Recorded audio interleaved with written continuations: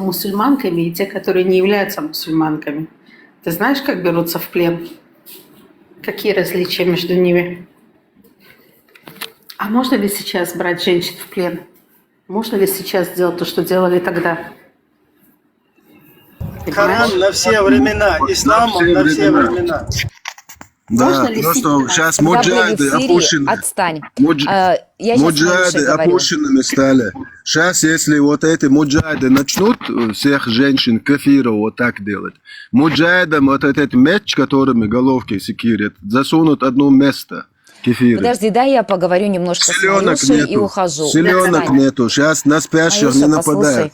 Да, моя хорошая, да. Когда вот эти вот муджахиды в Сирии приходили, и были поселения других конфессий, и делали, что делали, вот то, что сейчас вот призывается этими радикальными дебилоидами, потом нормальные мусульманы, которые еще не зашла вот этот вирус радикализма... Закрой рот! Я твой рот сейчас закрою. Кто такие нормальные мусульмане? Кто такие нормальные мусульмане? Джинны зашевелились, да? Она подняла голову. Джинны зашевелились, да? Кто такие нормальные мусульмане? Я не с тобой Я Лену уже знаю больше разговариваю. года. Я первый раз слышу, что она кому-то так Она первый раз на У кого-то меня подняла рука голову. дернулась. Так что все, кончились бабочки. Я реально очень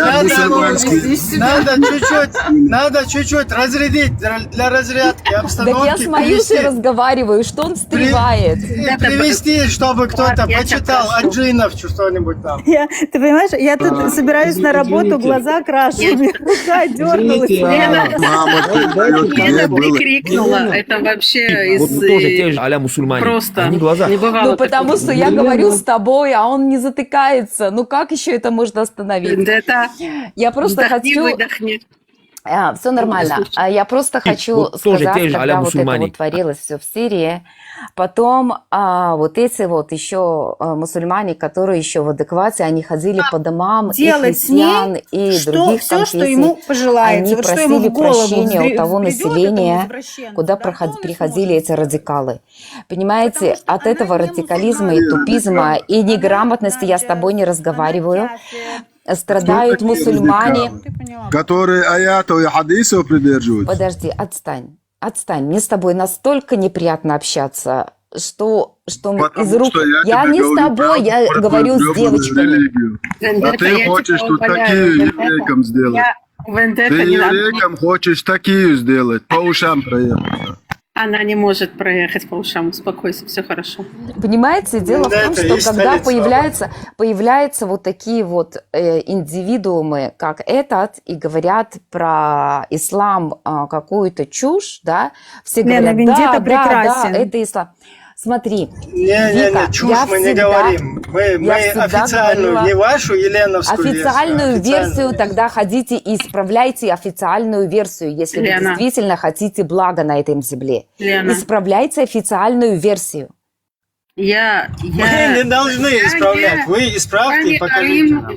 Я не алим, и я не ученый Корана. Но если Коран, если ислам не пройдет ревизию, я тебе говорю вот откровенно. Будет реформа. откровенно, 100% она будет. И... Если она не пройдет, то либо Можно я вопрос эта дам Елене, религия пожалуйста? загнется, эта религия либо загнется, либо она уничтожит нас всех.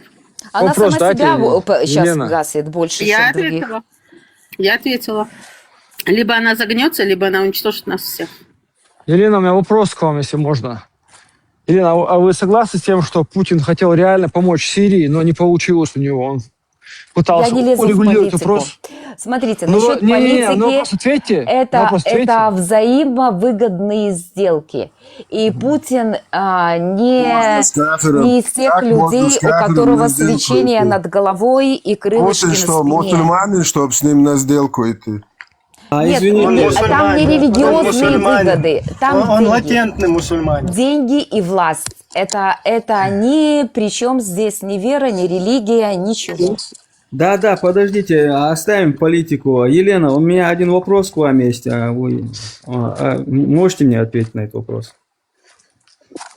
Если смогу, отвечу.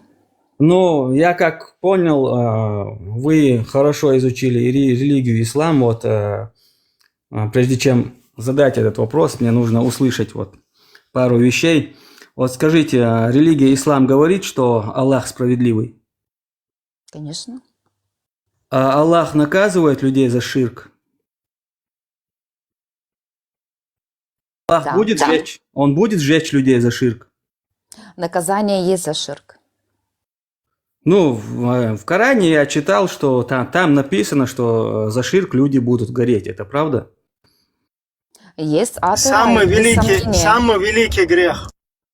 Ширк. Елена, подождите. Виндетта, подождите. Ответьте мне вот прямо, будет ли Аллах сжечь людей за ширк? Иншаллах. Ширк – это самый великий из грехов. Да, И да, это не только в исламе. То есть мы про ислам говорим, не и ислам в уходите, том числе. Елена. И ислам в том Окей, числе, что да. вам сложно ответить? Я отвечаю. ответила. Ширк это самый грязный, Да, самый да, самый неприемлемый великий для из Аллаха. грехов, да. Да, конечно, И будет в аду они сжечь. там будут халидун. То есть Постойте, вечно. Елена, пожалуйста, ответьте мне четко на вопрос. Аллах будет сжечь людей за ширк? Да? Он будет Так это- наказывать. Так это несправедливость. В Коране ложь, значит, получается. Каким образом? Таким образом, что совершающий ширк не причинил Аллаху никакого вреда, вообще ничего ему не сделал, а Аллах его жжет в аду. Вот это вот и несправедливость. То есть ложь в Коране. Цепь просаживает цепь через анус и выводит через рот. Вот такое вот наказание вас Аузу билля, поклонники аузу ждет. билля. Алхамдулилля. Когда человек берет ширк, он прежде всего поступает несправедливо сам к себе. То есть, не видя истинность Творца, единственность Творца, Это предопределение Аллаха. Аллах же ему предписал ширком заниматься. это выбор. Постой, Виндетту вы постой. уберите отсюда. Ширк – это выбор. Елена, пожалуйста, сначала расскажите, что вы пытались рассказать. Насчет ширка? Вообще человек разумный. И если он выбирает путь ширка, то это его выбор, а не предписание. Не надо все кидать на Всевышнего. Кидаем, смотрите, вот, человек выбрал ширк, что бы он ни сделал, он никакого вреда не причинил Аллаху, а Аллах его жжет в аду. Это несправедливо. Он причинил вред самому себе, Вот, а он не себе, Всевышнему. вот смотрите, мы не он- можем, Постойте, навредить Всевышнему, что бы мы ни делали. Вот, этот человек себе причинил вред, а Аллах его еще и жжет в аду. Хотя Аллаху он ничего не сделал. Это несправедливость. Нет, это справедливость. Потому что на тебе предписано поклонение Всевышнему. Это твоя роль на земле. Постойте. Да, Это твое испытание. Аллах создал испытание, он мне предписал, что бы он ни сделал, я же не причинил ему вред. Смотри, если мы будем говорить о качестве справедливости, тогда будем говорить о качестве справедливости. То есть человек, который поклоняется Всевышнему, у него есть определенные ограничения. Он не живет, как он хочет. Он живет в границах дозволенного. И ты хочешь приравнять, который живет, как хочет, и делает, что хочет по кайфу, к человеку, который живет в границе дозволенного и лишает ради Всевышнего себя очень много всяких вещей, которые, может быть, ему и хотелось, тогда, если этот и этот одинаковый, вот тогда это несправедливость. А если человек намеренно живет, да, кайфует, знает, что есть Всевышний, но из-за своих похотей, хотелок не хочет идти за словом Всевышнего, нет, пускай он горит в аду синим пламенем. Потому что именно такие люди, не боящиеся Аллаха, и сеют вражду на земле. То есть, если сказать, давайте вот амалеков, которые не идут за Всевышним. Давайте их пожалеем. Они при чем? Это их выбор. Подожди, Вендетта, подожди. Елена, смотрите, во-первых, я не приравнивал никаких людей, не живущих так, не живущих сяк. Во-вторых, от того, что человек делал ширк, он не развязывает никакие войны, ничего он не делает. Это вообще отдельная тема. Я говорил чисто про людей, которые просто сделали ширк. Они больше ничего не делали. И этого достаточно. Ведь в Коране написано, что именно за ширк они будут гореть. Там не написано, что из-за того, что они сделали ширк, получится война, и за это они будут гореть. Сделал ширк, ты будешь есть гореть. еще и нечестие на земле, не только война. Да, мы сейчас не про нечестие, мы сейчас не про все, что происходит на земле, разговариваем. Мы сейчас можем разговаривать там про каких-то рыбок, я не знаю, про океан, про природу, мы же не этим занимаемся. Вот смотрите, человек сделал ширк, он больше ничего не сделал.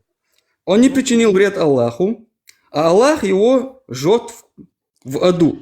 Вот это вот несправедливость. Никто и вы говорите, не может и вы, причинить вред Аллаху. Подождите.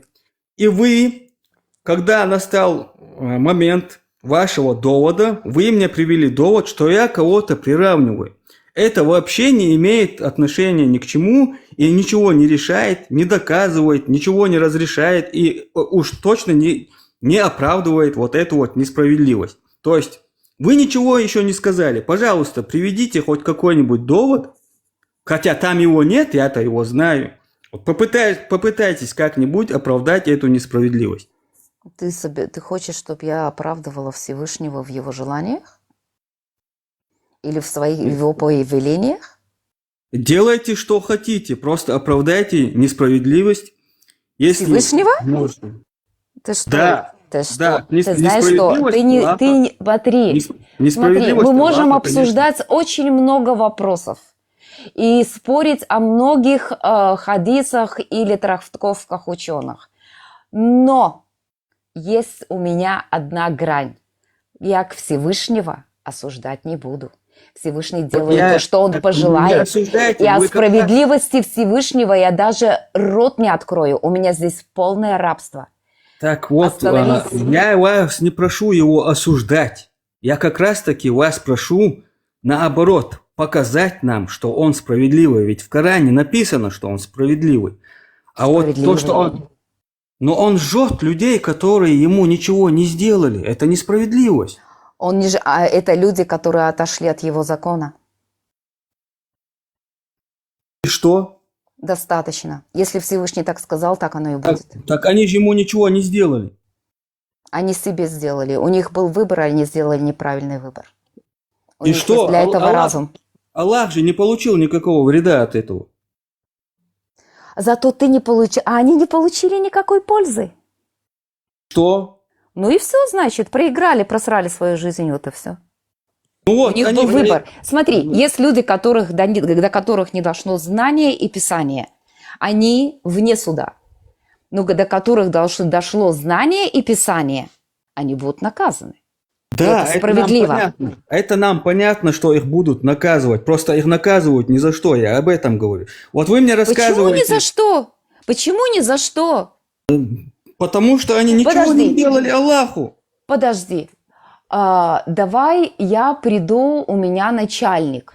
Я ему лично ничего не сделаю. Но я могу творить на его предприятии то, что захочу, или я буду следовать закону предприятия?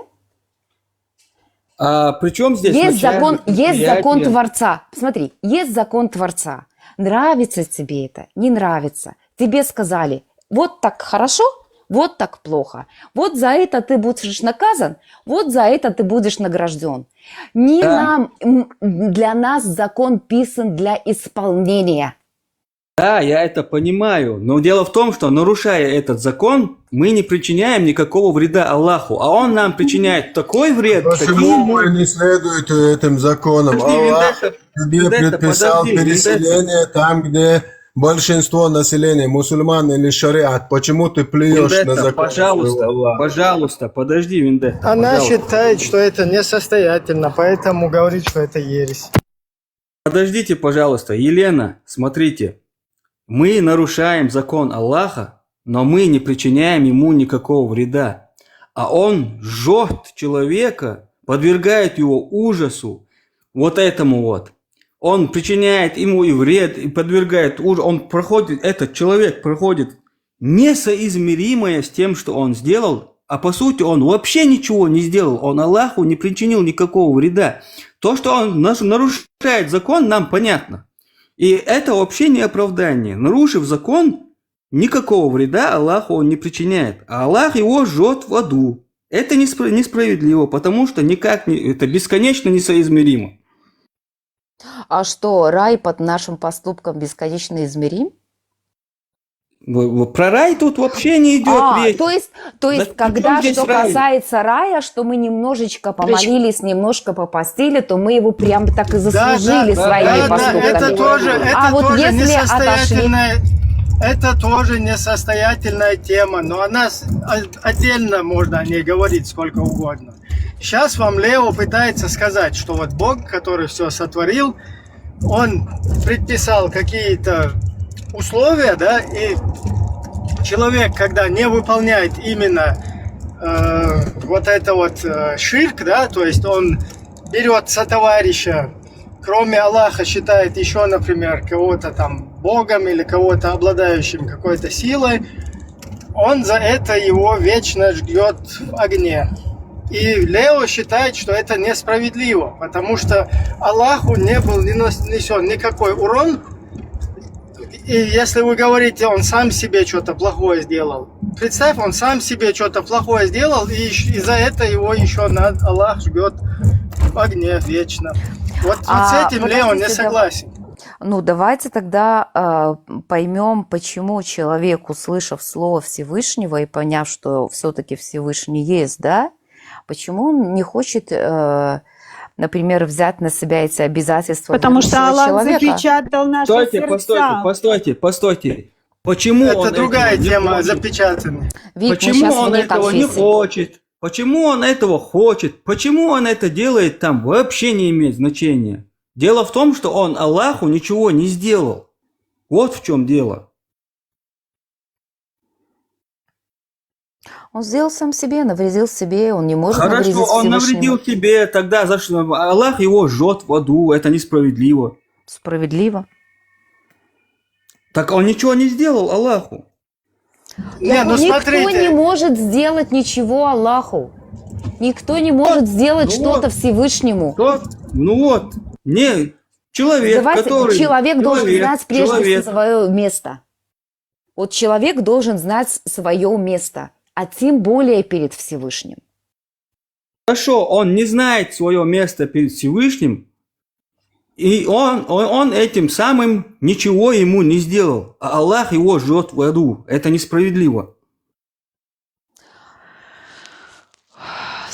Ну, для тебя может это быть несправедливым. И для меня это по сути несправедливо. Нет, справедливо. Потому что Всевышний тебе дал предписание. Хорошо. Вот смотри, вот сейчас вы абсолютно несправедливую вещь вы называете справедливой. Вот таким же образом мы можем все, что угодно, называть как угодно. Да. И таким же образом мы можем сказать, что шахада означает, что Аллах вообще не Бог, и его не существует. Ну, тогда мы идем совсем в другие дебри существования Аллаха или конечно, нет. Вот так вот. Нет, ну тогда значит нет. Понимаете, в дебрях вы находитесь. Ну смотрите, потому что если вы еще не... замужних женщин, да, изнасилование замужних женщин, в этом нет ничего плохого. Почему? Потому что Аллах дозволил это. И почему вы Всевышний не дозволил это. Всевышний не дозволил это. И сколько бы вы ни говорили это не дозволил. Нет, это не дозволено. И распутство не дозволено.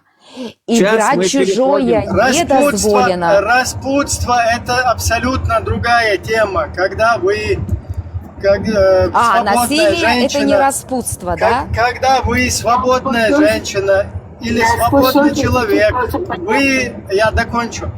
Когда свободная женщина или свободный мужчина ходит налево, извиняюсь. Без А вот этого брачного, насиловать это нормально, да? Еще раз Слушайте, повторяюсь, какая без же чушь. брачного, еще раз повторяюсь, без брачного вот этого процесса, да, когда мужчина, там, женщина ходят налево, скажем так, извиняюсь за подробности, это называется распутничество, блудничество и так далее, да, там, прелюбодеяние.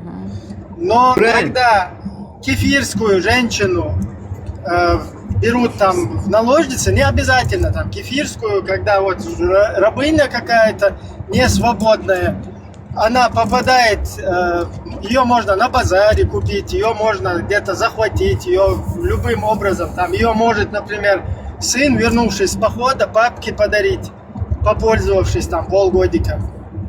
И вот таким образом это является благом, потому что это халяль, дозволенное Аллахом. Подождите. Когда вы говорите слово «благо», Елена, подождите. Подождите, вы сейчас ушли в другую Слушайте, тему, дайте я, мне короче, финальное слово ухожу, сказать. потому дайте что мне сказать идет финальное разговор слово. по диагонали. Елена, это чеченоговорящие пидорасы не слушают. Финальное слово. Чеченоговорящие пидорасы, я их говорится, когда матерей я ебал. ухожу.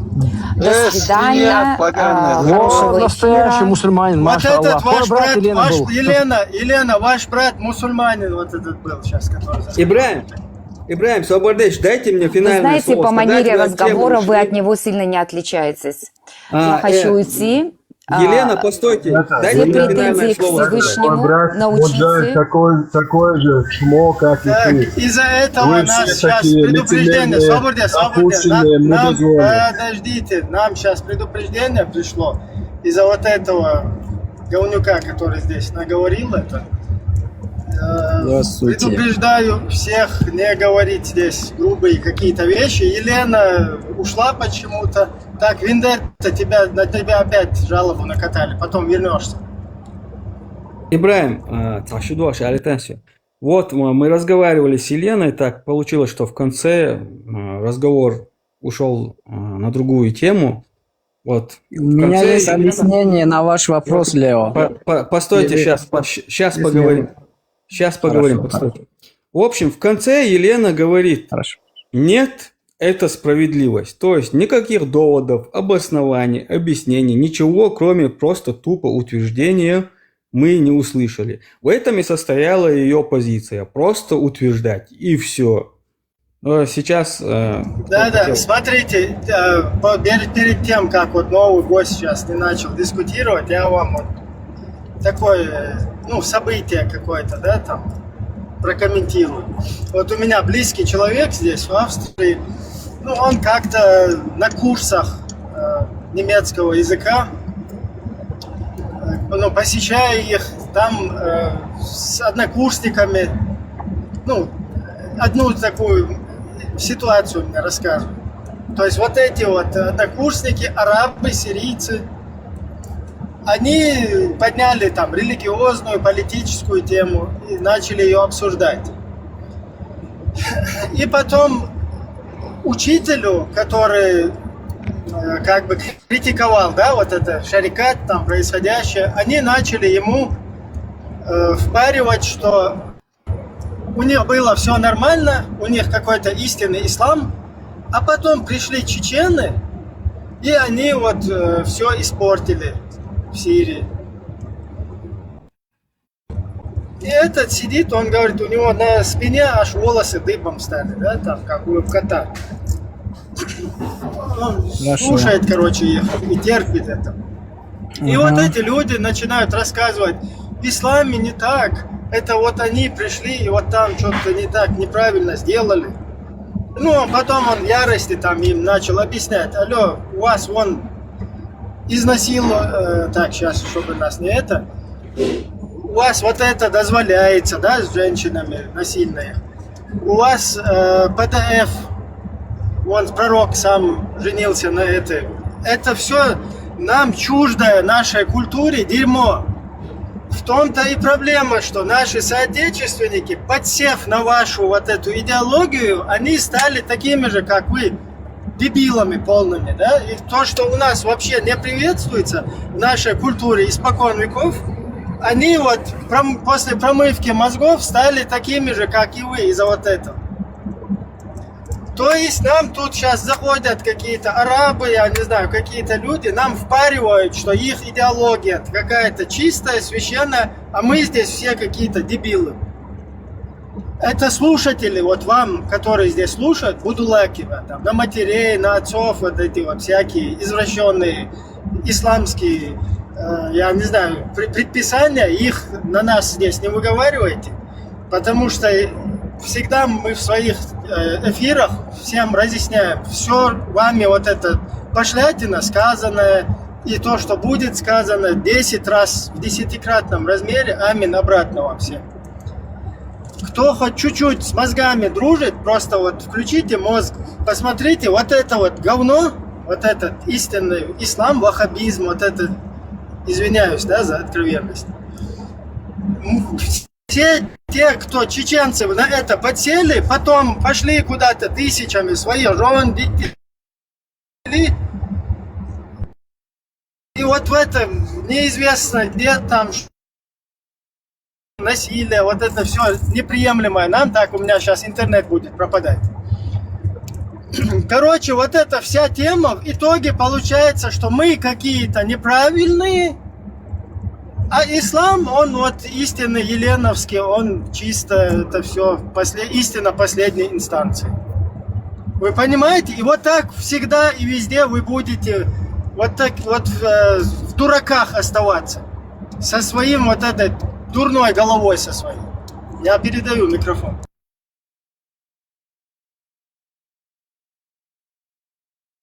Я очень извиняюсь. Спасибо за стрим. Я пошла. Всего доброго вам. Счастливо, всего хорошего.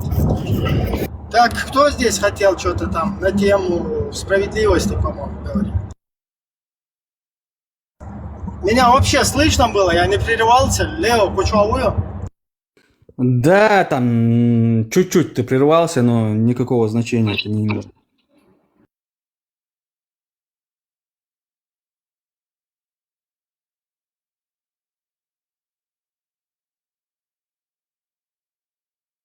Не, вот представьте, самое вот что обидное, да, люди, которые берут, следуют вот это Корану, Сунне, попадают в эти сети, да, в эту ловушку и вообще дебилизируются, отходят от своей культуры, от своих корней и начинают оправдывать всякие вот эти вот извращенные действия, всякое вот это агрессию, вот эту ненависть на ровном месте против тех, кто как бы не согласен с твоим вот этим пониманием.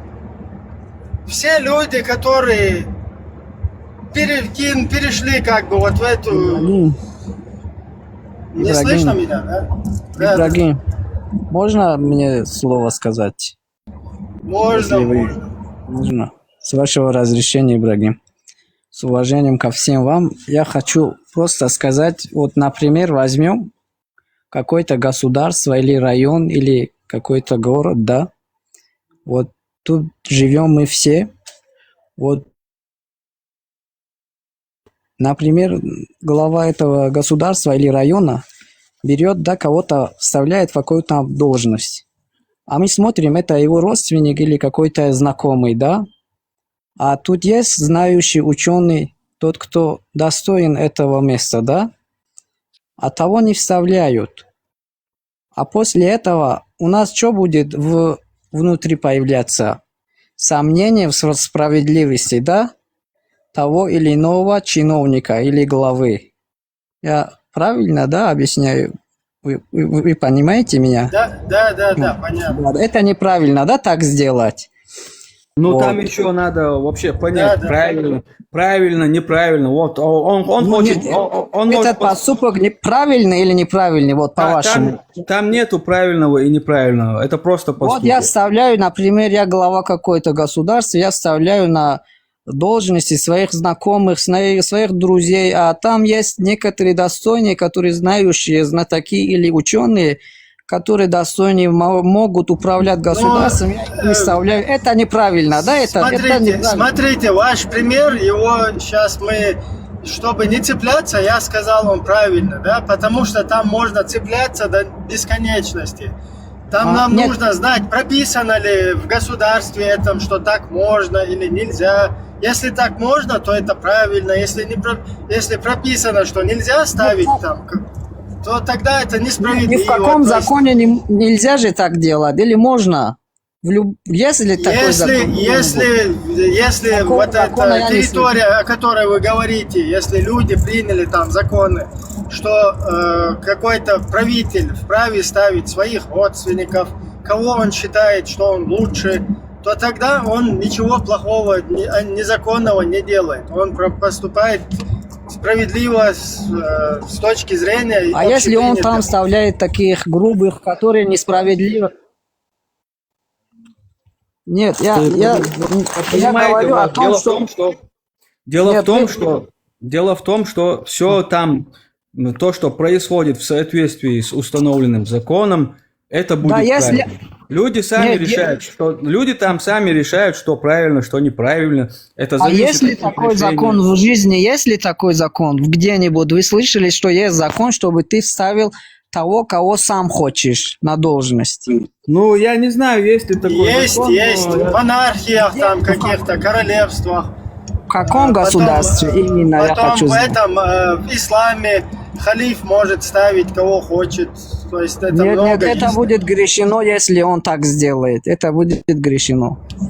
Смотрите, откуда вы взяли, халиф имеет право делать все, что он пожелает? Вот я возьму маленькую вещь, не государство, вот маленькую вещь, чтобы вам было яснее. Вот я, например, директор какого-то вуза, да, я беру своих родственников, даю просто дипломы, да, а там тот, который сдавал экзамен, я говорю, тебе надо пересдать. Или я тебя не могу на следующий как курс поднять. Это как будет? Это справедливо или несправедливо? Это несправедливо, если в их законах сказано, что халифу нельзя своих там подтягивать, заниматься там. А теперь это несправедливо, да? Нет, халифу мы оставим это. Просто я насчет справедливости говорю, это несправедливо, да, чтобы я именно если там у них так предписано, то это несправедливо. Нет, в ВУЗе нет уже таких законов. Постойте, вот это. Ладно, хорошо. А если кто-то... А теперь я вам скажу дальше свое слово, да? Дальше свое слово. Хорошо, слушайте, у Аллаха есть такой тоже закон. Такой закон, что он не может быть несправедливым. Если бы он не мог быть справедливым, он сразу бы взял всех, отправил бы в рай. А в рае тоже есть там уровни. Не все там одинаковые. Вы понимаете, там одинаковых нету. В аду тоже, там не одинаковые все. Там тоже есть разные уровни. А теперь, не перебивайте меня, не перебивайте, я закончу после вы все можете сказать свое слово. Хорошо. Потом, по уровню, если который человек скажет, я достоин этого уровня, чем он, я был вот таким, поэтому, чтобы такие слова не были, человеку создал Бог в этом мире, чтобы удостоверить человеку, что он достоин своего места. Вот ты достоин вот такого места, ты в жизни был таким человеком, ты хам или какой-то убийца, вот, или какой-то грубиян, вот твое место, и ты будешь наказан вот в таком месте. Не, как сказать вам, не превышая уровень уровень наказания. А в раю тоже так будет. Вот ты достоин вот такого уровня, ты не можешь быть выше этого, чтобы ты мог говорить Богу, что нет, я достоин выше уровня, чем вот этот человек. Ты же не делал такие деяния, и ты не можешь быть приближенным к этому.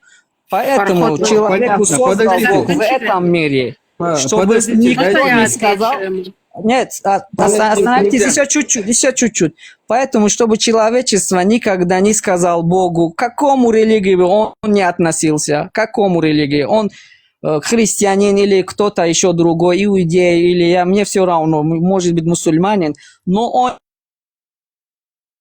никогда не может сказать Богу, ты был ко мне несправедлив, ты не можешь меня наказать, Вот поэтому ты бы хотя бы оживил бы меня, дал бы мне жизнь, потом бы мне сказал бы, вот твое место ад, или твое место рай, или какой-то уровень ада, или какой-то уровень рая.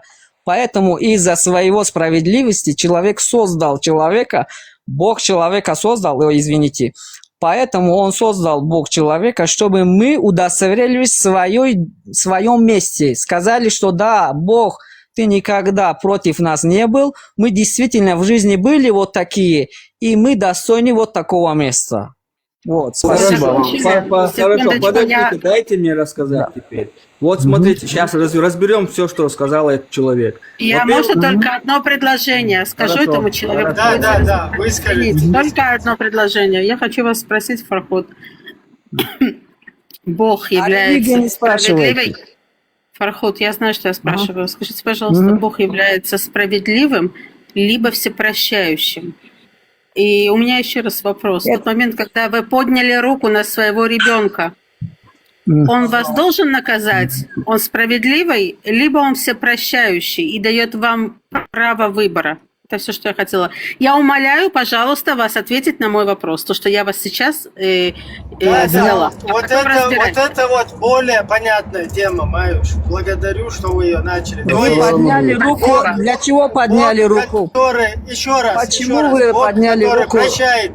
Еще раз. Бог, который прощает некоторым их грехи, он справедливый? Бог, который прощает некоторым грехи. Я вообще не имела это в виду. Я хочу... Секунду, Какой закон в человечестве? Фарход, я хочу только Ибрагиму сказать. сказать. Есть. В жизни мы тоже. Фарход, я вас прошу, пожалуйста. Ибрагим, я имею в виду по поводу того, что является ли он справедливый. Да, когда мы обращаемся к Богу и говорим справедливый, да, когда людей убивают, когда детям нечего кушать, является ли он справедливый, да, либо Бог имеет свою программу, и он всепрощающий, и что-то делает так, как предначерчено, но не справедливый по отношению, да, когда вы говорите одного в рай, а другого в ад. Понимаете, у вас Фарход почему-то все белое и черное, но между этим нет ничего, что может как-то изменяться. Да, если человек согрешил, то потом он что-то сделает, что изменит его судьбу. Поэтому я вас еще спрашиваю. Вы сказали уже не одно предложение. Вы сказали, что вы ставите одно предложение. Лео, я поняла. Поняла, все, я заканчиваю. Он справедлив, либо всепрощающий? Бог справедлив, конечно, справедлив, милосердный. Бог справедлив. И у Бога есть такое качество, я вам скажу. Бог не как вы думаете. У Бога есть одно качество. Вы знаете, Он ни в чем не нуждающийся. Такого качества никому нету, не суждено никому в жизни. Никакого идола, никому нету. Вот такой, как сказать, вот такой создатель может претендовать на... Как сказать, на этот уровень, как можно его назвать Богом? Вас не об этом спрашивали. Вот, а теперь, если Бог... Давайте Лео докончит. Давайте Лео докончит сейчас, потом вот вернем. Смотрите, у нас была тема ширка, и после этого человек попытался нам разъяснить про справедливость. Я правильно понял вас? Вы же после темы ширка это разъяснение вели, да? А теперь я скажу... Хорошо, я не получил ответ, дайте мне насчет сказать. того Вот ребенка. Вот вы наказали своего ребенка, да? Ударили ребенка. Вот Маша, я не ответил. Маша там что-то, Маюша там, Б1. Или В1. Майя, да. Вот вы ударили своего ребенка. Почему вы ударили?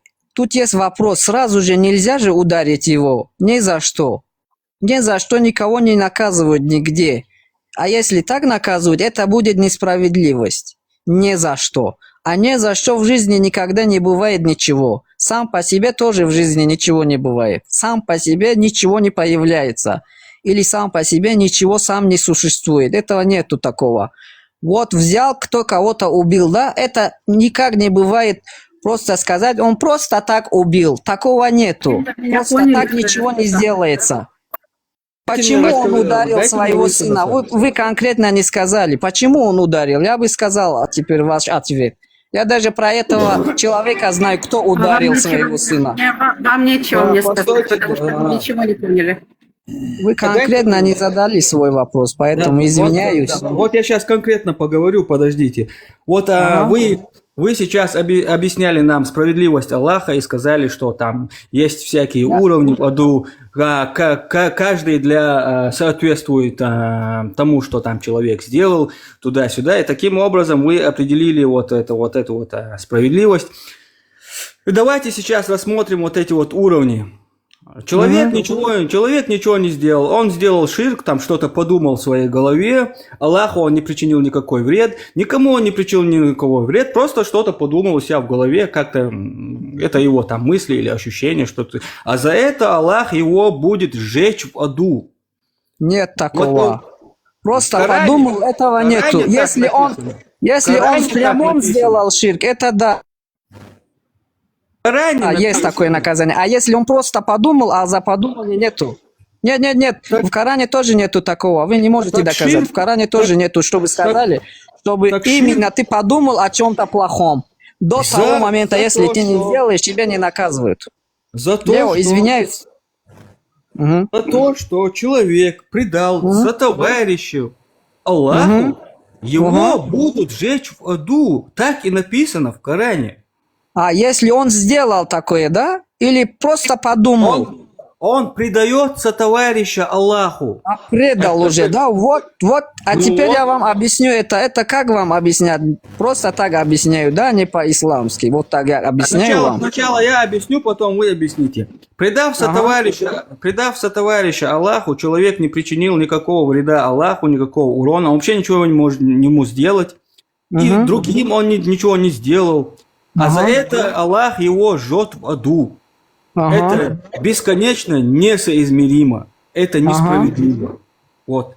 Вот, понятно. Ваше слово я понял. А теперь я вам скажу, почему так будет. Вот есть закон. Если вы закон нарушаете, вы этому государству ничего не делаете. Даже президенту, даже им министрам даже вы не можете ничего делать.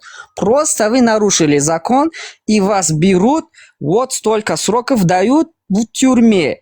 А это вы, если вы скажете, вы против меня, что вы делаете? Я вам же ничего не делал, товарищ судья, вы же не были, когда я убил кого-то или я нарушал что-то. А он скажет, это есть такой закон. А по закону нам надо тебе давать вот такой срок. Закон есть закон, в любом месте. Это чей закон? Бог или, не знаю, человеческий?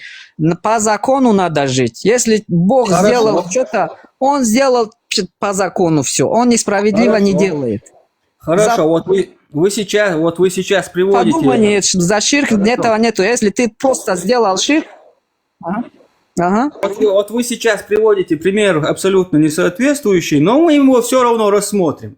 Вот Нет, это человеческий же. Мы же человеки, мы должны привести пример самого себя. Не будем об этом сейчас рассуждать. Про животных же я не говорил. Это будет очень долго. Вот в рамках вашего приведенного примера, вот, допустим, этот пример соответствует. Вот смотрите, есть государство, там есть президент. И кто-то там говорит: нет, президентом должен был быть другой человек. Его за это схватили и сожгли. Это справедливо, по-вашему? Нет, никого не сожгут за это. Так Аллах... За это не сожгут. Так Аллах жжет человека... За это не сожгут. Его в тюрьму засаживают, по-человеческому, если взять. Если человек говорит, что вот в нашей стране вот есть президент... Да, в тюрьму засаживают. Вот если вот ты... Поднимешь поднимешь, скажешь, я не... Вот в каком государстве живете, например? Но его же не жгут. Его жгут за это. Не, в тюрьму засадят. Да, но его же не жгут, правильно? А если сжечь, он умрет, он спокойно может избавиться и избежать наказания. Лучше бы его закрыть в тюрьму. Ну хорошо, но его же не жгут. Его же не жгут, правильно? Сжечь это самое легкое, это наказание будет, он умрет же. Зачем будет потом? То есть сжечь, если человека посадят в тюрьму, это будет ему это будет тяжко, чем сжечь. Да, это тюрьма, это самое плохое место. Я уверяю вас. Ну, в общем, значит, постойте. То есть за то, что человек свое мнение высказал, его подвергнуть какой-то муке, которая даже намного хуже, чем его сожжение, это справедливость, по-вашему, да? Да, это же по закону не разрешено же высказаться таким образом. Чтобы вы сказали, что я недоволен своего президента. Это же по закону нельзя же так сказать. Хорошо, это по несправедливому закону его посадили тогда. Как это будет? Вы же сказали, что он высказал свое мнение. Такой закон. Если есть такой закон за то, что человек свою точку зрения высказал, никому не навредил, ничего не сделал, просто высказал свою точку зрения насчет какой-то должности. Если его подвергают мукам, которые хуже, чем даже сожжение, то это несправедливый закон. Нет, это справедливый закон. Зачем он уже... Нет, это не... Знаете, почему это несправедливо? Потому что он ничего не сделал и подвергается мукам. Это несправедливый закон. Нет, это по вашему пониманию, да, я понимаю, это вы понимаете, по моему пониманию, да. Это не по моему пониманию, это по сути, этот человек никому вреда не причинил, а его подвергают мукам, которые хуже, чем сожжение. Это он не Любой человек не может, как сказать вам, причинить вреда или что-нибудь сделать своими словами, да, это плохо, это просто плохие слова, да, я понимаю. Даже не плохие слова, это просто точка зрения, это даже не плохие слова, он ничего не сделал. Он просто проявил, он не верит. Он не верит. За это свое неверие он должен подвергаться наказанию, вот за свое неверие. Этот вопрос такой, да? Да, а теперь посмотрите, если... Ты сейчас привел государственный пример. Не путайте, Лео, доведи свою мысль. Да, вопрос был неверие. Давайте я объясню, Лео. Вот, я вот что говорю. Да, это неверие, это просто насчет этого человека, да? Постой. Я сейчас отвечу, смотрите. Дай мне договорить. Человек высказал свою точку зрения. Свою точку зрения. Он даже плохих слов не сказал. Он просто высказал свою точку правильно. зрения. Вы правы. Он никому не причинил вреда. А его подвергают мукам, которые, по вашим словам, даже хуже, чем сожжение. Да. А теперь знаете... Это несоизмеримо. Это не по моей точке зрения, это по сути так.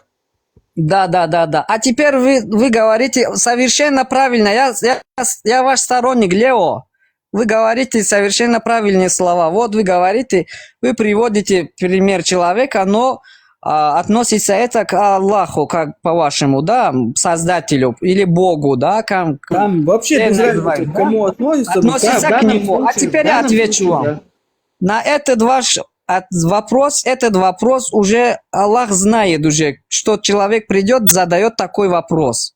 Потом он говорит, знаете что, на этот ваш вопрос? Ответ у него есть. У него уже подготовлен все эти ваши вопросы.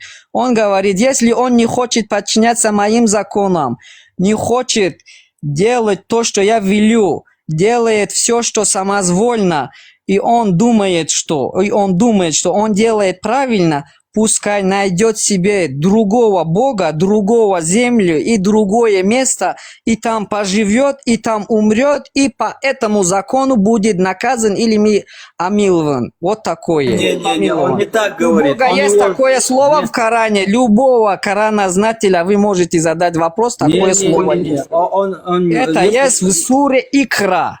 Он говорит, даже ты можешь вызвать Дело в том, свою армию, ты можешь выйти даже против меня, если есть у тебя. Да. Дело в том, что теперь этот вопрос есть. Вы можете, а теперь смотрите, в том государстве, в котором вы были недовольны того или иного чиновника, вы можете выйти и пожить в другом государстве. Вот вы, например, гражданин какого-то государства или каком-то где-то месте родились, живете в другом месте. Почему? Потому что там вам не понравился, где вы родились. Вас же за это никто не наказывает в другом месте, что вы в себя родине находитесь или в розыске, или там Подожди, это можно тогда из этого измерения Вы свободно выйти, можете жить. перейти в другую вселенную, которую другой Да, Бог сотворил. да. Найти себе другую вселенную, другое место и там Фархад, пожить. у меня Окей, я такое пошел ощущение, тогда, я что ты пошел с там Аллахом просить. чай пьешь каждый Я день. пошел там просить Просто азыль, я знаю азыль, Коран, да, понял? альхамдулилля. Что ты знаешь? Что ты знаешь? Вендетта, подожди, То, подожди. что мне надо, я Подожди. знаю. Вендетта, подожди. Ты не знаешь. Во-первых, Ты можешь все, во-первых, что сказать. постойте. Я тебе Во-первых, ничего плохого не скажу, брат. Можешь во-первых, даже ругаться матом. даже. Во-первых, Аллах говорит, что будет сжечь человека. Что бы он там после этого не говорил, это не имеет значения. Ты сделал ширк, тебя будут сжечь. И это никуда не исчезает. Ты из этой реальности в другую реальность прыгнуть не можешь, потому что тебя Аллах засунул в эту реальность. Во-вторых. И эти оба ваших довода, первое, это не исключает сожжение. Если даже Аллах говорит, пускай он уходит, он не отменяет своего наказания. Он сказал, вот четко и ясно в Коране написано, за ширк ты будешь гореть. Если когда ты... Лео, я прошу прощения, Лео, если вы найдете себе другого бога, другую планету, он вас не накажет. Так, Есть такое слово. Вы можете перед Аллахом выйти и сказать, это твое слово. Ты обещал, ты не должен меня наказать. Я нашел Подожди, себе а на планету, я нашел Марсе, на Марсе, я нашел себе другого бога. А на Марсе Поэтому какой? вы можете жить как хотите. Подождите, на Марсе какой бог? Там Будда или кто? Можно я хочу попрощаться? Если пока нету меня- такого, а если у вас нет возможности, да, такого, жить где-нибудь в Марсе, или вы знаете, что единственное место, где вы родились там, да, вы не можете оттуда выйти, вам придется терпеть те законы и те, которые установлены там, уставы, и жить по этому закону. Так как вы не вышли из своего государства, да, вы не смогли выйти, или вы не могли получить билет, или вы не могли получить билет. Подождите. В том-то и дело. Хочу сказать до свидания. Вендетта, я пойду завоевывать Луну. Нам там надо еще обосновать свои квартиры. И я тоже уже хочу куда-то Вы не можете приобщиться. ничего Знаю, делать. Извините меня. Я бы хотел, чтобы вас никто никогда не наказал. Извините меня. Вот смотрите, вот сейчас интересно. Хорошего. Вот наш... Шикарный стрим. Всего Спасибо. хорошего, всего хорошего. Спасибо, до свидания. Вендетта, я Фарход, вот, Да, да. все, что ты сказал сейчас, я тебе объясню. Нас засунули в эту вселенную. Ага. Мы сюда не просились. Во-первых, нас сюда засунули. Во-вторых, мы не можем отсюда уйти. Просились, Нам за счет этого, что навязали, при создании просились. нам навязали. Наши души, никто не Подожди. навязывал, наши души засвидетельствовали. Нам навязали несправедливую. Пускай Леон говорит, потом ответим. Не надо перебивать его. Он Нам задает навязали несправедливую. Хорошие вопросы. Нас поместили в эту Скажи. Ага. Нас поместили в эту вселенную, откуда мы никуда не можем деться, и говорят, вот мой несправедливый закон.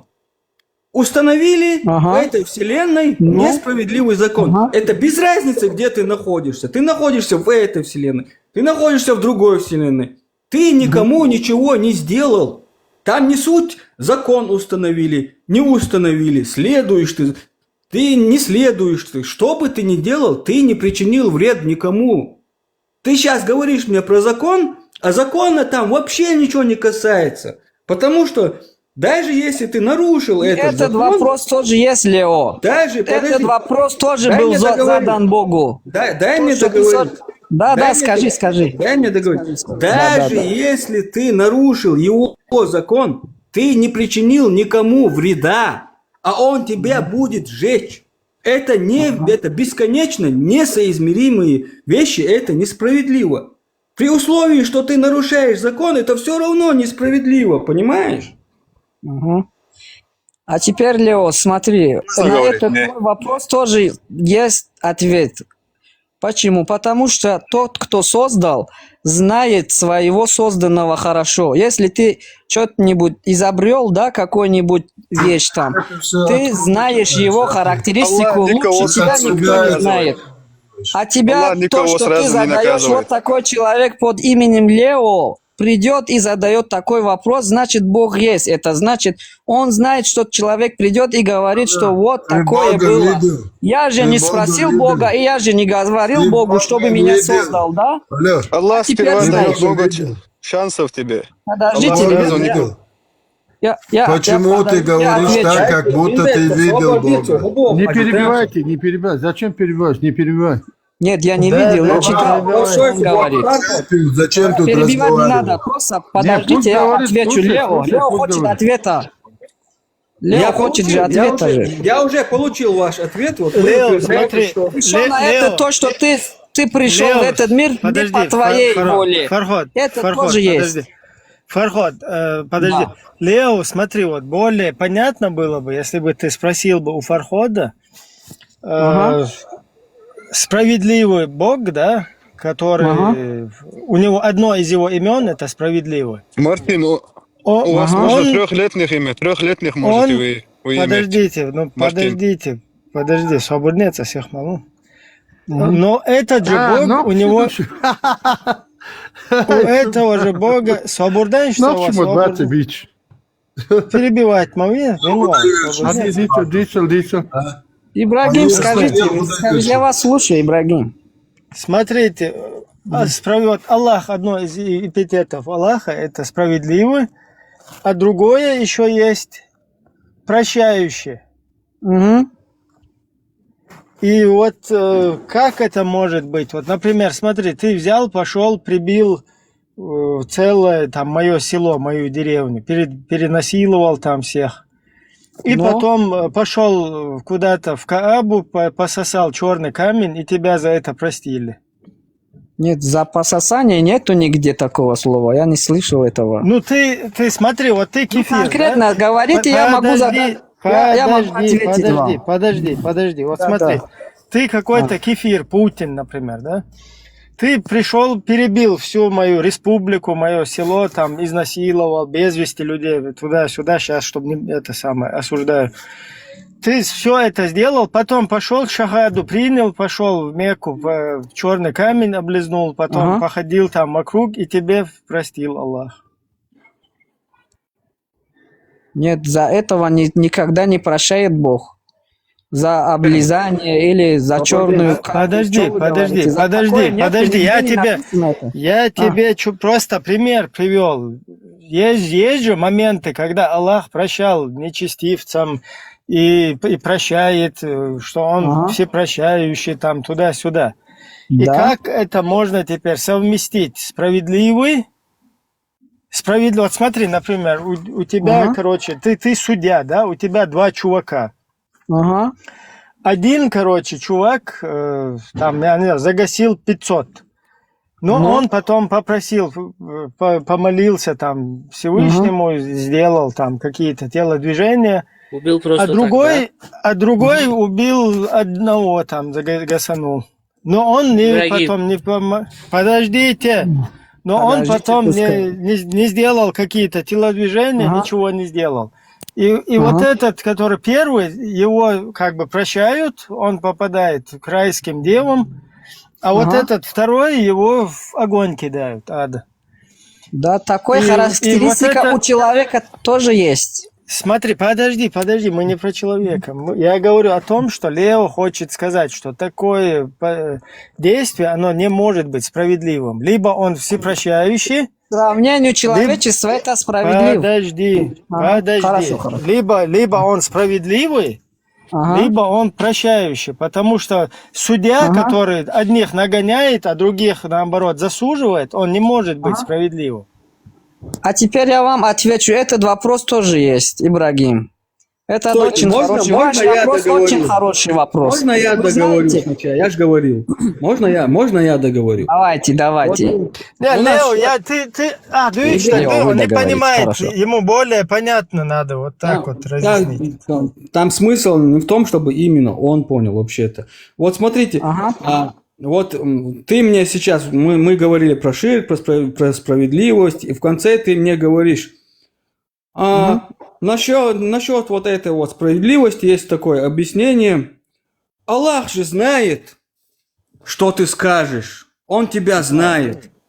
И что это объясняет, я не понимаю. Это то, что он меня знает, отменяет тот факт, то, что он будет сжечь меня за ширк, что ли? Это какое это ничего не объясняет. Это просто вы сказали предложение, больше ничего. Я не понял Можно вопроса. я отвечу, алло? Можно я отвечу? Пожалуйста, кто хотите, отвечайте. Вот, Давайте, Лео, ты говоришь, что Аллах несправедлив, за ширк кидает в огонь, да? У вас да. есть, например, вот, у тебя есть выбор, христианство или мусульманство. Если ты выберешь мусульманство, вот, мусульманство, ты не попадешь в рай. Ты можешь даже попасть в ад, потому что ты загрешил много. Не все мусульмане попадают, короче, в рай. Не все, не все. Тебе сколько лет? Я не про них меня разговариваю. Ты сейчас говоришь про людей, про которых я вообще не говорил. Я говорил... он ушел, да? Ну ладно, все. Ну, скажите, я вас слушаю, Лео. Ну, вам я уже сказал, вы якобы какой-то довод или ответ, вы мне просто сказали предложение, которое не является ни доводом, ни ответом. Лео, брат, одну секунду, родной. Всем шалом, всем гамарджоба, всем салам, машуа, брат, Ибрагим, как ты? Машуа, гамарджоба, нормально. Привет, брат. Какой мусульманин попал в рай? Мне это интересно, Лео. А у тебя вопрос задали там. Какой мусульманин попал в рай? Вот это интересно, самое главное. Мне тоже это интересно. Я еще не видел, никто нету здесь, чтобы сказать, я был в раю или я в аду. Сейчас этого нельзя, после суда это будет известно. Это по иудейскому тоже после суда будет, а по христианству тоже будет, по мусульманскому тоже так будет. У каждой религии есть свое объяснение. У каждой религии. У всей религии есть... Но смотри, ислам, вот посмотри вокруг все время. Сколько исламу? 1500 лет, молодая религия, да? Но он все время захватывал, убивал, заставлял людей принимать религию. Понимаете, в чем дело? Вот, например, я грузин, да? Вот Грузию всегда нападали мусульмане с Ирана, с Турции. И всегда заставляли грузинов принять ислам. Кто не принимал, их голову резали. Сколько грузинов живут? Вот в Иране есть такой город, называется Перейдани. Больше миллионов грузинов там живут, которых и переселили туда, понимаешь? Взяли рабство. Я еще говорю, когда еще шах был, правителем Ирана. Вот того время. Но самое главное, смотри, Иран всегда заставлял принимать ислам. Иран. Не Иран, это исламская религия. Иран не исламский, а он потом стал исламской Иран, республикой. брат, я про ислам говорю сейчас. Ислам всегда заставлял людей принимать силой религию, понимаешь? А не то, что я вот самовольно взял религию и понравилось мне. Нет. Вот и все. А теперь на этот ваш вопрос тоже есть ответ. Зураб. Вот, например, если возьмем там израильтянин, да, они или вы где вы сказали, вот грузин, вот, например, вас возьмем, зачем их касаться, да? Мне все равно, кто какого нации является, главное для меня человечество является. А теперь грузин. Вот, например, грузины и армяне были на стороне Чингисхана, они вместе взятые территории этой Персидской империи такое натворили, что никогда Персия такого не сделала против них. Они убивали до их детей. В истории это есть. Они убивали и резали, и полностью, как сказать, сделали то, что... Геноцид. Так человек так не делает, да. Ну, зачем сказать? Может быть, забанят меня за плохие слова. Я не хочу сказать. Поэтому то, что вы говорите, вот я, например, привел ваше государство. Вот вы посмотрите в истории, там у армии Чингисхана главными были армяне и именно ваши грузины. Да, вот так вот. Зачем они так делали против персов? Они же не мусульмане же. Если они были бы мусульмане, мы бы сказали, это делали мусульмане. Вот, например, возьмем немцев, да. Вот Германия тоже сделала такого против кого? Против евреев, да. Зачем надо было так делать? Разве Бог сказал этому? У него был на груди крест. А почему никто не говорит, что вот христиане сделали самое большое? В мире такого нету никогда. То, что сделал Гитлер. Вы знаете, это 30 миллионов убитых. Это вообще количество вообще. Алло, 90 миллионов индусов кто вырезал? Гитлер, что ли? Ты что тут несешь? Индусов. Ты что тут несешь? Как нету? 90 миллионов индусов вырезали твои братушки мусульманы. Ты что тут балаболишь? Это неправда. Как нет? Это нигде не написано. Вы скажите. Как ты, если не читал, это не значит, что это не написано. Даже нигде не говорится об этом. Слышу, нигде не было этого. Нигде не говорится об этом, нигде, ни в новостях, ни в истории нет. В истории насчет Гитлера есть, насчет Гитлера есть. Везде есть, все говорят, в уроках тоже есть, больше везде. всех, вот за всю историю больше всех убийств, терактов совершили мусульмане. Гитлеру во сне не снилось то, что ваш Мухаммед делал. Гитлеру во сне даже не снилось тем, чем занимался ваш пророк Мухаммед. Я не знаю, это ваш пророк или наш пророк. Я этого не сказал насчет этого. Но то, что есть, я этого доказано в мире знают. А в христианском мире, в европейском признали самым лучшим человеком в мире. Это есть тоже. Это по всем характеристикам это является Мухаммад. Этого признали даже сами христиане. Такого качества нет ни у кого. Подожди, что христиане признали? Вы загуглите, есть такое место есть. Это никогда нигде не говорится. Что ты рассказываешь здесь? У меня есть свое понимание. Я же говорю, я перс, мне все равно насчет вашего понимания. Вы против мусульманина и сторонник Мухаммеда, что ты говорил? Подожди, брат, подожди. Про Мухаммеда, что ты говорил, что христиане признали Мухаммеда? Да, именно христиане. Есть такое. А где источник? Где это написано? Скажи мне. Заходи, есть такое. Там есть. Там все сказано. Да, все, что есть в Google, заходи. Подожди, давай я в Google захожу. Где? Да, прямо сейчас заходи, потом скажи мне. Сейчас я захожу, что мне написать? Что мне писать, скажи? Самый лучший человек по всем характеристикам признан Мухаммад. Чикатило был самым лучшим человеком. Самый лучший человек на двоюродной сестре женился. Он самый лучший. На девочке. Лучший педофил, лучший PDF-файл нашей планеты.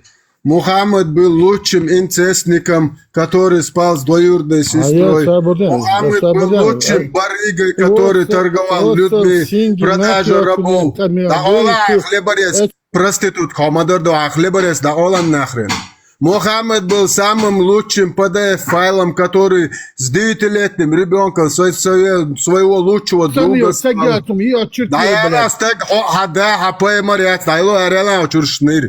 Мухаммад был лучшим, который нападал ночью на спящих, в результате чего могли пострадать их женщины и дети. Да. Мухаммад дозволял отправлять на концерт Кобзона детей и женщин даже. Да.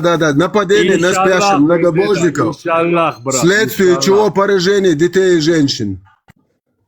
А теперь этот вопрос тоже у меня есть. Вы истории Якова и Ребекку знаете? Якова и Ребекку. Вот я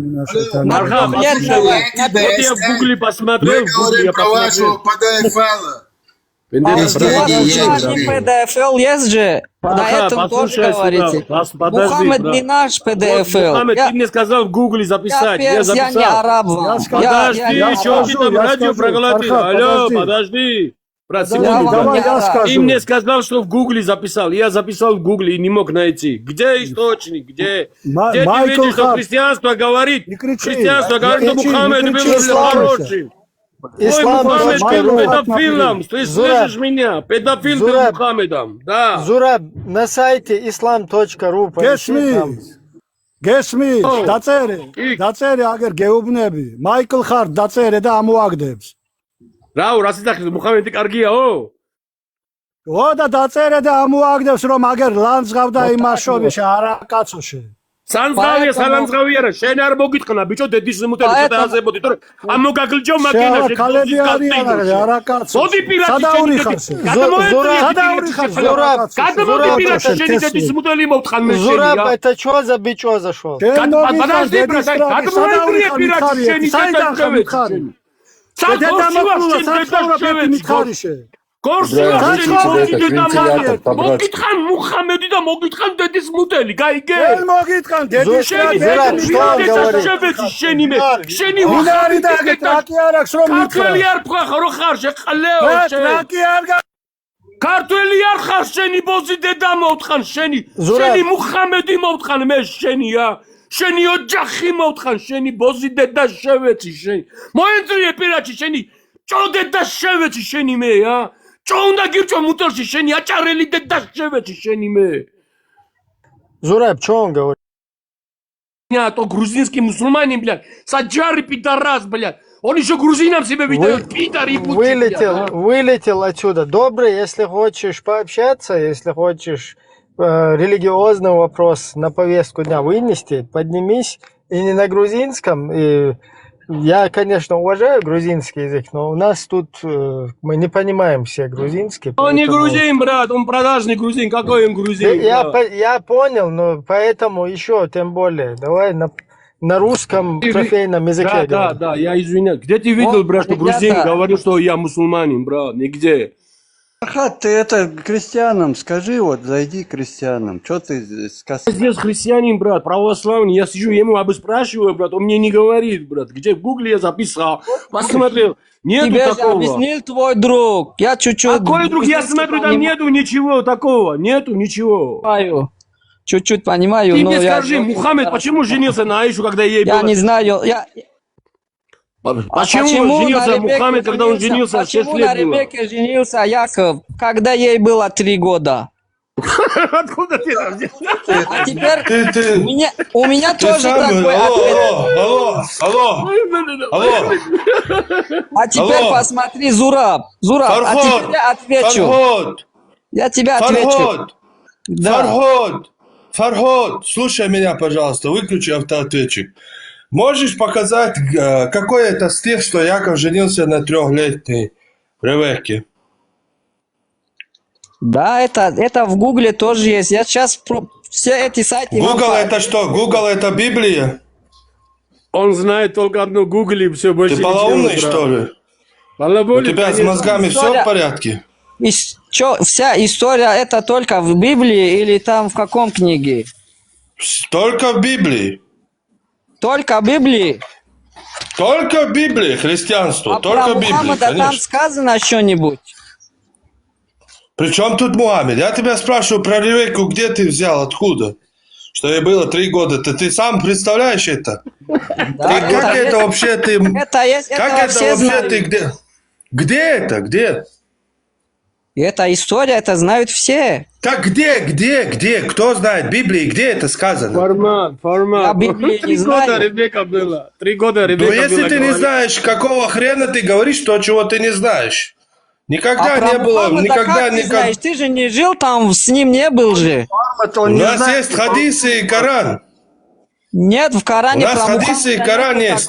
Нет, ты про Мухаммада такого нету, но в Коране есть, что дозволено на маленьких девочек жениться. 65-я сура, 4 аят. Нет. 65-я сура, 4 аят. Нет, этого тоже нету.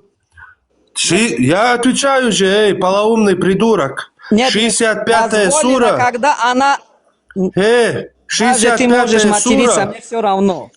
65-я сура, полоумный дебил. 4 аят. Открывай. 65-я сура, 4 аят. И прочитай любой тафсир любого муфассира. Ибн Касира, Ат-Табари, Куртуби, Джалалейна, Ибн Таймию, современного муфтия Саудовской Аравии, Фаузана, его фатфу. Усаймина, любого прочитай. Большой формат. Ты просто его не слышал, какую чанду он здесь до этого нес. Да, про Ребекку я бы хотел добавить. Трехлетняя девочка 10 верблюдов может кормить там. Что там еще описывается Представляете, про нее? 3 года Ребекка была, 3 года. Он знает только Гугли и все. Гугли напиши, там все написано, говорит. Ты только кроме Гугли ничего не знаешь, Фархад, да? Это же есть история. Болтает здесь. Это есть история. А ваши слова нигде не написано. Вы все, все сами по себе говорите. Нету этой истории. Полоумный придурок. Конченое ты животное. Нету в Библии нигде, что ей было 3 года. Конченое ты животное. А то, что я сказал, 65 сура, 4 аят. Да, Полоумный придурок, блин. Скажи еще раз, что Ты одну шаурму заверни. Пошел, давай. Хорошо. Еще. А я не знаю, 65.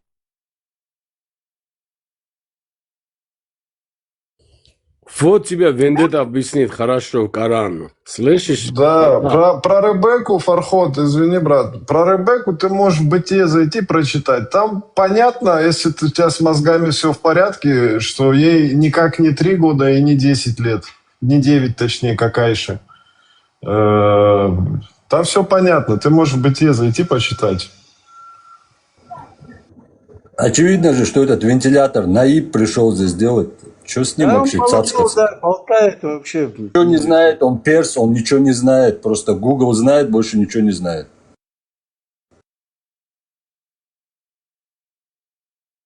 Темка Он действительно такой полоумный, он не наиб делает.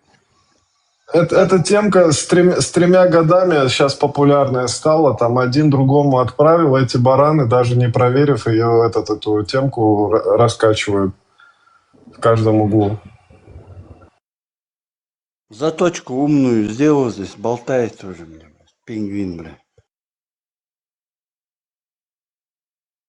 3 года, говорит, Ребекка была, 3 года. Фархад, гугли, читай.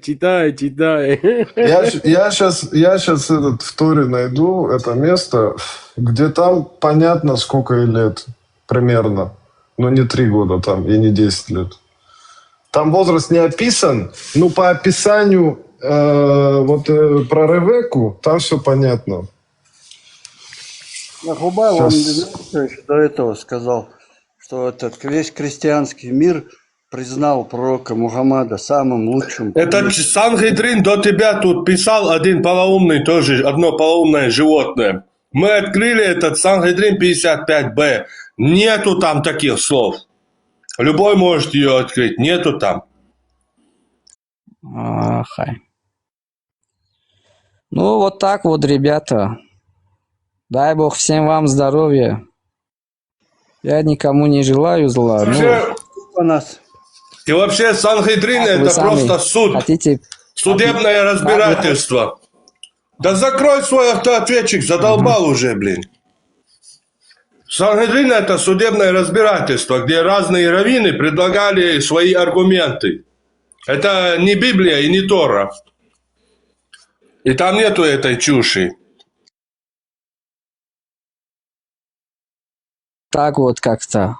Ну, у меня заряд телефона заканчивается скоро. Фархад, ты какой? Кто ты по национальности, Фархад? Дому. Я Персия. Персия. Персидский кочевник, ты так получается. Хорошо. Не, персы не были никогда кочевниками. Персы оседлые народы. Оседлые древние народы. То, что у вас все земли, вот это все ваша земля была, да? У персов то, что есть. А что ты? Земля Божья. Земля Божья. Захваченные земли. Земли Божьи, это все. Наша земля только одно, 2 на 2. С земли пришли, а в землю уйдем. Вот и все. Но это тоже не наше. Это, не знаю, Бог кто-нибудь после нас будет захоронен сверху. У нас тоже такого я видел. С земли пришел, а с земли уйдешь. Вот и все. Запомни, человечество оттуда приходит. О, спасибо, брат. Хорошие слова сказал. В земли пришел, в земли Я идем. тебе научу одно, скажу по-братски. Учись, реально ислам учи. То, что ислам сегодня, это не религия, это вообще, брат, это как тебе сказать? Вот скажи мне, пожалуйста, вот когда люди кричат, говорят, Аллах Акбар и убивают, ты этого поддерживаешь? Такого нигде не написано. Какого не написано? Я тебе ролики покажу, сколько хочешь, кричат мусульмане Как Аллах это? Акбар. Сказать Аллах Акбар и сразу убивать. Да, я тебе ролики покажу, хочешь? Ну, нет, смотри, А что, нету такого, что ли? Нет, Вот смотри. я могу вот Смотри, я Фархад, могу. одну секунду, Фархад, послушай, вот смотри. Ну, девушку, я тебе ролик скину, она, короче, одевает Я знаю, ты шахида, вот видел. смотри, она одевает пояс шахида, она мусульманка. И, короче, она в толпу заходит мирными людьми, там дети, женщины, старики, она кричит Аллах Акбар, нажимает кнопку и взрывает себя.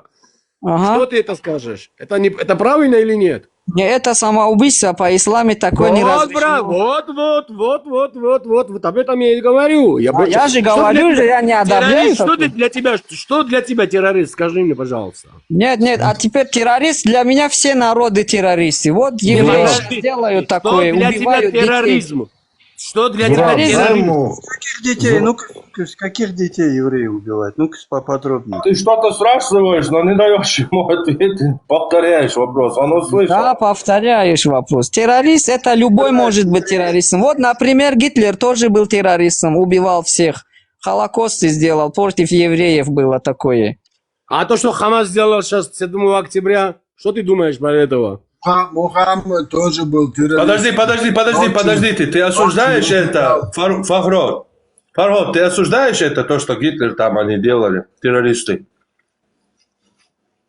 Ты осуждаешь это? Фархад, Фархад, осуждаешь ты? То, что Гитлера сделал? осуждаю. Мы в школе учимся, мы знаем, что делал Гитлер. Мы против Гитлера. Нет, тех, кто людей там убивал, были террористами, ты их осуждаешь? Гитлера, да, осуждаю. Везде ты насчет Гитлера можешь найти. В учебниках даже, везде. Хорошо, скажи, это я понял, это история. блядь. А скажи, 7 октября то, что Хамас сделал, что ты скажешь насчет этого? Ты поддерживаешь? Что сделал Хамас? Я не знаю. Хамас кто такой, я не знаю.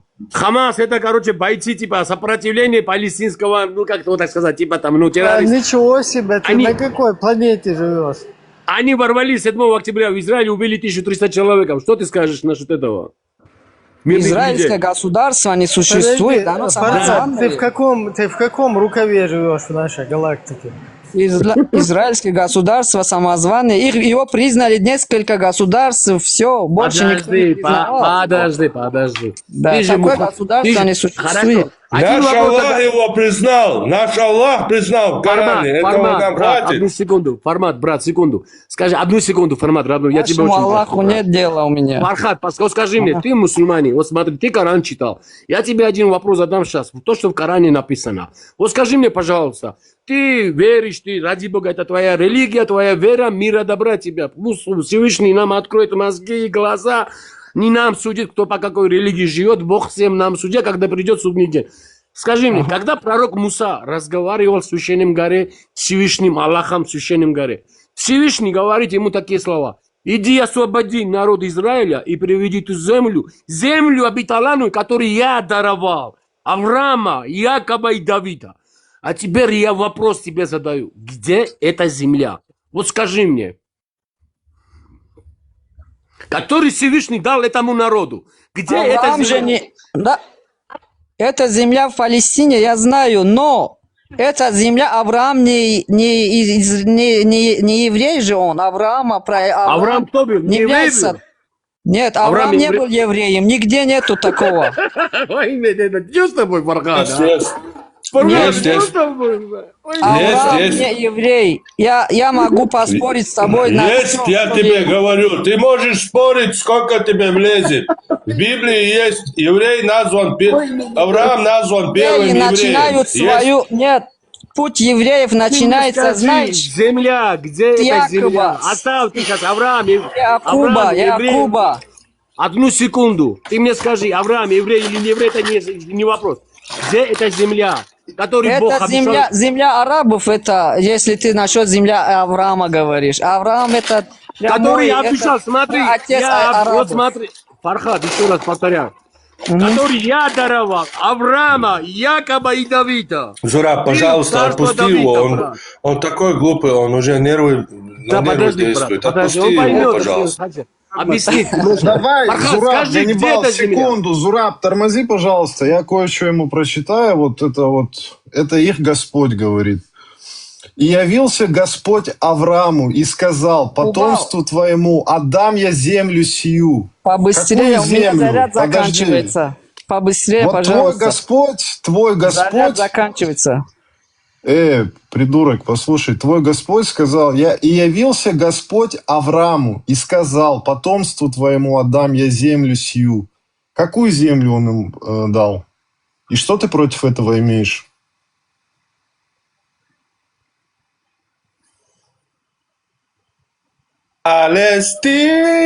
Палестина, Палестина.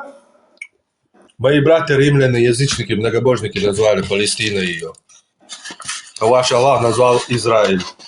Не будет вашего Израиля, мы будем воевать против вашего Аллаха. Будет Палестина. Free Palestine, Free Palestine, Free Palestine.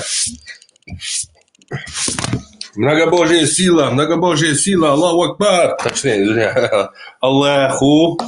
Альхамдулилля, брат, машаллах. Как это множественном роде сказать? Аллахи Акбары, Аллахи Акбары. Даже тема, связанная с этим, есть, в Бытие. В этот день заключил Господь завет с Авраамом, сказав потомству твоему, даю я землю сию от реки Египетской до великой реки Ефрата. Аллаху Акбар. Да. Аллаху Акбар. Поэтому... Аллаху Акбар. Аллаху Акбар. Аллаху Акбар. Сирия и Египет должны подвинуться чутка еще.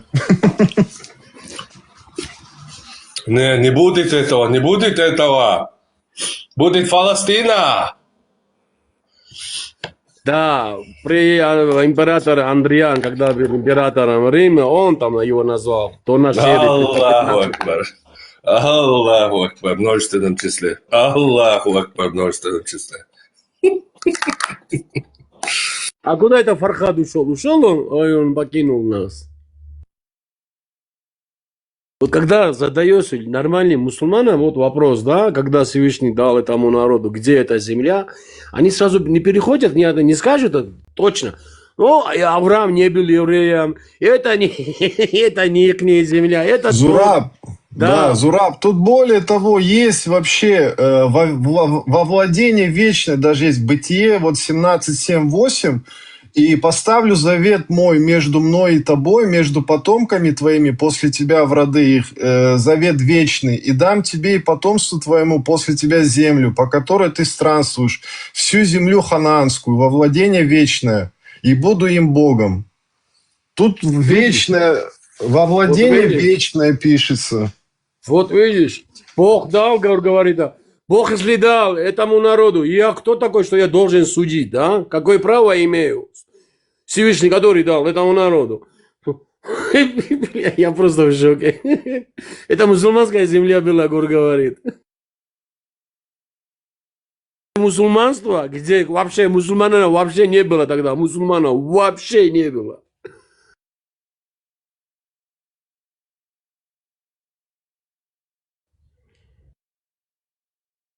Получается, критикуют своего Аллаха, который им дал землю, по их словам, если так смотреть со стороны.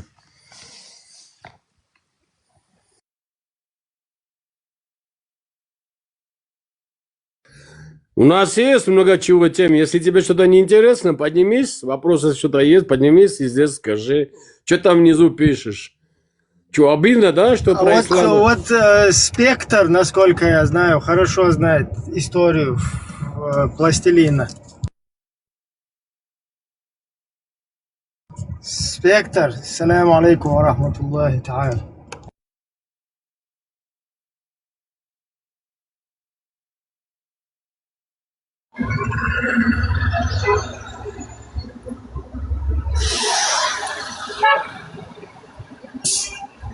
Говорите, говорите, Спектр.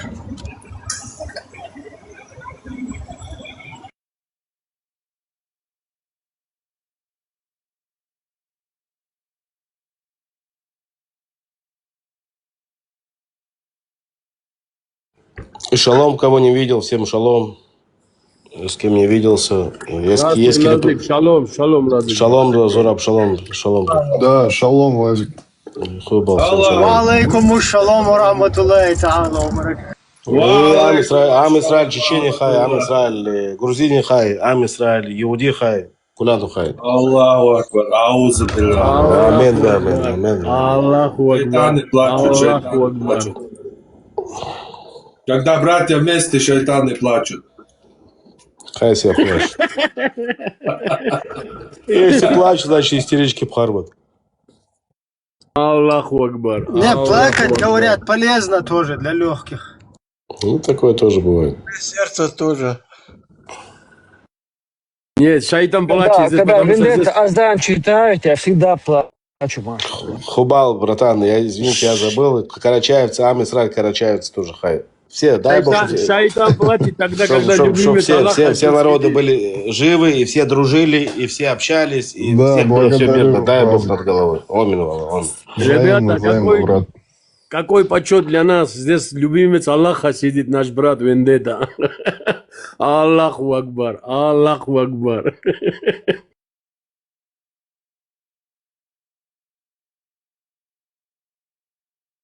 Вендетта вчера под конец эфира мощный азан прочитал.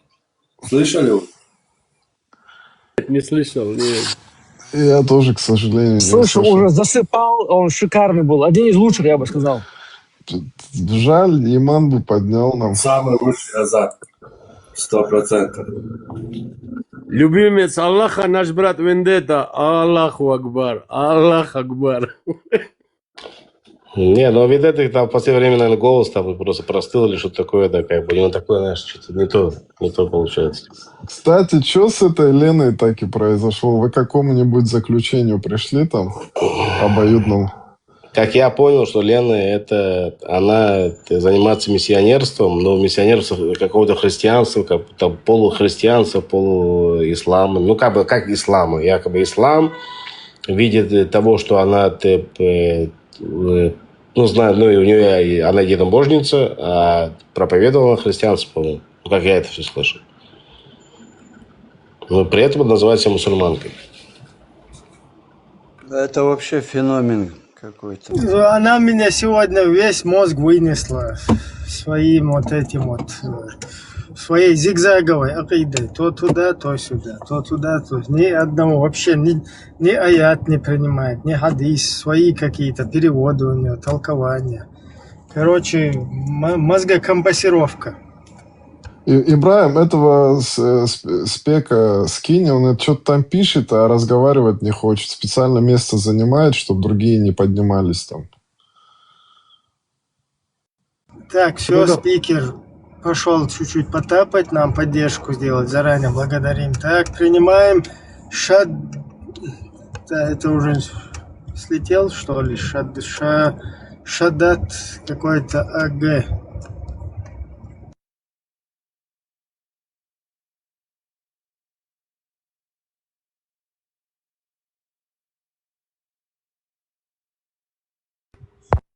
Специал форсе, Дон, Гандон. Да, Доны сидят здесь. Аллаху акбар, Аллаху акбар. Аллаху акбар. Аллаху акбар.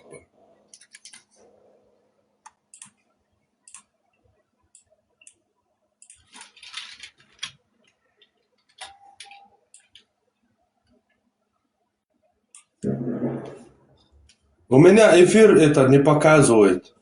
Целый день листаю ТикТок. Эти кружки, короче, пропали. Сообщения захожу, не показывает. Еле-еле, короче, через Телеграм, через тернии волчты, короче, пробился сюда. Я сегодня опять в Харвард проснулся, получается. Ну, как бы я включаю YouTube, знаешь, такое, да. Теперь у меня, ну, ты мне постоянно в истории идешь, там, я там смотрю какие-то там балтийские какие-то там эти ролики, все такое. И просыпаюсь, блин, под свой голос, елки-палки. Это тогда, когда я был у тебя на эфире, и там я что-то говорил, короче. И прям в ту минуту и секунду, когда вот мне надо вставать на работу. Где-то 5 утра такое, короче. Я попадаю постоянно на свой голос у тебя в эфире. Это как то ли дежаву, хрен его знает, что это такое. Ну... Короче, сегодня по Елениной теме очень актуально было, чтобы ты зашел, но тебя не было. Ты знаешь эту акиду Елены? Арма? Я никогда не слышал. Да ладно, это вообще новое. У Елены очень нежная акида. Не, у нее пока самое, из тех, что я видел, самое, короче, зигзаговое. Не подкопаешься никак. Да у нее вообще там, она как бы полностью может и Коран, весь Коран в узел, короче, его завязать. Так я ее поэтому назвал Елена Улислам. Елена Троянская. Да, вот это более подходит. Троянская акида. Спектр, что ты там пишешь? Тут ты целый час сидел там, не разговаривать не хотел, а что ты там пишешь теперь в чате? Так, вот у нас поднялся Акдарьяха. Короче, я не знаю. Приветствуем вас, говорите. Бисмилля. Он не хочет, говорит, он не хочет. Да они специально местечко занимают, чтобы не могли зайти сюда. Выкинь его, брат, выкинь его вообще, не говори. Я жду, пока вы что-то скажете. Так, вот включил микрофон, не надо грубить, давайте говорите. Саляму алейкум ва рахматуллахи та'аля.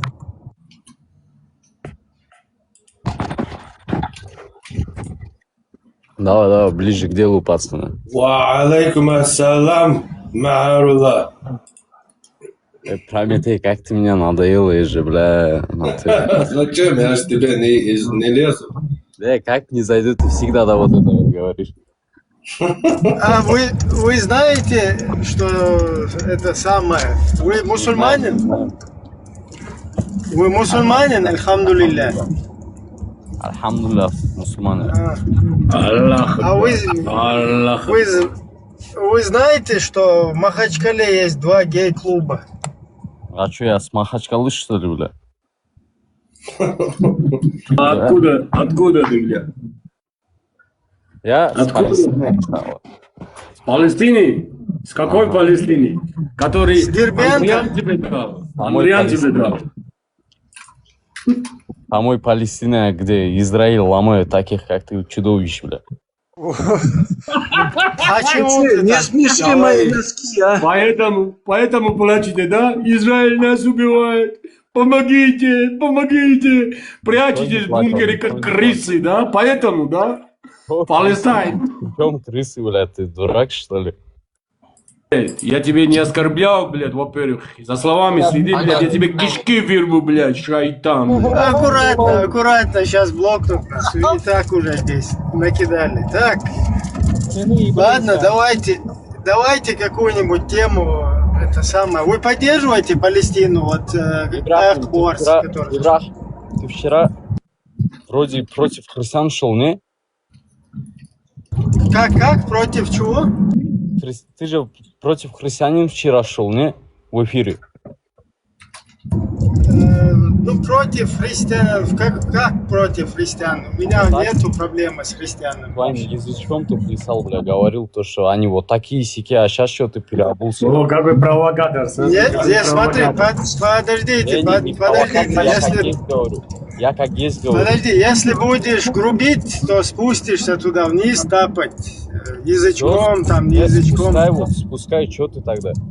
Чё ты? Да, нормально. Либо ты нормально ведешь какой-то разговор, да, либо Я ты... нормальный разговор веду. Ты же вчера вообще по-другому говорил. Сейчас Не, вообще... язычком у вас, Да, я знаю, понимаю, что у вас так нормально, там, язычком, не язычком, эта тема. У меня это не нормально. Поэтому тебе говорю, что в приемлемом формате... Не обращай внимания, брат. Да ладно. Да, в приемлемом формате ведешь дискуссию. Ты поддерживаешь Палестину? Поддерживаю, конечно, это. Красавчик. Окей. Ты вот поддерживаешь Палестину. Они правильно делают джихад там против евреев? Конечно. Джихадист, красавчик, джихадист. Окей, правильно делают. Джихад против... Можно я пожму руку, Ибраим? Можно я пожму тебе руку? Подождите. А вот вам там в Махачкале не сложно? Без вопросов задаешь, что-то, бля. Да, там без шариата вам как бы не сложно проживать под русским кафиром?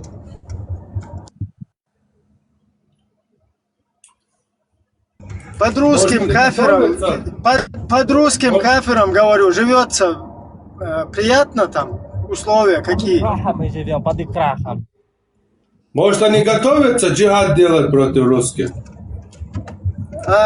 Они уже русских в турбинах начали искать. Подожди.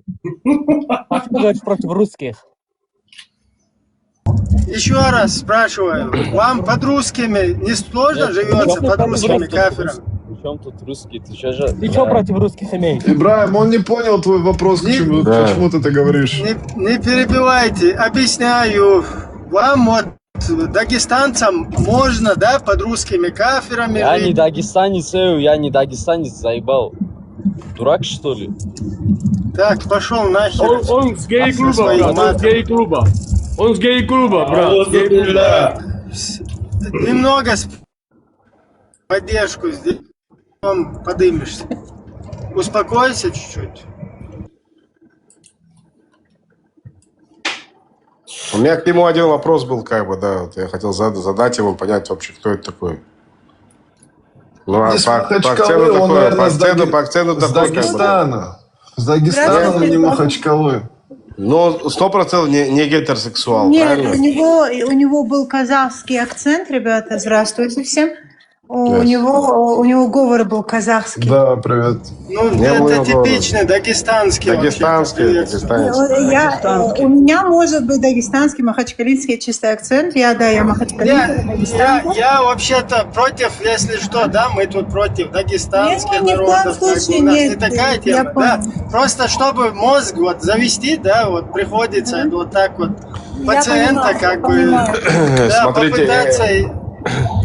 Это акцент дагестанских народов, скажем так, да, это не акцент дагестанский, что такое. Да, это акцент кумыков, может, таргинцев. Я не могу от него избавиться, как бы оно ко мне приросло. Я вот только мне стоит рот открыть свой, все скажут, вот с Махачкалы, что ли? Я не скажу, что вы с Махачкалы, я скажу, что вы горская еврейка, как я, как горский еврей, я могу сказать. Но хоть мой отец буйнакский, мой дедушка буйнакский, мой прадедушка буйнакский, но при этом как бы у меня акцент нет, как у людей, которые других народов проживали на Кавказе и так далее. У меня там материнская линия, все там грозненские, там такое, как бы, да. То есть все равно у меня акцент не чеченский. Ладно, смотрите, не будем гадать, сейчас Хубал передам. Просто такая тема, что вот будь он казах, там, я не знаю, будь он таджик, туркмен, узбек, дагестанец, там, любой с Северного Кавказа, там, кто угодно. Эти люди, вот, они за пластилину топят, да? Это моя такая тоже козырная тема, да, но при всем при этом им под кафирами жить как бы там нормально вроде. Вот это Вот же какие-то они двухсторонние скотчи. Да, вот арабам нельзя нормально жить в государстве там еврейском, израильском или Мои как вы бы хорошие, арабы прекрасно живут, да, знаете, Да, они да, живут вот прекрасно. им нельзя, да, им вот нужно там джихады устраивать против евреев, Ну да, потом все пожалуйста, ходят, ноют, там детям что-то сделали. Чтобы детям что-то не было, все соберитесь, вот с Казахстана, я не знаю, с Узбекистана, откуда там, и чеченцы тоже, которые там под русским сапогом, которые здесь по Европе ходят, за Палестинку ноют. Соберитесь все и сделайте обращение к палестинцам. Алло, 29-й. Подождите, не перебивайте. Соберитесь все и сделайте обращение к ним, чтобы они не сопротивлялись израильским кафирам и сидели, как вы, под кафирами и не рыпались, и нормально жили бы себе. Зачем им это надо? Вам почему-то можно под кафирами всем нормально там? И даже с кафирами делать джихады вместе, да, там, некоторые. А тут палестинцам нельзя жить, потом вы говорите, там, с детьми что-то произошло.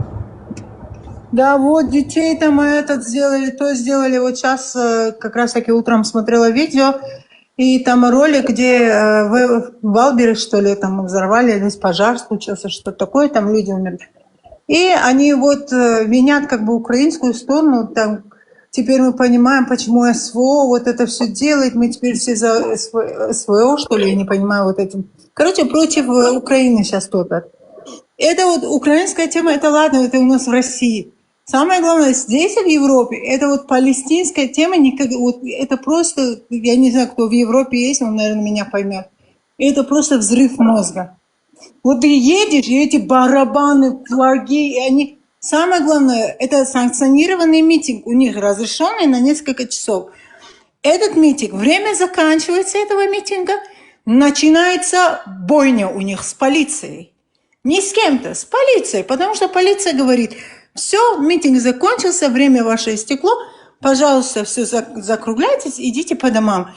Эти нет, еще больше, это уже против, знаете, у них уже все горит внутри, против уже этих кафиров, типа, они уже идут против полиции, начинают там видеоролики снимать, вот какое там полиция Германии, какое говно, и какие мы палестинские вот эти вот муджахиды здесь.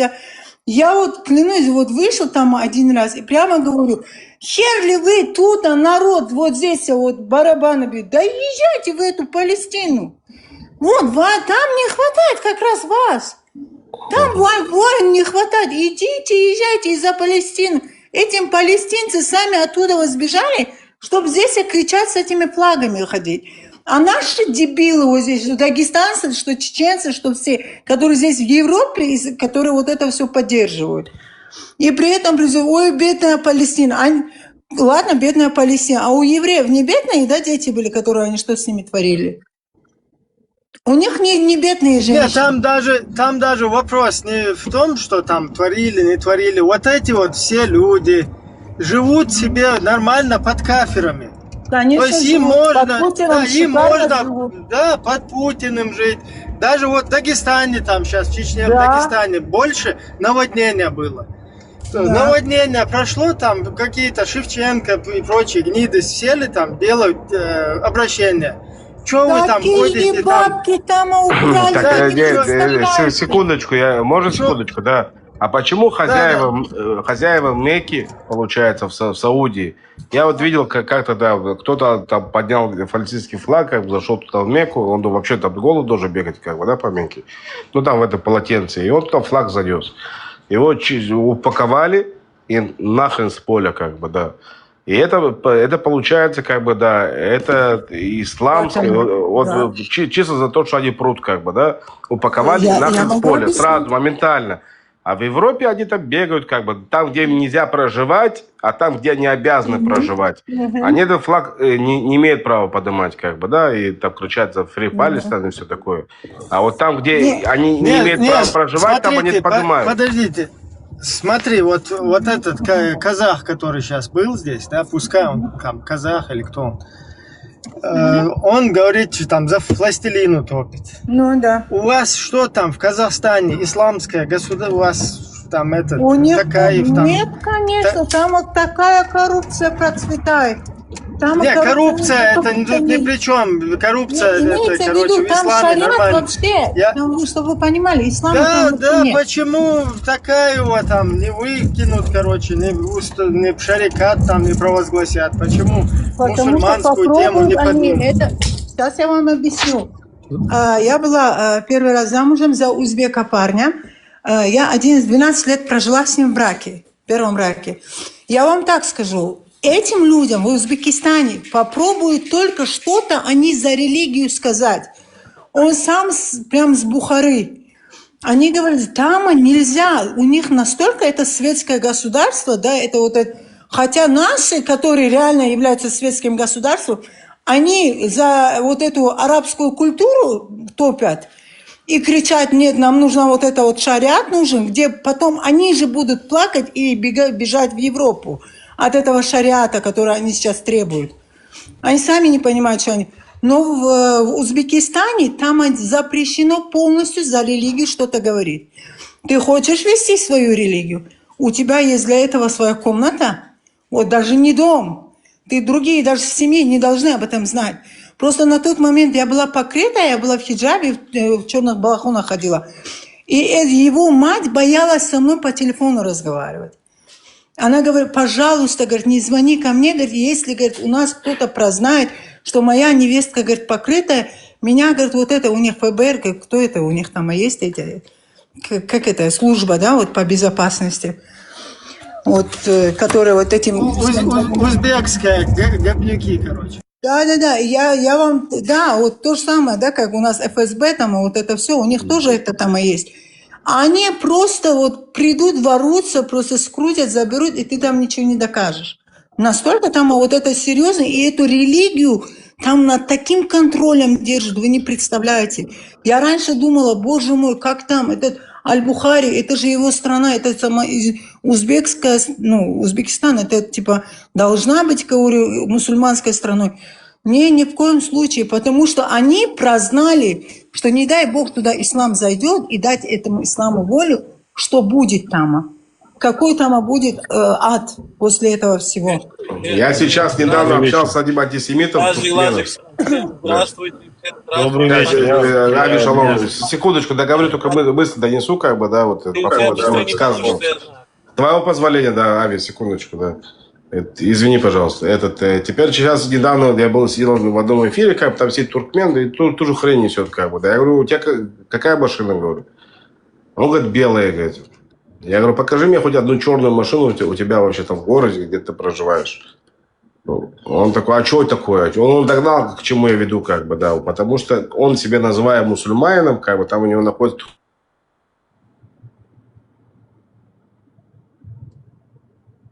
Тебя не слышно. Да, сейчас слышно, нормально. Короче, я хочу подписаться, сейчас лазер, потом со своей машиной. И он даже не может ездить на черной машине, как бы, к этому я веду, да? Хорошо. Какой ислам, о чем разговор вообще? Я подписываюсь под каждым словом той женщины, я там сам тоже с Узбекистана, Каримов там порвал их всех, Мирзиёев сейчас то же самое, и Илям, этот есть же, как его, душанбинский президент, не дает легализации, там вот эти, чтобы выходили с Аллах Акбаром, они их порвут там всех. Поэтому конечно, там просто там ужас, что творится, и они правильно поэтому они все убежали, а сели здесь в ТикТоке, открывают свой рот. Там они, если рот откроют, им сразу срок 15 лет. Да, кстати, срок. В обоих государствах сразу срок 15 лет. Там не будут спрашивать суд, ну такого нету. Там нельзя. Да, там всем добрый вечер. Вот я бы хотел я был в сказать Самарканде, так, секундочку, можно? Я был в Самарканде, там можно спросить, за пластилину, За пластилин Порвут, там можно? порвут, Не разрешают. Вы что, вообще не разрешают? Какая Палестина, какой арабы? Там ни одного человека я не видел, чтобы ходил с бородой. Нету Вообще такого. нет. Попробуй ты бороду отпусти, попробуй ты что-нибудь такое сказать, тебе сразу 15 лет. Там спрашивать сосед даже твой не тебя будут. сдаст. Сосед Да, сам сдаст. спрашивать тебя не будут. А знаете почему? Знаете, почему это все началось? У Каримова была жена русская.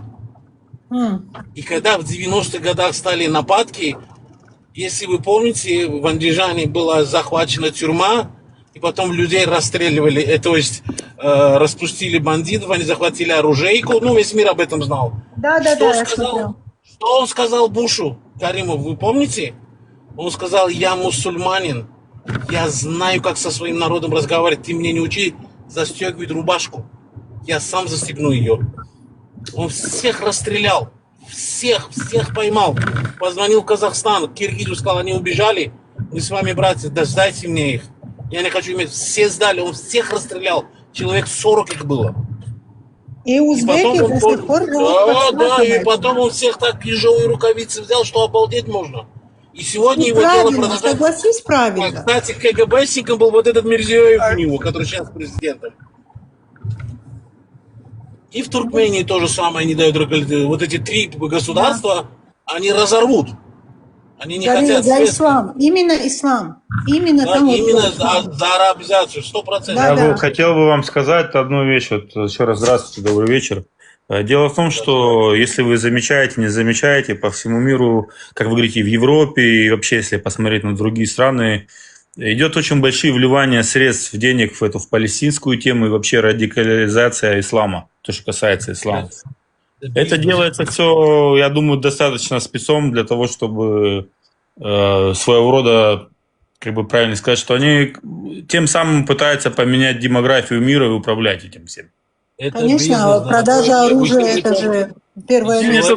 Дело не только за продажу оружия. Допустим, в Европу вливаются деньги с того же Катара, который с теми же самыми американцами в хороших. Тот же самый Катар вкладывается во все институты американские. То, что касается, там сейчас идет большой антисемитизм. Да не только антисемитизм. Это все за счет денег Катара. Это подождите, а кто жаждет дестабилизации Европы, по-вашему? Я думаю, что это большие игроки. Это все-таки больше связано с мировым правительством. Мое мнение. Ничего себе. Это анунаки, да? Не связано с никакими анунаками. Я просто говорю, что так получается, что за кулисами все равно как минимум находится определенное количество людей, которые это все на руку. Я объясню, допустим, вот люди... Американские сионисты вы имеете? Нет, я даже не знаю, что такое слово сионист, для меня это смешно, потому что каждый еврей является, и вообще любой человек, у которого есть национальность, он должен быть сионистом. Почему сионист? Это человек, который... У каждого народа должно быть хотя бы свое государство. Не государство, ну, не знаю, там, назвать, допустим, как вот, республика, что-то в этом роде хотя бы. Это называется, по моему мнению, это и есть сионизм. Для нас, евреев, мы должны имеем право на свое государство. Я еврей, да? И это не более, у нас нет такого, что мы считаем, если сионист, все остальные собаки, какой-то вот этот бред, который вечно за нас заливают. У нас нету, у нас даже в Торе прописано: пришедшему в твой стан отнесись к нему так же, как и еврею. Наоборот, это мицва на иврите. Мицва – это сделать добродетельность человеку, сделать добро не еврею, это тебе зачтется наоборот. Сегодня 9-й день, я с Нью-Йорка, наша Америка бомбит Иран. Смотрите, и ни одна бомба не летит на сторону Израиля. Знаете, что будет с ней? Ну, это просто поработало, все правильно. Не в этой причине. Они знают, что если они сейчас начнут бросать, Израиль уничтожит их. Я про это и говорю, что поработали над ним, все правильно. А сейчас они бьют вот этот Катар, Матар, там все вот эти Саудовскую Аравию, там Бахрейн они бомбят, где стоят базы американские. Но они, если сейчас тигра раздразнят, как говорят, палку в нос ему всунут, они без Израиля расправятся с этим Ираном. Но Ребят, а согласитесь с таким вот рассуждением, то что арабам вообще самим, которые вот, являются, да, вот коренными вот этими мусульманами, Им на все насрать, извините за выражение. Им без разницы. Для этого, вот, где война там с мусульманами идет, там, тут, везде они вот, мусульмане, вот другие, это как это, дети рабов есть? Есть. Они пусть и воюют. Их много, они на расход отдают только вот чужеземцев, которые вот пришли мусульмане, да? Каждая из арабских стран, она в своих интересах очень даже неплохо. Почему в этих арабских странах, где Мекка, где вот это все, там войны почему-то нету? Там все процветает.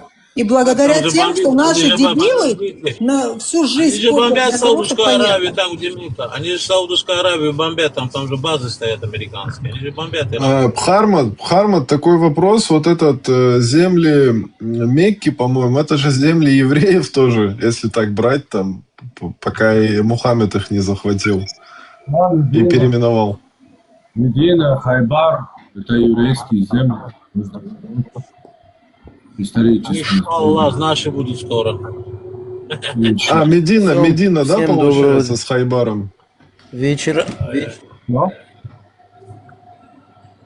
Ребят, если что, я живу в один из этих арабских стран, ну, не в одном, в разных. Медалист, если вопросы есть, можете спросить. Вот я бы хотел бы задать вопрос. Знаю. Я бы хотел бы вам задать вопрос. Я вот по некоторым странам арабским летал. Вот я видел, что там четко они распределяют, тоже не дают этим ситуациям происходить тоже насчет флагов, насчет дискриминации других людей по религии или все. Сразу пресекают. И большие срока дают за это. Так это или нет? Вот. Да, 100% так. Смотрите, например, к примеру, вот недавно, может быть, 2 месяца назад, около 400 человек. До этого, может, 2 или 3 года назад, больше 1000 человек. Это, допустим, Арабские Эмираты, например, Кувейт, Арабские Эмираты, Саудовская Аравия. Вот с Катаром немножко не так, Бахрейн, Оман. Вы, вот, допустим, если кто-то выйдет на улицу с каким-нибудь флагом, даже 4 человека, 6 секунд их сворачивают в тюрьму, и в течение 1 месяца решается их вопрос депортации в свою страну или куда-нибудь, какую-то любую страну. Если, допустим, человек...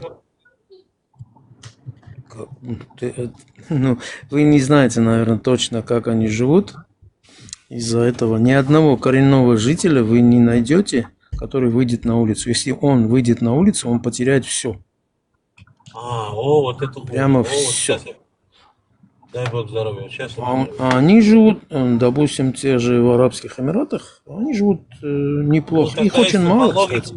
Я понимаю, по логике, если так забрать, вы правы 100%, но те, которые выходят, им тоже же невыгодно.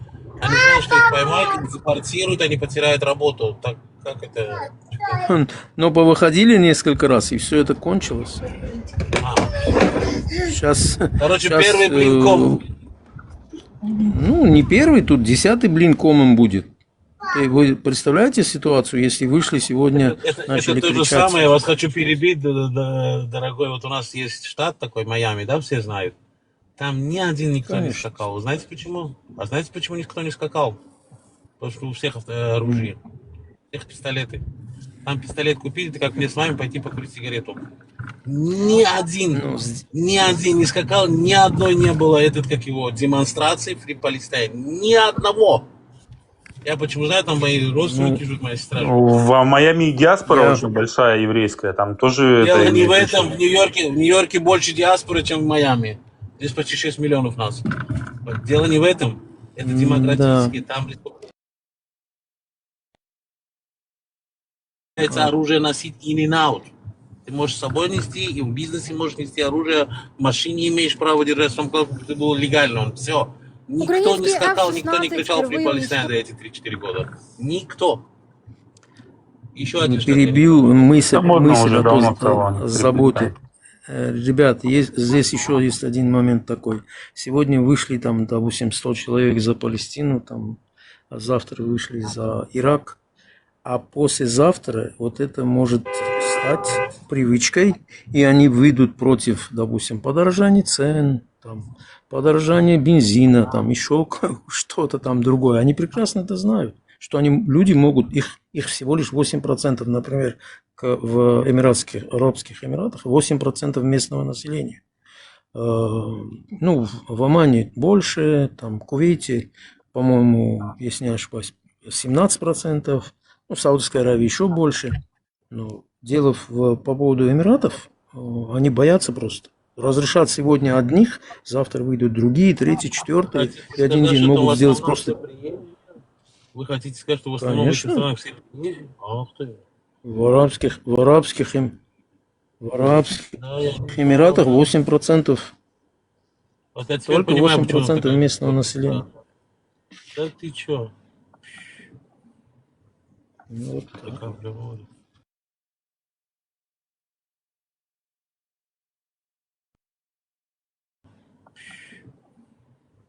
Ну, вот так.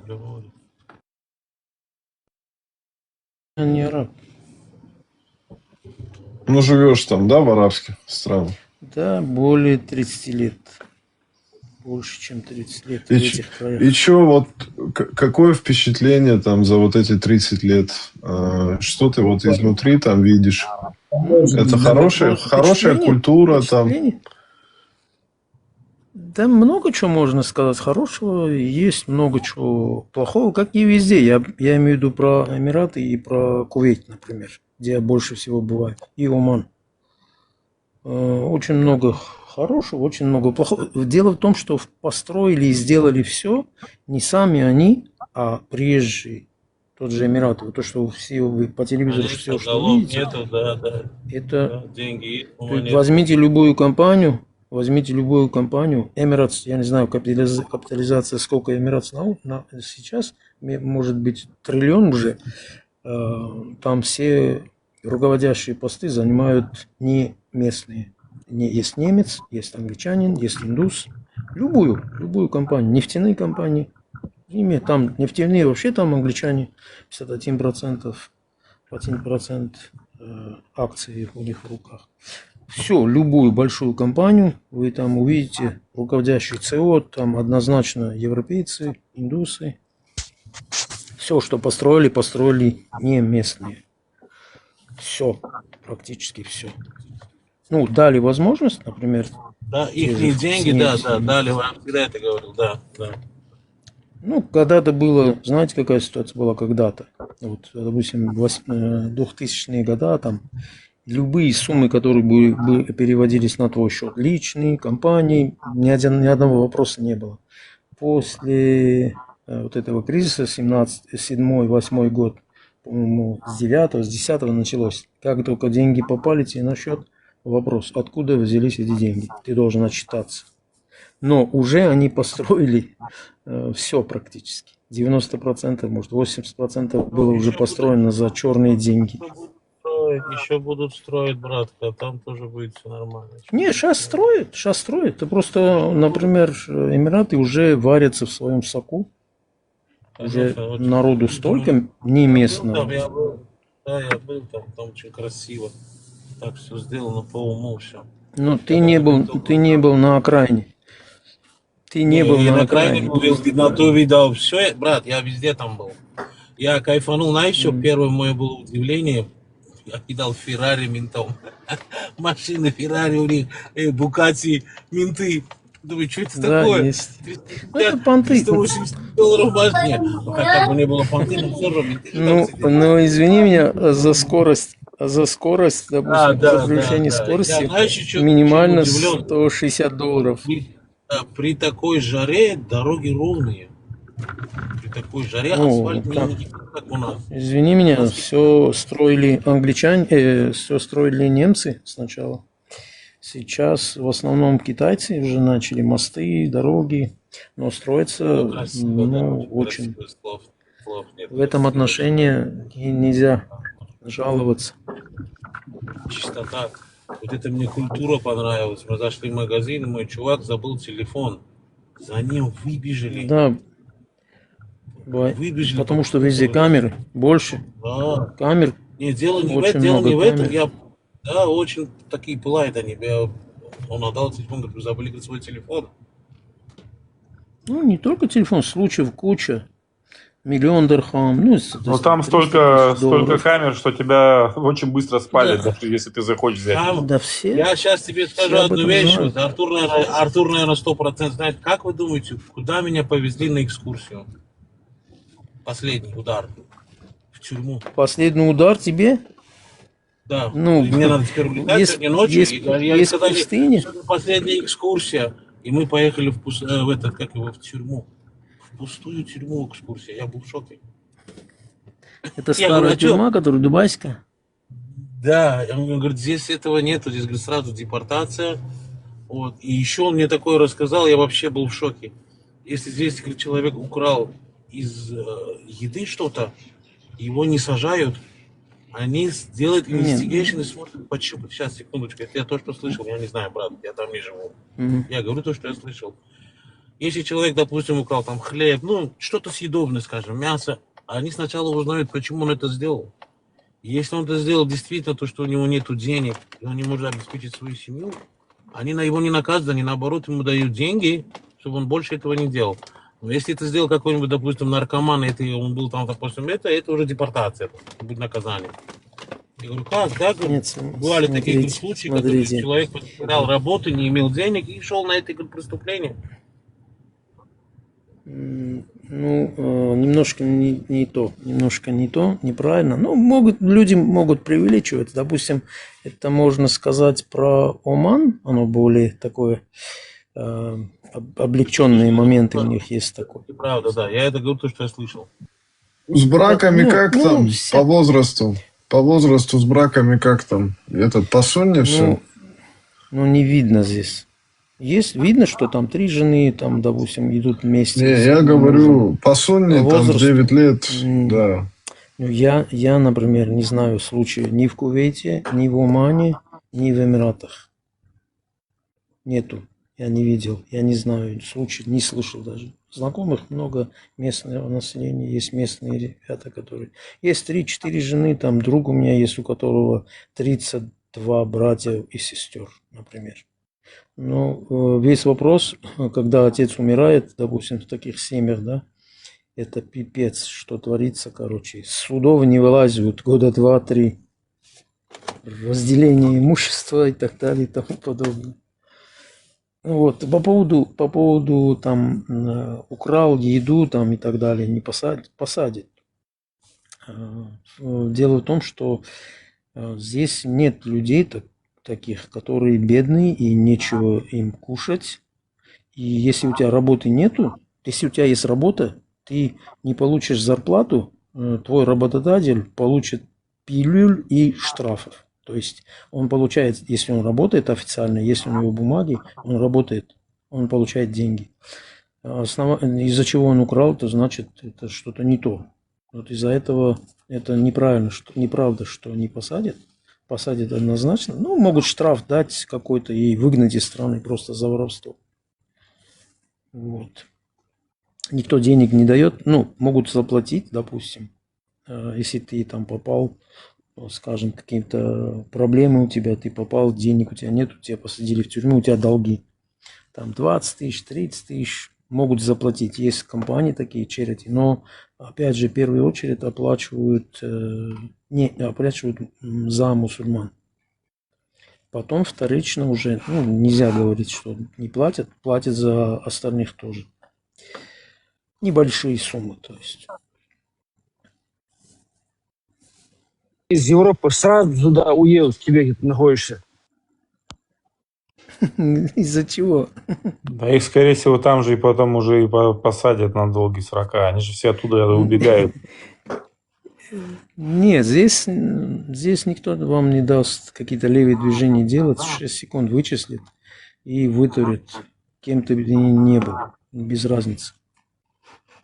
Нормально, без нарушений будешь жить 100 лет. Ну, в данный момент я имею в виду. Может быть, завтра что-то изменится. Но... Если Я сейчас очень интересную статистику вывел по арабским странам с женитьбой на около 9 лет, короче. Йемен – один из самых высоких показателей в арабском мире. До 32-52% девочек выходят замуж до 18, многие в 9-15 лет. Так, на втором месте Ирак идет. В 25 году зафиксирован случай, 9-летняя девочка вышла за 35-летнего мужчину после изменений законодательства. Так, Саудовская Аравия на третьем месте. Консервативные районы. Раньше были случаи с 8-12-летними. Например, 8-летняя девочка с мужчиной за 50. Главный муфтий в 2009 году заявил, что 10-летние могут выходить замуж. Сейчас минимальный возраст 18, но с исключениями по суду. Но почему-то она на третьем месте, Саудия. Неправда, вернее. Ну вот мне список Грок дал. На первом Йемен, на втором Ирак, на третьем Саудия. А где они берут эту информацию? Ну, где они берут эту информацию? Ну, с интернета ищет в интернете.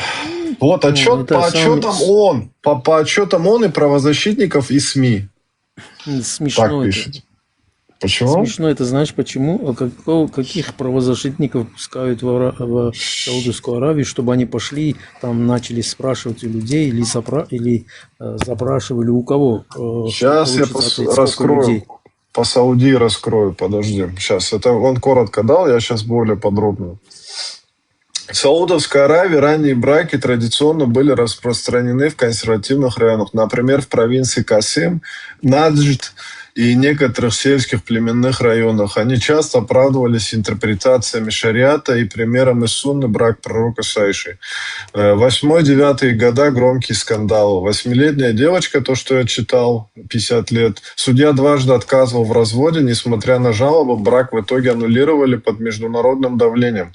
Были случаи с 10-12-летними девочками, отцы иногда продавали дочерей за приданное или для урегулирования долгов, споров между семьями. Заявление главного муфтия. Шейх Абдул Азиз Аль-Аш-Шейх, на тот момент главный муфтий, публично заявил, что по шариату девочки 10-12 лет могут выходить замуж, если они физически готовы. Он сослался на традиции и примеры сунны, критикуя западное влияние и СМИ. Это вызвало большой резонанс внутри страны за рубежом. Текущая ситуация после реформ. С 2019 года Саудовская Аравия ввела минимальный возраст брака 18 лет для обоих полов. Это часть социальных реформ Vision 2030 под руководством наследного принца Мухаммеда бен Салмана. Исключение. Суд может разрешить брак младше 18 лет в исключительных случаях. Они себе лазейку, оставили. Например, если есть польза для девушки или по шариатским основаниям требуется одобрение специализированного суда, оценка зрелости и согласия. На практике в консервативных районах ранние браки все еще встречаются, но реже и скрытнее, Официальная статистика показывает снижение, но полных данных нет. Многие браки заключаются по племенным обычаям без регистрации. Вот. Вот и все сказано этим, что регистрируются и забирают жен без регистрации. Просто договариваются отец, особенно люди, которых детей много и денег нет. В Саудии очень много таких. В Эмиратах не увидишь таких. В Эмиратах нет бедных местных. Нет местных, у которых нет дома. Нет местных, у которых нет машин. Нет, которые зарплату получают маленькую. То есть у них, если кто-то нуждается в деньгах, они пишут заявление, получают дотацию, получают дома. Это Эмираты, Кувейт, Оман не так очень сильно, но в этом отношении Катар тоже, Бахрейн тоже. Но сильнее, по-моему, Эмираты и Кувейт, сколько я знаю. Они бедных нету, абсолютно. Нет такого. А выдают, надо же учитывать еще, что Саудия и объединенные вот эти Арабские Эмираты, они более как-то открытые, там могут шариться, например. А другие арабские страны, я не знаю... Саудиты не открытые. Саудиты не открытые. Ну, более-менее говорю, как этот принц, нет, как принц абсолютно. туда пришел. Нет, абсолютно. Даже по приходу принца нет никакой свободы там нету. Если кто-то против, он не то что не свободен, он не живой, грубо говоря. А если он не против, то без проблем, он свободен. Но если ты против системы, ты, я уже сказал, не свободен, ты не живой, как этот журналист. Вот. Вопрос весь, ну, мне больше всего, например, нравятся Эмираты и Кувейт. Там, ну, как правильно сказать, если ты умеешь работать, есть у тебя деньги, вложил, сделал какой-то бизнес и обогатился, там, стал миллиардером или кем бы ты ни стал, абсолютно всем без разницы. Абсолютно. Кто ты? Откуда ты приехал? Какой национальности? По женитьбе, я еще раз повторюсь. А можно спросить? Кое-что? Вот, ну, как бы у нас слушатели, да, для зрителя, мне вот интересно. Вот эти исламские университеты, там, Иджмуа, все, что связано вот с людьми, которые со студентами, которые туда приезжают, учатся. Вот это преподавание вообще ислама, да, оно подконтрольно странам вот этим арабским, либо там можно все что угодно преподавать, как бы, ну, скажем так, вразрез с политикой этих государств. Интересный, очень интересный вопрос. Нифига не разрешается, ничего подобного, что вы сказали, нету здесь. Есть очень много школ, где учат, но ни одного шага налево, ни одного шага направо. Как у них написано, вот так вы должны сделать, они так и делают. Кстати, учатся большинство, 90 больше процентов не местные. Местных вообще там мизер. Учителя есть местные, есть пакистанцы, есть арабы из других стран. То есть все, что преподается в плане ислама, да, вот в этих вузах, там каких-то университетах, заведениях, оно полностью подконтрольно этим государством, этим правительством. И все, что вразрез с политикой этих государств идет, оно не проходит там. Я правильно понимаю? Но этот учитель одного дня не будет работать, если что-то вразрез политики этого государства будет. Тот же Кувейт или Эмират. Огромная благодарность. Вот чтобы просто слушатель тоже слышал, а то у нас тут получается какие-то эти труболеты туда едут куда-то, учатся, потом нам здесь приезжают и сказки рассказывают. Да, фабрика вахабни, короче. Пожалуйста, всегда рад. Получается, это карманные вахабиты, как бы, тут по-другому это никак не понять. Совершенно которые сами у них там не остаются, а потом уезжают на Дават, что делают? Свои страны. Совершенно. Здесь что делать? Еще один момент добавлю, пока не забыл.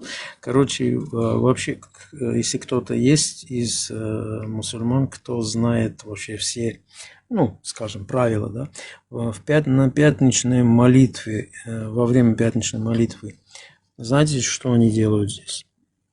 Дают им список, и все во всех мечетях читают вот этот один и тот же список.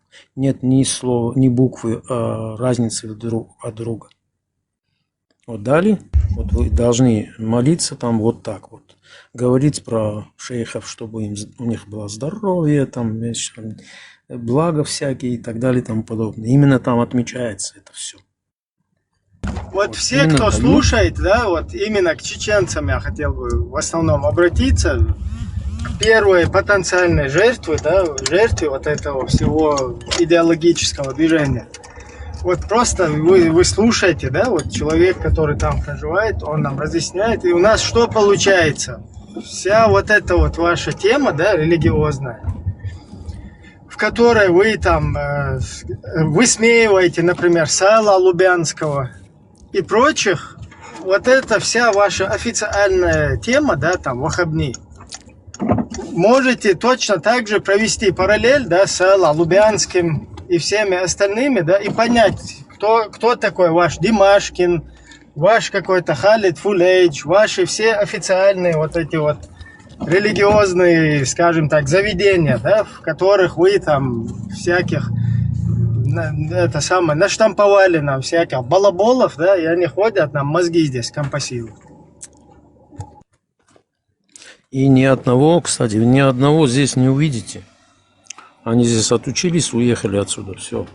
Самое смешное... Там попробуй, там дальше. Ибраим, самое смешное то, что этот ковер из Кабы, то, что Эпштейну там подарили, фотографии, если вы видели там в интернете, которые гуляют.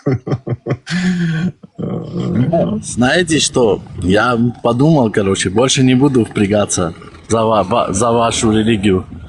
Больше не буду. Зачем мне это надо слушать? За какую нашу? Здесь очень много.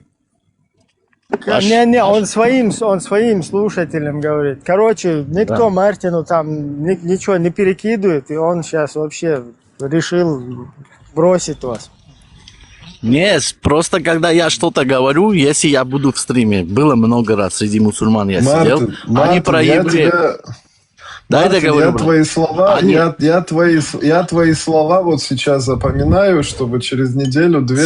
Смотри, вот ты смотри, как человек, смотри, я тебе сейчас поясню. Когда ты сидел со мной среди мусульман, они меня так же, как и тебя, кафиром называли и говорили, это твой друг, про тебя, правильно? Было такое? Там, в эфире. У твоего земляка, Карача. Но ты не помнишь, ты эти моменты не помнишь, конечно. Я ухожу. Давай, брат.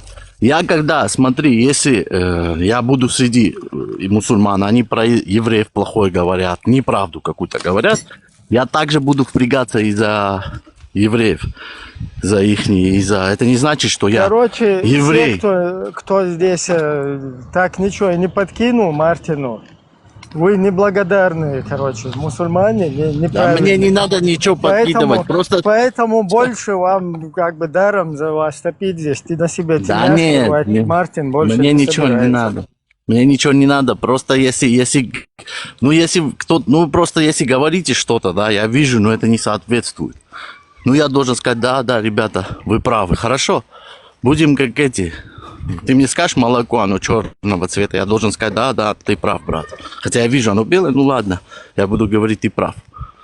Вот так надо тут себя вести, чтобы вы вот... А вот как ты насчет вот этого там прокомментировал бы, да, вот та тема, которую я сейчас спрашивал у представителя, который 30 лет живет в этих странах, то есть вот это, где штампуют вот этих всяких балаболов религиозных, ты считаешь, что это политика вот я этих тебе вот скажу, низов, вот этих, подожди, вот этой исламской пропагандистской там системы, она идет вразрез, что ли? Ты думаешь, что я тебе скажу насчет этого тебе скажу. Всегда любую религию, власть, хоть христианский, там, православие, католицизм, там, ислам, арабский ислам, там, в арабских странах, халифы, там, всегда под себя делали, чтобы было каким комфортнее, да, правители. Это обычное явление. Эти всякие течения исламские, христианские, там. Всегда какая-то власть, которая управляет, она под себя делает, чтобы было ей удобно. Поэтому все, кто несправедливо наезжал на Сала Лубянского, вот слушатели там, вы всякие ваххабиты, там, ваххабиоры, которые... Все, кто против Сала Лубянского что-то говорит, можете, так, кто это там? Можете полностью там, я не знаю, перекреститься, все что угодно сделать там, где вы находитесь, да. И вот это вот принять то, что ваши Ашкины, это точно такие же Сала Лубянские, ничем не отличающиеся. Я здесь был в мечети один раз, вот у меня, я тебе рассказывал, там один чеченец меня позвал, просто позвал, послушай. В принципе, не имеет значения какой-то религии, прийти послушать ты можешь. хоть ты христианин, хоть ты кто. Я слушал, честно скажу, разницы между православным учением и исламом, вот этого имама, то, что он рассказывал, я не почувствовал разницы. Он все то же самое. Ко всем с уважением. Приглашайте как бы в гости, по-хорошему преподносите ислам, чтобы вот они видели, что это хорошая религия, чтобы, ну, вот такое было. Такого плана.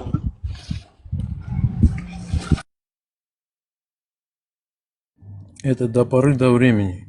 Не, справедливости ради, я просто не сторонник вот этих всяких там божьих коров, да, которые на месте обслуживают режимы там существующие. Но справедливости ради, если все, короче, гонят на вот этого, короче, на там муфтия, например, Саала Лубянского и так далее, вы несправедливы. Вы не можете одного кого-то критиковать, там, осуждать, там, тем более оскорблять, а других каким-то образом, то есть по той же самой логике вы сидите, других балаболов там нам навязываете и оправдываете их.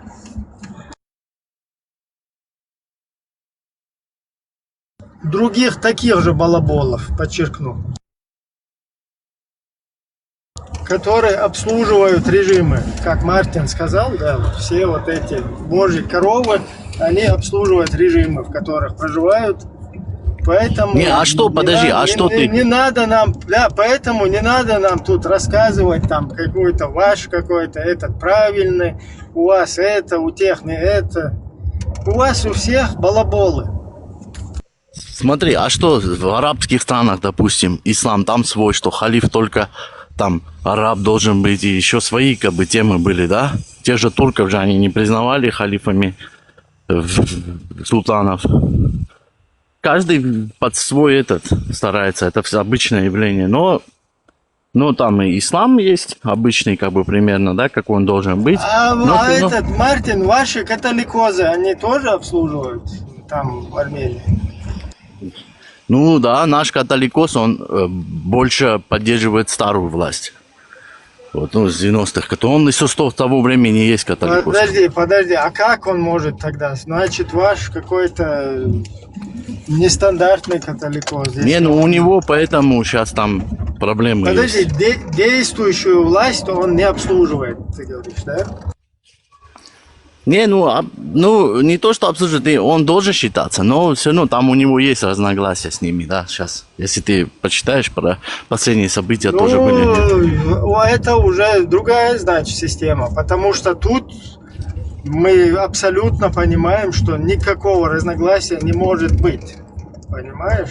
Вообще ни на сантиметр от курса государственного. Ну, Армения, она более такая, там свобода слова, все такое, ну, немножко отличается. Ну, значит, я поэтому тебе и говорю, ты же сам как бы пример привел, это везде одинаково. Значит, не одинаково везде. Ну, плюс-минус, понятно, одинаково не может быть, но плюс-минус везде. Ну, а как ты думал, что в стране будет какое-то религиозное движение, которое будет никак не связано с государством? Ты так себе представлял? Такой только Иисус, там пророки были, и то, что с ними стало. Я как раз таки ничего не представляю. Я как раз таки понимаю, что в диктаторских режимах, где тем более там религия, она влияет на государство, то 100% вот эти вот религиозные божьи коровы, они полностью соответствуют соответствует запросам этого государства. И ни на йоту, короче, они не могут... Возьми древних пророков, да, например, там, Иисуса остальных. Никто, апостолы Иисуса Христа, ученики, никто, например, своей смертью чисто вот так вот нормально, один только апостол из 12 выжил. И то там старостью куда-то там ушел. Там жил и до старости дожил. Остальные все или посадили... Я просто к чему эту тему? Тут у нас какая-то несправедливость происходит, потому что одних этих попов, короче, начинают гнобить, короче, это там Саала Лубянский, там 5-10. какой-то не такой, он неправильные вещи какие-то, скажем так, проповедует. А эти вот какие-то там самые-самые истинные. Алло, подождите, тут у нас что-то не сходится. Почему? Потому что вот в этих режимах там нельзя противоречить закону и курсу вообще государственному. В какой стране нельзя противоречить? Такого нигде нету. Ни в одной, ни в Европе, ни в самых демократичных странах. Там Еще раз. В Европе, в каких-то этих странах, где религия не влияет на государство и занимается своим каким-то духовным там делом, да, там, скажем так, лечит. Не мешает власти, если... Да, лечит людям, их вот это там нравственное, моральное, духовное состояние. Там понятно, что никто не будет, и никому это там вообще без разницы. Но в системах, где полная диктатура, да, там, уж извините, там по-другому это работает. Ибрагим, можно добавить? Мартин, ты из Армении, да, по-моему? Да, родом из Армении, да. Ибрагим, ты Нохчи, да? Да, Ибрагим. я чеченец. Ибрагим, смотрите, вот сейчас Мартин говорит, в любой стране нельзя идти против системы, скажем. Мартин, ты так сказал, правильно? Ну, не то, что нельзя, просто... Я с ним не согласен. Мартин просто, видимо, в других странах не был, он только живет в диктаторстве. Не, я говорю, Подожди, Мартин, в свободных странах ты не жил, поэтому тебе вот как раз это хотим объяснить. Артур говорит. Вот я это и хотел сказать, допустим, Ибрагим, если кто-то, ты знаешь, я смотрел вот про Армению, допустим, да, там вот эти все там, я не знаю, кто Пашинян, он хороший, плохой, это вам, армянам нужно, Армении нужно решить, народу Армении. Но то, что он делает с этими олигархами, которые пришли откуда-то, и просто несмотря, что хотят армяне, они хотели решить вопрос, что хотят другие. Не армяне, которые живут на этой земле, а другие люди, которым эта Армения нужна. Вот он кого-то посадил, там кто-то кого-то там не разрешил вылететь и так далее. Представьте себе, Ибрагим, сейчас ситуацию такую же в Чечне. Кто-то против Чечня, Россия большая, ты не сравнивай. 3-миллионную страну и 140. Я же не Россию. Чечня это Россия. Это Россия. Ну, это что, нельзя международное сообщество. Мартин, а ты можешь приехать в Чечню жить по законам России? Вот. Да. Ну, ты против Кадырова. Подожди, он говорит правильно, потому что Чеченская республика в настоящий момент самая бесправная. Поэтому он в этом плане приводит пример. Ты не можешь, нет, там находится, секундочку, да, я доскажу свою мысль, я извиняюсь, что я перебил кого-то. Чечня это самая воинственная республика, которая была на всем постсоветском пространстве, как бы против, ее не хотели отпускать, скажем так, когда вот всех отпускали с какими-то договоренностями. В принципе, тот же Совок и остался, как бы, да, на тот момент. Там были какие-то договоренности, как бы мы якобы сейчас строим демократию, как бы все такое. Ты идешь туда, ты будешь отдельно, нет проблем, вас отпускаем. Но при этом вы к нам привязаны, как бы. Это под столом было договорено. Чечня с этим не согласилась. Теперь в данном случае, как сегодня Чечня живет, она, получается, есть сегодня лидер Чечни. Не сегодня, это тот лидер был, который... Этот не лидер вообще никак, ни в коем случае, как бы там... Нельзя его воспринимать его как лидера. Но тот якобы человек, который был Ахмад, который он якобы возглавил лидерство и так далее. Все. И он продался. Это простым языком можно сказать, что продался. Это ежу понятно, что он продался. Опять же, продался. Почему продался? Он говорит, я, продаюсь, нет проблем, но этот народ, я знаю, как с этим народом работать. Я знаю, как там мыслить и что с ними делать так, чтобы они больше не шли против российской власти и так далее. И все, что происходило в Чечне. Но ты при этом, вот сегодня, ты не можешь приехать в Чечню и вести себя так, как ты будешь себя вести там, я не знаю, там, в Москве, где там армяне проживают, допустим, да, вот ты армянин, я не против армян, я говорю, там, Сочи, скажем так, ты не сможешь так себя вести в Чечне. Зачем просто так говоришь, Мартин? В Сочи тоже ты не сможешь себя вести так, как в Москве, есть договоренные свои законы, свои правила, как внутренние правила и законы. Это к России вообще никак не касается, никак не относится. Это было договорено изначально. Эта республика, да, относится к Российской Федерации, но законы, внутренние законы, как вести себя с этим народом, конкретно с этим народом, определяет тот, кто там властвует. Ну, сегодня якобы Кадыров, но опять же с позволения Всевышнего Путина, скажем так. Слушай, в любом регионе России свои есть правила небольшие. Нет таких правил. Народы разные. Нигде нет таких правил. Да. Нет. Нет. Даже русские отличаются. У тебя сегодня в Дагестане поставили Щукин, который вообще нахрен никогда в жизни не был в Дагестане. Он туда, нога никуда не вступала туда его, как бы, да, этого Щукина.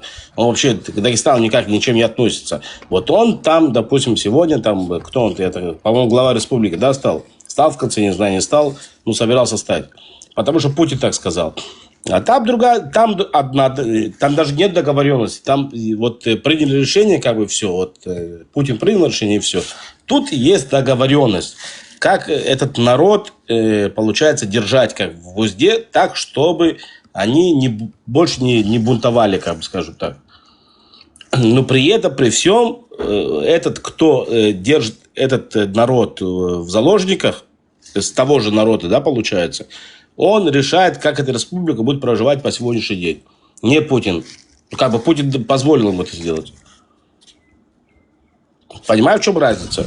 И если ты туда приедешь и будешь себя вести, тебе подает бородатый кадыровец, даст такой пострачек, Мартин, что ты... Слушай, я никогда в жизни не приближу. Я не лазик, чтобы себя вести как-то. Я сам кавказец. Я знаю, как себя А что ты мне... Я не лазик.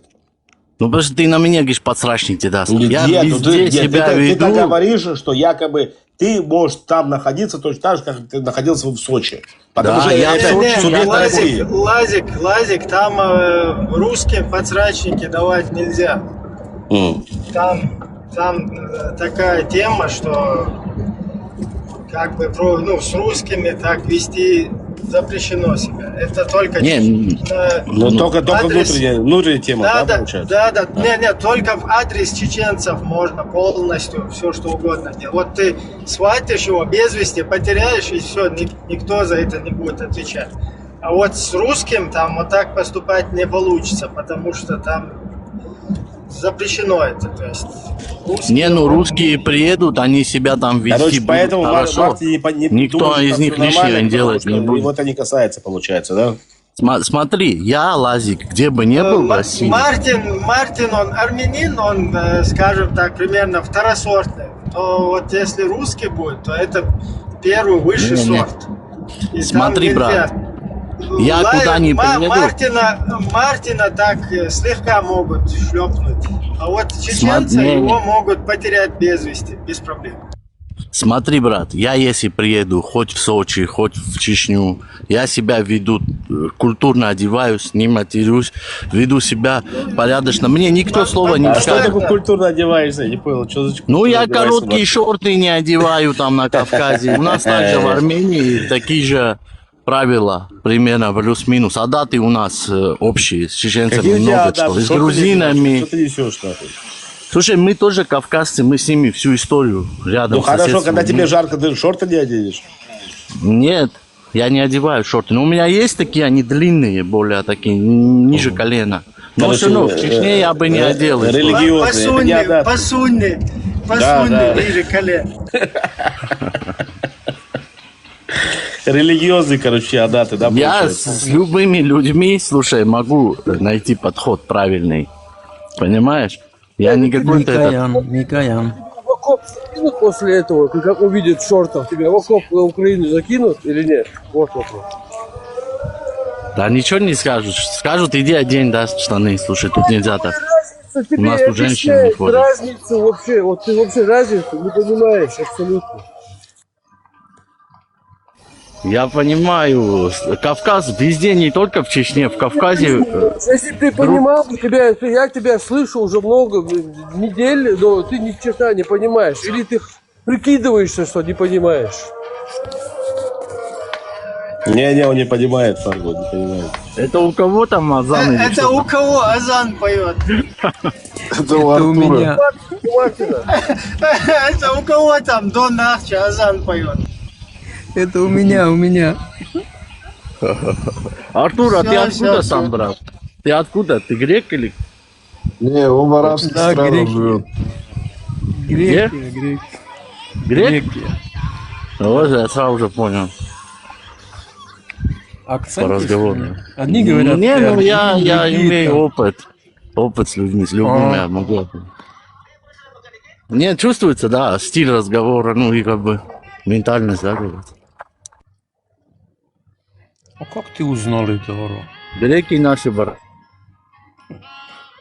Спасибо.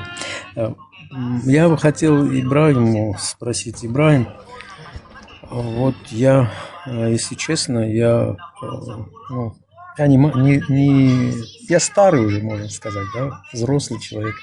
Но я никогда в жизни не подумал бы, что не мог думать, что когда-нибудь чеченцы будут покорными. Вот я имею данную ситуацию, которая сейчас творится, да.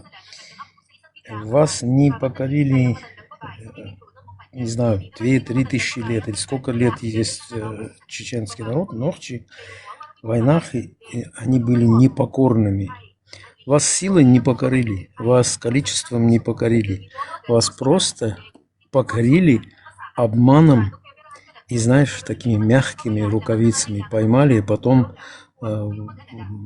получилось эти мягкие рукавицы ежовые, блин. Вот мое мнение вот такое. И это очень жалко. Да, я еще больше подчеркну, чтобы тебе тоже удобнее было. Да? Нас покорили религиозными приемами. То есть то, что не удалось сделать силой, то, что не удалось там делать какими-то благами, там, деньгами, скажем так, смогли сделать посредством идеологии. Вот не то, что даже покорили, скажем так, а тебе вот подложили свинью, да, и ты сам ходишь и себя проверяешь. Вот вообще от того хитрым образом это сделано. Вот сам человек ходит и бесплатно сам еще других хочет такими же вот сделать, да, там,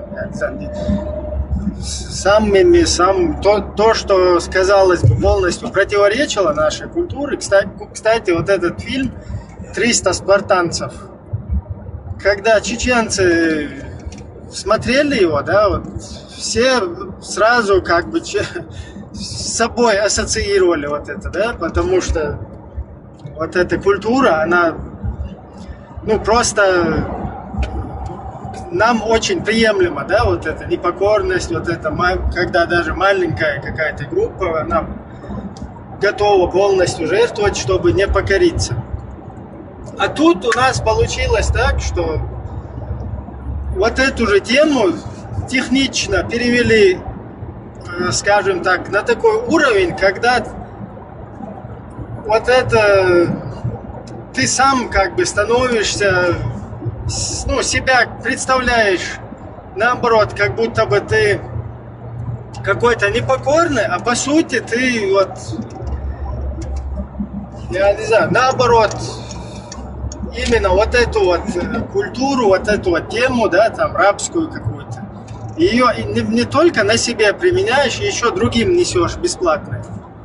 Слушай, брат. Вот поэтому мы хотим докричаться до общества и им глаза открыть. Алло, вот посмотрите, понятно, там у кого-то чувства какие-то там религиозные, у кого-то еще что-то там, я не знаю, сентиментальность или еще что-то. Просто вот глаза открыть, посмотреть. Полное противоречие, полное противоположность вот нашей культуре через вот эти вот идеологические приемы, ее таким образом к нам применили, что вот человек, ты ему объясняешь, пытаешься ему глаза, вот вчера или позавчера один пожилой чеченец был здесь. И ему четко там Хубал объясняет, как вот эту Софию, пророк там перебил, короче, ее брата, там, мужа, там, отца, близких. И потом себе ее как бы сделал объектом для удовлетворения своих нужд. И четко у него спрашивают, как тебе вот это. И тот начинает троить, короче. Я не знаю, надо пойти спросить, там, туда-сюда. Я сейчас не могу ответить, короче. И я вот примерно мысленно прокрутываю как бы в прошлое, да, лет 30 назад, чтобы его возраста пожилой человек, вот так, как он себя вел, да, четко не осудив вот такие действия, для меня это вот, ну, уже, я не знаю, вот менталитет, он уже конкретно хромает. И культура, и менталитет, и происходит это очень хитро, посредством подмены ценностей. Тебе заменяют твои ценности вот этой вот, короче, аморальной темой, да, и ты еще сам думаешь, что это там что-то ценное, пытаешься это оправдать, пытаешься спасти эту тему там, даже правдами и неправдами всеми. Короче, вот я сейчас много наговорил, примерно вот что-то такое, да, тут происходит. Поэтому мы вот пытаемся пробудить общество. Алло, да проснитесь. Что здесь непонятного? Изнасилование замужних ненормально. Это конченая мразь, кто это делает. Какие-то педофилистские, ПДФские браки, это ненормально. Уничтожение собственной культуры, подменяя ее вот этим вот бредом самым натуральным, каким-то посасыванием сиськи 5 раз, чтобы стать каким-то махрамом, там, молочным братом. Это ненормально все это. Вы что, куда вы суете это все? Враждовать с иноверцами, да, с другими конфессиями на ровном месте, абсолютно без повода на это, да, потому что тебе он предписал кто-то там. Тот же, кто тебе предписал Аль-Бурака, который на 7-е небо взлетел, там где-то торговался насчет сколько молитв делать, короче. Оттуда же с 7-го неба на землю течет Нил и Ефрат. Проснитесь, люди, алло, проснитесь, перестаньте, оставьте это на уровне там духовное, оставьте где-то там на уровне духовного. Не тащите это все, не уничтожайте собственную культуру, собственную историю, собственный быт, самобыт. Вот такая вот у нас тема, это как бы пытаемся достучаться. Я вот хотел бы посмотреть, если бы неожиданно там нашелся бы какой-то хадис там скрытый, который вот там в пещере там, где Мухаммед там получил этот пророчество от Джибрила, где им нужно один раз в день на бутылку садиться, как бы, мне было бы интересно посмотреть, они бы это бы пропускали бы тоже там мимо ушей, или бы реально бы там бутылку себе там прикупили бы. Слушай, смотри, сегодня заметил вот эта Елена, ухтышка Елена, которая здесь была, она там что-то пробросила, я когда сказал про вот это 424, там изнасилование, туда-сюда, тема пошла, она резко там на себе тельняшку порвала и говорит, таких мужчин надо на кол, блин. Я вдруг вспомнил древнюю русскую культуру. Нифига себе, это вообще... Да, на самом деле, сейчас опять скажу, скажите, Мартин, опять защитник ислама. Смотри, на самом деле, вот за историю, да, к этой религии, и вообще к любой религии, которые вот такие мудрые писания, возьми там христианские, еще что-то, это не так просто найти какие-то такие изъяны. Там все Это люди не глупые, это все придумали, да, как в Коране говорится, если ты такой умный, если это выдумка какая-то. Ну, напиши такой же один аят, пусть хотя бы там кто-то уверует в это. Мартин, у меня вопрос к тебе. Вот допустим, такого нету. Вот если Иисус Христос сказал бы тебе каждый день на бутылку садиться, ты бы садился бы? Смотри, если бы в этой религии такое было бы, в любой из этих 3 религий авраамических, допустим, это бы уже давным-давно бы сказали... Подожди, Нет, люди бы разочаровались. Я тебе просто, смотри, пример привожу, понятный, например, что для тебя Я тебе неприемлемо. отвечаю, ты не слушаешь мой ответ. Да, для меня неприемлемо, например, вот те другие вещи, которые для некоторых приемлемы, а вот для меня неприемлемы. А для меня то же самое, что на бутылку каждый день там... Смотри, я понимаю, вот насчет девушек, вот это брать наложниц, еще что-то, это военное право вообще. Просто в других странах, например, у христиан или у остальных народов, это не на религиозном уровне было это все, но это было в стране. Священники, они сами в Священном Писании это не написано, но и в ислам входит и политическая, эта книга и политическая, как управлять, как делить наследство там про все есть, понимаешь? А у христиан, например, это нету в религии, но это сами книги есть, поэтому. Извини, что перебиваю, Мартин. Можно спросить у тебя, ты точно армянин? Я чистокровный армянин, брат. У меня даже нету. У нас, Артур, у нас тоже вот такое, как у тебя, чувство когнитивного. Не, смотри, и что, Артур? Ибраим, я почему спрашиваю, смотри, если ты не знаешь историю свою, что я знаю свою историю, и твою знаю. Народом, что с твоим народом, с моим народом сделали, допустим, да, то это очень большая беда. Ну, я знаю, сделали, смогли, сделали, ты надо было быть сильным, мы должны были делать. Если мы не смогли сделать, сами сделали, это наша вина. Вот что значит смогли сделать? Жизнь такая, закон джунглей, кто сильнее, тот и прав. То есть ты оправдываешь? Греки, когда полмира захватили, убивали раньше. Это могли сильные быть. Артур, Мартин не хочет для себя он не хочет вот эту идеологию, вот это. Он хочет ее для чеченцев, понимаешь? А вот для армян он не хочет вообще, для себя и там для других. Но вот для чеченцев, да, он будет и греков обвинять там, я не знаю, и евреев, и всех кого угодно, и самих армян будет обвинять, чтобы вот нам попытаться эту тему навязать. Мы его уже давно слушаем. Он не знает, что делали с людьми, которые жили, вот, скажем, про 15 век. Резали просто животы женщин, вытаскивали детей и сажали на кол. Это история, это же никто не может отрицать, что это было. Какими законами они действовали, что делали такое? Они не убивали просто, вот пришел, убил, все, резали просто живот, вытаскивали ребенка у беременных женщин. Это причем это, я не знаю, это, наверное, я не знаю, животные вообще, на беременных животных, допустим, волки нападают, может быть, или там, не знаю, другие животные, это, честно, я не знаю. Кстати, думаю, что нет, наверное. На нас тоже эти методы применяли, вот я отлично знаю случай Первой русско-чеченской войны, 94-96, Второй русско-чеченской войны в 99 году, это в районе окружной, Октябрьский район в Грозном. Я сам этого, дедушку помню, Хас Магомед, короче, вот его невестку, его сына, их всех, короче, загасили.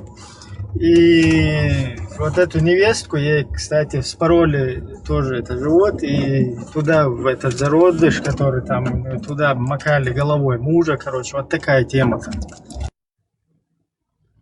То есть это и сейчас применяют в современное время.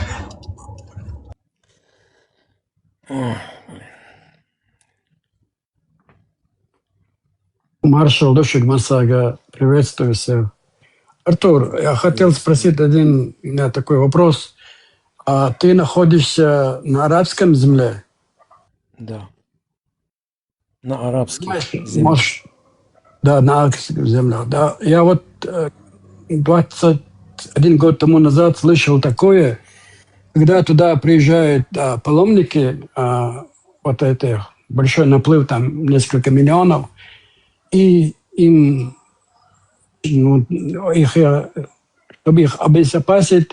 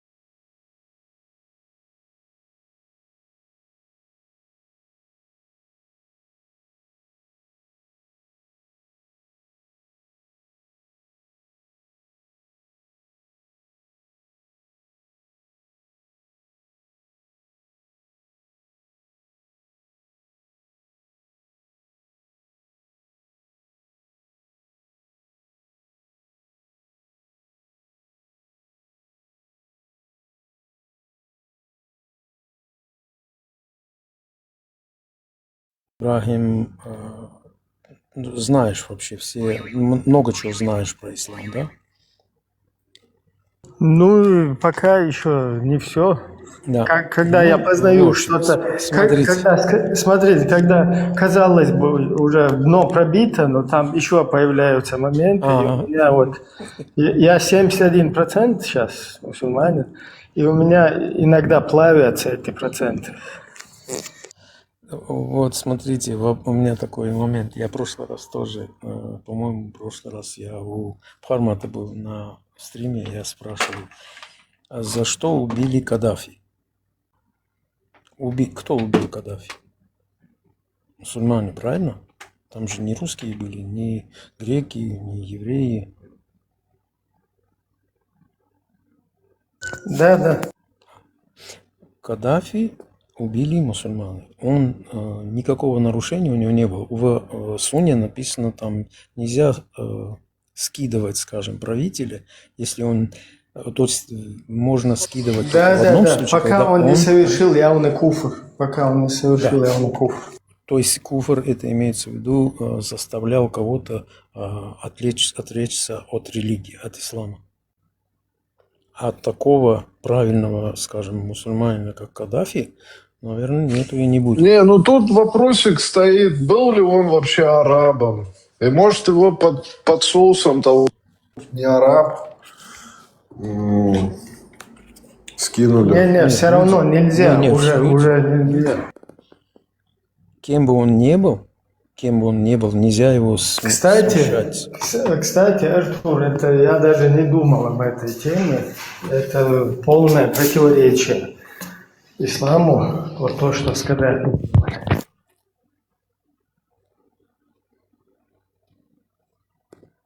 Каддафи арабом был вообще?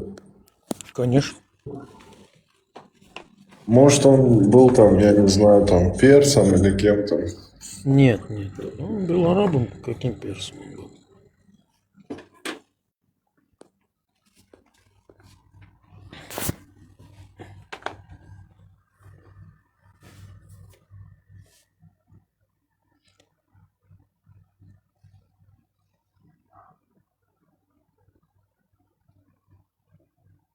А по Корану вообще, если Муртадом, они его назовут, могут скинуть вообще? Может, по такой теме они двигались? Нет, Тогда они можно. двигались просто чисто... Да, они двигались чисто за бабки. Взяли бабки и двинулись. И также, смотрите, сейчас Сирия, допустим, что творится в Сирии. Вот этот, который Шар, который резал сам собственноручно головы, резал людям. Сейчас он везде, он, пожалуйста, в Америку, куда хочешь, он ездит сейчас. И причем он принимает все, скажем, требования, которые выставили, допустим, те же израильтяне, американцы. Он не имеет права там оружие массового поражения иметь, там и так далее, и тому подобное. Все оружие сейчас американское у них, у армии, у всех военных. Вот. Короче, он свой. Его они создали и сделали все, что они хотели. И теперь он вообще как бы подручный, скажем так. Возьмите любую арабскую страну, любую. Возьмите и посмотрите, где у них есть, скажем, законы шариата. Нету. Не найдете ни одного. Вроде Афганистан чуть-чуть двигается в этом направлении. Ну, может быть. Они не арабы, они не арабы. Я говорю про арабскую страну. Ну, допустим, таких законов, такие правила, как, допустим, в Чечне, как себя люди ведут сейчас, да? Ни в одной арабской стране люди себя так не ведут. Типа, сбрили усы все поголовно, там, мечеть, там, каждый 5 раз в день поголовно. Ну и в тяжкие не пустились еще, но когда почистят мозги чеченцев и будет чисто исламские шрифты там, ну и тяжкие пойдут, то же самое будет, как в Афганистане. Но я надеюсь, что этого не будет. Я очень надеюсь.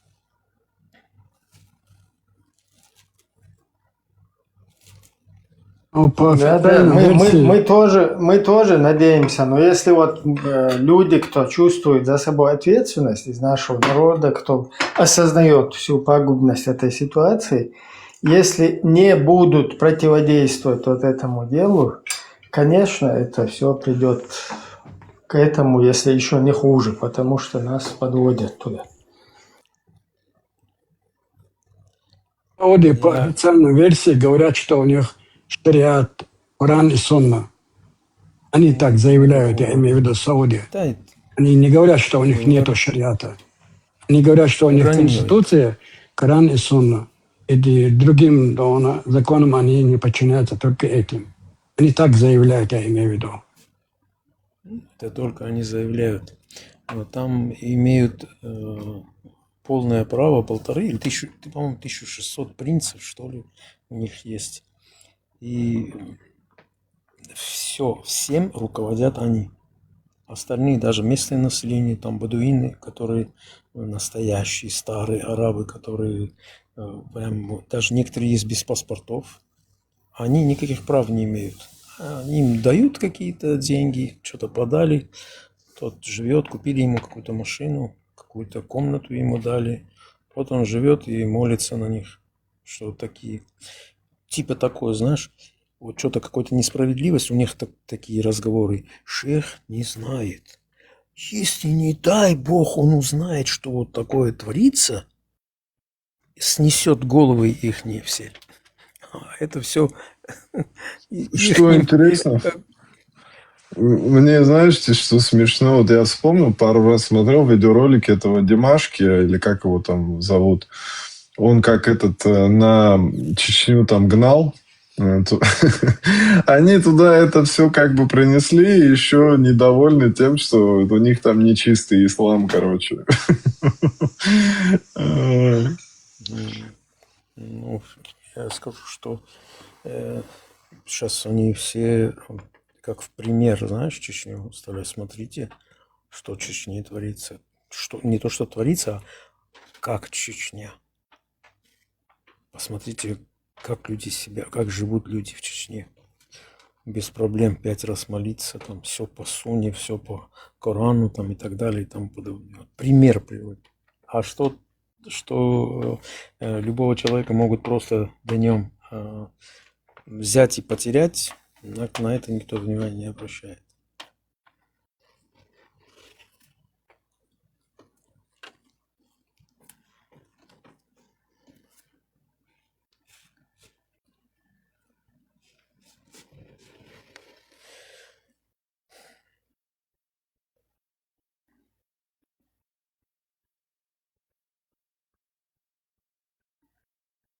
И чё, как вообще, какими тебя этими ветрами туда занесло?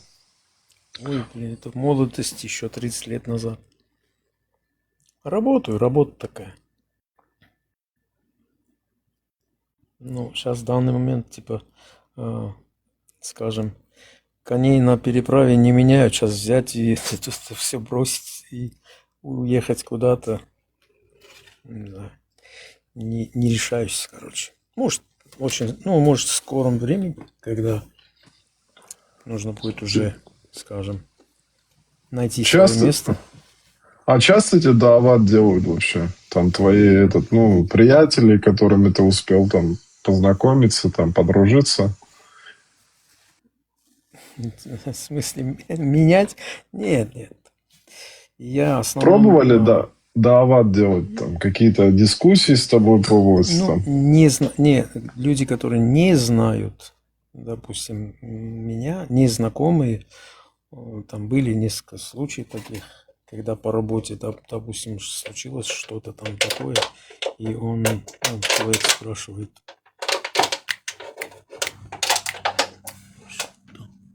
человек у меня спрашивает, что будем делать? Что будем делать? Я говорю, будем менять за наш счет. Типа того, я буду менять за свой счет это все. Потому что, скажем, вина наша. И он говорит, нифига себе, типа такой, ты такой хороший человек. И через час где-то приходит, кто-то от него приносит чай, туда все, сидят, пьют. Я слежу, чтобы это все поснимали, короче. И он приходит потом. Ты очень хороший человек, ты правильный человек. Он знает, что я христианин, что я не мусульманин. Тебе, мне кажется, пора принять ислам. Я говорю, нет, еще не время. Такие случаи, знаешь. Они же считают, что если кого-то приведут, то все, прямая дорога. Но они не знают, что есть, как заранее уже решено, куда он пойдет. Хоть он 20 человек приведет в ислам, если предначертано, что он пойдет. Да, предопределено. Да, предопределение. Очень многие понятия не имеют, что это такое. Понятия имеют. Кстати, по поводу Чечни, я думаю, что ислам продвигается в Чечне чисто из-за того, что молодые люди имеют большое уважение к своим родителям. То есть, что делает отец, он тоже повторяет. Как может мой отец сделать что-то неправильно? Как я могу пойти против своего отца? Само собой, не углубляются. Им не дают. Молодежи не дают углубляться до конца, допустим, знать все, что есть там в этом. Я так думаю. Я не знаю, может быть, я в чем-то не прав. Но я думаю, что так. Что, найдешь, наверное... Там, знаешь, Артур, это поначалу, да, когда подсаживается человек, его родители собственноручно, которые проповедовали ислам, да, который у нас прижился, вот на что-то подобное сами пытаются подсадить, да, своего домочадца. И истины же не знают там многие.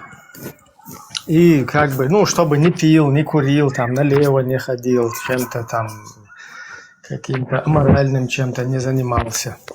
А тут у нас же не понимают, что вся эта прелесть, она тут и находится как раз-таки. То есть ты в ловушку заталкиваешь, а потом тот начинает это все изучать. Там как дедуля свой, папа там какой-то. Не сидит же человек, у него со всех утюгов это льют на него. И он вот начинает дальше, и таким образом такая игра в поддавки у нас происходит. Неумышленно вот так все способствуют тому, чтобы вот туда заталкивать. И тут еще один фактор, да. Когда у нас этот ваххабизм, истинный ислам появился изначально, его вообще там, он был замаргинализирован. То есть их вообще там, что за ваххабит, там бородатые, там какие-то 5-е, 10-е, вот так небрежно относились к этим. И только когда там установили вот этот режим сегодня существующий, только вот таким, скажем так, методом удалось это насадить, что никто теперь не может. И это как бы тоже по-хитрому сделано. Такой, с приемом якобы борьбы, да, с ваххабизмом, с шайтанами, как их там называли. Вот на этой теме, да, как будто бы, мы там с шайтанами боремся, там, с ваххабитами, туда-сюда, и потихоньку всех, наоборот, как раз-таки на этот шайтанизм, ваххабизм туда и подсадили. Как бы такой диссонанс там. Вроде бы пациент, он там шайтан против шайтана, всяких ваххабитов, и сам он туда вот аккуратно, скажем так, приобщился. Там из того, что мы практиковали, да, там вот эти религиозные какие-то особенности, полностью противоречащие исламу, да, там какие-то ритуалы, скажем так, маулиды, зикры, вирды. Там осталось из этого почти ничего, там 3-4 каких-то действия, и то молодые это их практикуют только с оглядкой, короче, на то, что система, все еще не перешла, да, полностью не переключилась на вот этот ваххабизм. Те же самые бороды, то же самое сбривание усов, те же самые хиджабы, то же самое хадисы, сунна, короче. Эту тему вообще мы не знали. И те, кто об этом говорил и вот так себя вел, это были как раз-таки ваххабиты, шайтаны, то бишь шайтаны. И вот, короче, там очень хитро, тонко все работает. Я просто, подробно слишком углубился, да, пытаясь прокомментировать это. Вот как-то так это там работает. И это именно с подачи вот этой вот насажденной там вот этой политики, да, там 1600 мечетей настроили нам, потом везде вот этих вот агентуру эту понасаждали нам, понапичкали, которая из всех утюгов вот эти вот вещи там проталкивает. И люди сегодня, да, там многие понимают уже, что это за, скажем так, что это из себя представляет, что это лицемерие, все, что это вообще там как бы неприемлемые вот эти дела. Но из-за того, что люди не могут открыто это критиковать, получается так, что следующие поколения, они, если все как бы даже у себя дома не могут это покритиковать, и каждый должен об этом позитивно так отозваться, да, чтобы не навлечь себя внимание существующего режима, то вот это молодое поколение, оно думает, что это так и есть, если ты не можешь это ни дома, нигде как бы поставить под сомнение. И все вот так вот движутся в этом направлении.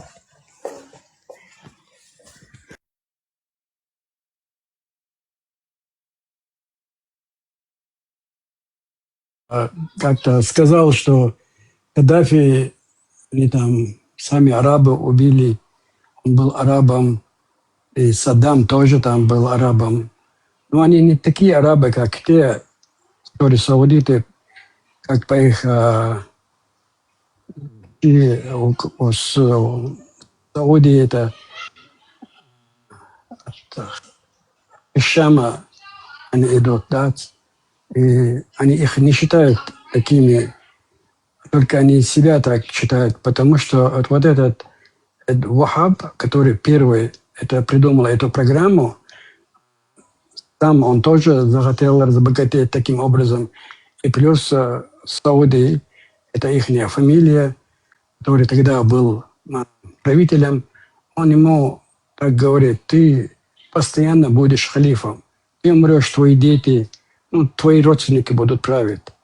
И параллельно он будет подгонять народ под 7 век, и это я буду там говорить, что это от пророка, все. И мы вот такую программу построим. Все время ты будешь халифом, и я параллельно буду тоже в духовенстве, и его потомки тоже. Поэтому на них это не действует. Курайшиты, они самое главное там. Остальные вот так просто названные арабы. Там же в самом Сауди-Арабии тоже есть арабы. Они не правят, только это каста такая Сауди. И они провозгласили этот Арабию свою под их имя Сауди. Вот так они живут. А другие регионы, Ливия, там, Ирак, это не так уж важны для них, что как они сами себе важны. Такого в Саудии невозможно, чтобы такого было. Если даже кого-то отравят, просто отравят, поставят для его родственника, сына или там, не знаю, внука, так это вот длится. Не так, как в Ливии или в Ираке. Они на других по-другому смотрят. Я могу добавить еще. Допустим, в Саудовской Аравии министр обороны является не саудитом. Это, Саудия вообще это страна одной семьи саудов. Сауды это фамилия, как вы сказали. Сауди это семья. Фамилия семьи, короче. Это страна саудов. Скажем, там, семья Афанасьевых. Грубо вот так, короче, звучит. Вот. У них министром обороны является гражданином, как вы можете догадаться, Пакистана. И все время так было. Вернее, не все время, а как только несколько раз произошли перевороты во главе с министрами обороны страны, потому что министром обороны раньше был один из принцев. Когда-то принц проснулся, да пошли все нафиг, я буду королем, короче, и пробовал снести правительство. И его решили, короче, что министром обороны будет пакистанец. И очень много пакистанцев служат, именно охраняют семьи этих саудов, короче, чтобы не было этих переворотов. Из-за этого, по-моему, если не ошибаюсь. Типа, почувствовав вот эту вот военную силу, да, там могут резко переворот. Ну да. Конечно, пробы были такие не один раз. И, по-моему, по совету англичан просто военными командует генерал-пакистанец все время. После, по-моему, 50-х годов, что ли. Несколько раз были пробы переворотов, попытки переворота, и после этого все, ни одного принца, ни одного сауда нету в генералитете, скажем так. Ну, они, само собой, этот министр обороны подчиняется прямо к принцу, подчиняется. Еще вопрос такой, еще дядя еще не умер, а тут уже принц рулит и руководит всей страной. Это тоже как бы не по-ихнему. Это единственный раз такое случилось. До этого, пока не умрет, никто не может, другой не может рулить страной. Или там, бывало, несколько лет держали почти мертвого человека под системой. Это очень часто так делают они в многих арабских странах под систему и держат там год. Если отключить, он умрет человек, да, они не отключают, пока сам уже и система не помогает, умирает человек, потом только хоронят. Ну, подводных течений очень много, очень много. Как и, мне кажется, как и везде.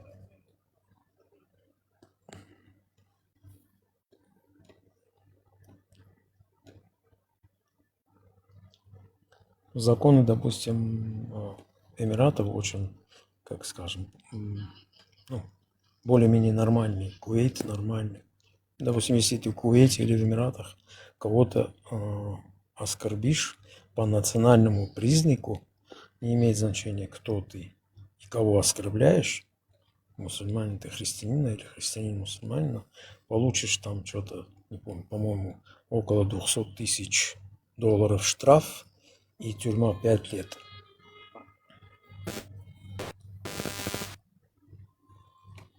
Имеешь в виду, что они араба посадят, да? Да, да, да. В Саудии, наоборот, тебя посадят, если даже ты пострадавший. Если ты... Да, есть такое, да, есть такое.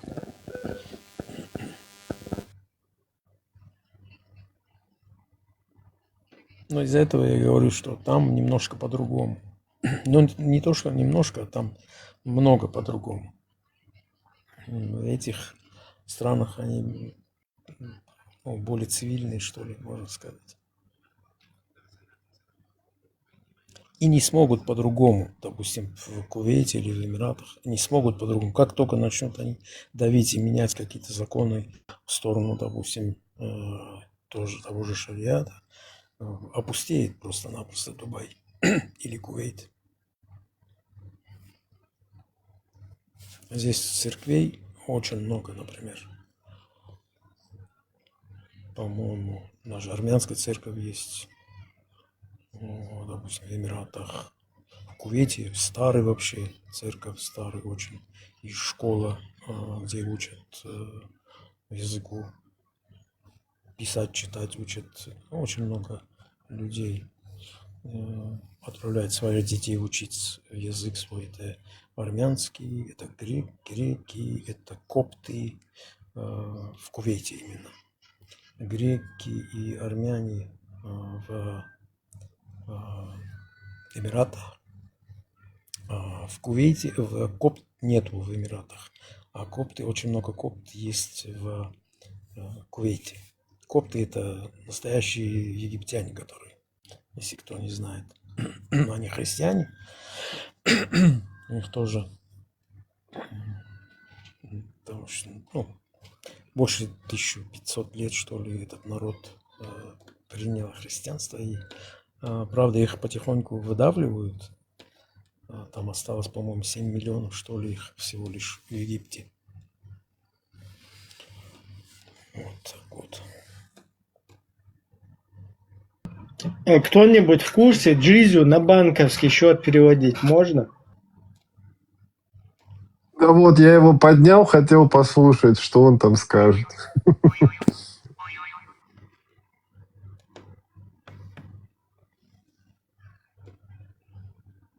Счет скиньте, куда джизю переводить. Швейцарский, может, можно.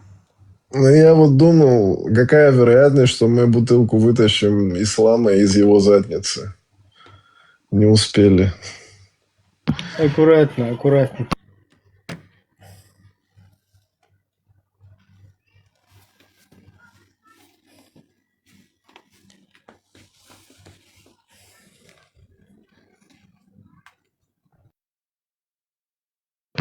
Так, у нас гость Мисль, я не знаю, извиняюсь. Говорите. Добрый день, ребята. Я как сейчас вчера, не помню точно, по-моему, у Ислам ТВ я был в эфире дневном вчера. Ну, меня зовут Борис, я израильтянин, родом из Грузии. Ну, часто так, не активно, но присутствую и слушаю ваши беседы, обсуждения. Ну, во-первых, хотел бы сказать, что всегда приятно слушать мыслящих людей. Ну, и я вот тоже, соответственно, своему никнейму, названию тоже пытаюсь мыслить, и вы очень помогаете в этом, могу признаться. И хотел бы вот один немножко такой реверс сделать. У вас была интересная тема по поводу Чечни, да, вы вот беседовали, да, о процессах, которые там происходят. Так вот, что я хотел сказать, знаете, вот, может быть, это не совсем реально на данный момент, но вот я такую вещь вижу, происходящее в Чечне. Дело в том, что в самой России довольно шаткое положение, и вот те финансовые проблемы, которые в России возникли в соответствии с войной, там, и в будущем будут возникать, да, все эти санкции и все такое, я думаю, что вот в Чечне кто-то активно действует на то, чтобы открыть себе второй банковский счет, то есть проявить себя перед саудитами и перед вот теми, кто этими процессами управляет, настолько активно, чтобы обеспечить себе финансирование еще дополнительное с той стороны, в случае, если с Россией внутри пойдет провал, ну, вот так сказать. Ну, вот у меня вот такое впечатление. Ну, это не спасет все равно. Хотя, да, такие там попытки будут. Да, ну вот я вот такой призме, знаешь, увидел, слушал ваше обсуждение, было вот несколько мнений, анализировал даже, Артур, да, по-моему, если я не ошибаюсь, да. Очень интересны эти процессы. Ну вот я как раз как бы, слушая вас, заметил вот такой вот отблеск в этом во всем, потому что можно смотреть на это глобально и только глобально, потому что навряд ли, чтобы эти процессы происходили именно в микромасштабе каких-то внутричеченских там терок и так далее и тому подобное. Это гораздо шире, я думаю. Ну, а всякий интерес упирается в деньги, так что, скорее всего, может быть и такой тоже расклад.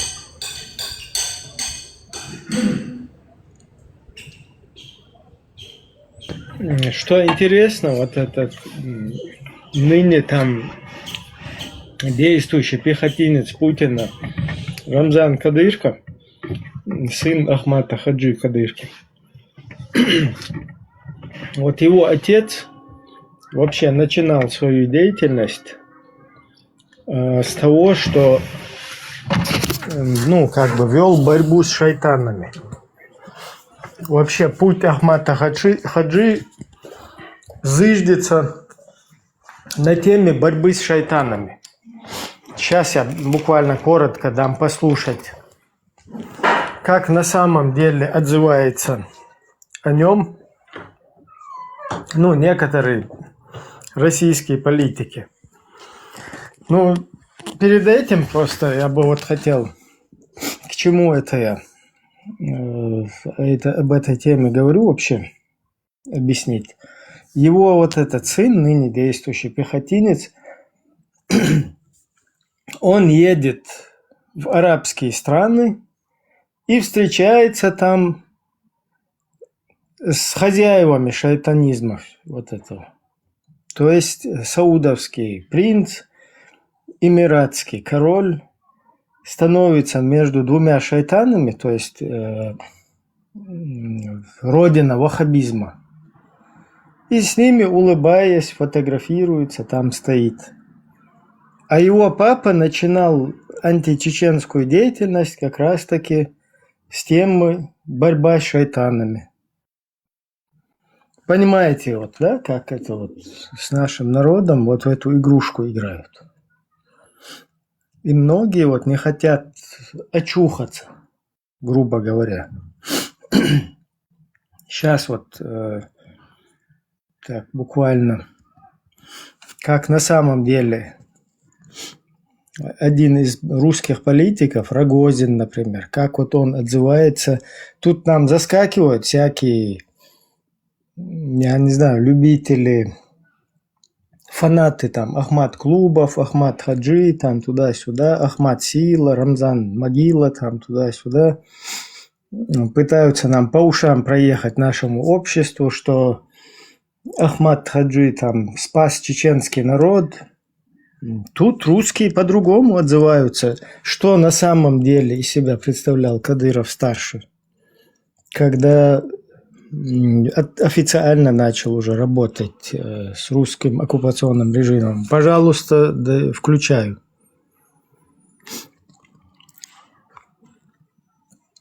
Так, один момент. У меня тут...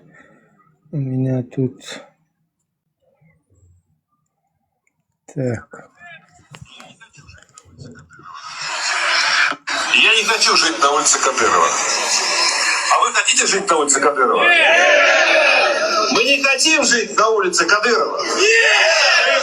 И почему нас заставляют жить на улице Кадырова? Если мы сегодня согласимся с тем, что одна из московских улиц будет названа в честь человека, который объявлял джихад русскому народу, России, кто переметнулся на сторону федеральных сил только перед угрозой вооруженного штурма города Гудермеса. Перешел не от силы, а от страха. Если мы согласимся с этим сегодня, то новый Арбат будет называться Новая Тагил. То есть нам тут рассказывают, что путь Ахмата Хаджи, он появился не от силы какой-то, или не от какой-то там, я не знаю, идеи там и так далее, а от того, что от страха, когда Гудермес штурмовали там говорят Ахмат Хаджи и переметнулся, цитирую русского политика. Короче, вот так вот у нас ситуация вот такая. А нам тут, какой-то Кадыров всемогущий, там в Европе где-то, по всему миру, где чеченцев там убили, да, ликвидировали. Это какой-то Кадырки, который в селе где-то у себя там в Катухе выросла. На него перекидывают все вот эти убийства по всему миру, которые происходят. Как будто бы это не через посольство российские все, не через эту тему проводится. Нам пытаются тут всему миру показать какого-то пупа земли, который там вообще бублик сказать не может, а чем-то его там напоили уже, траванули.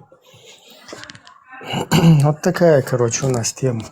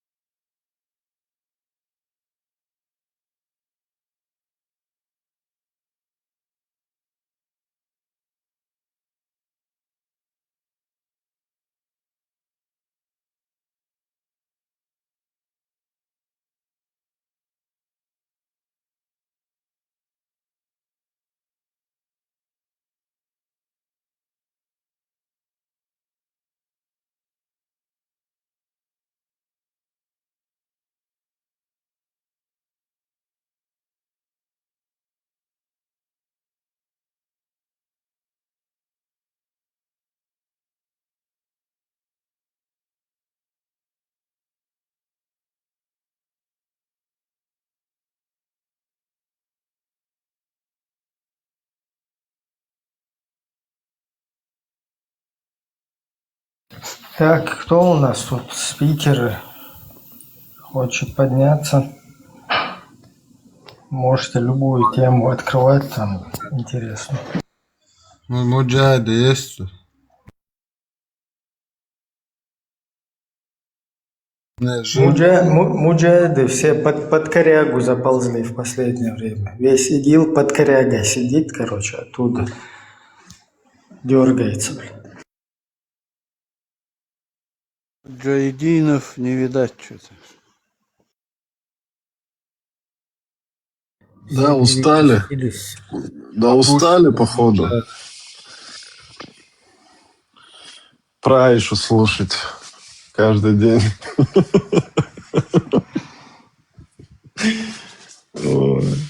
Скоро каждый будет знать эту историю.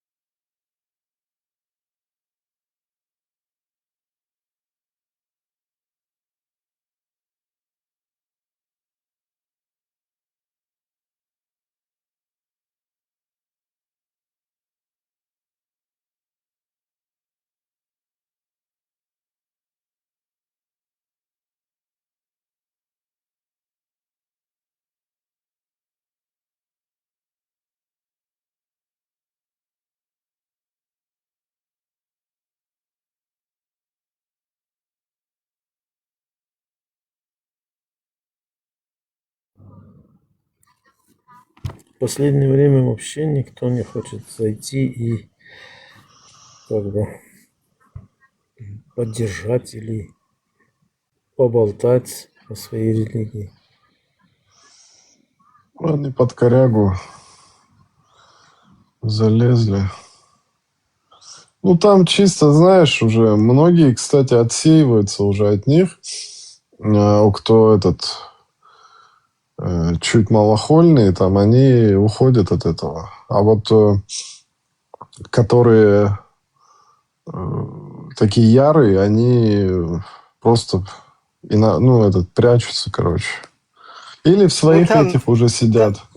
Там есть те, кто по работе, там есть те, кто уже в дерьме по горло, уже заднего хода от этого нету. Там по-разному, короче.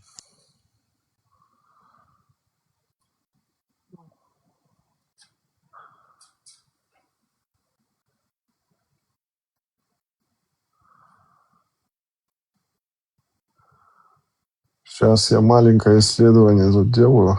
Кое-что сейчас буду зачитывать интересное. В основном этих полезных идиотов всех зашугали.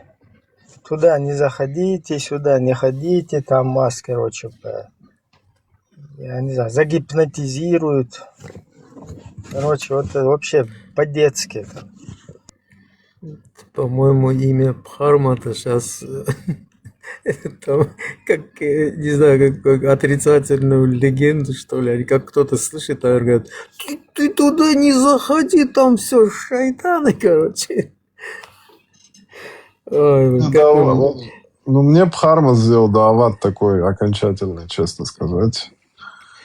Нет, у меня изначально тоже, как у Ибраима, было там 71-73%.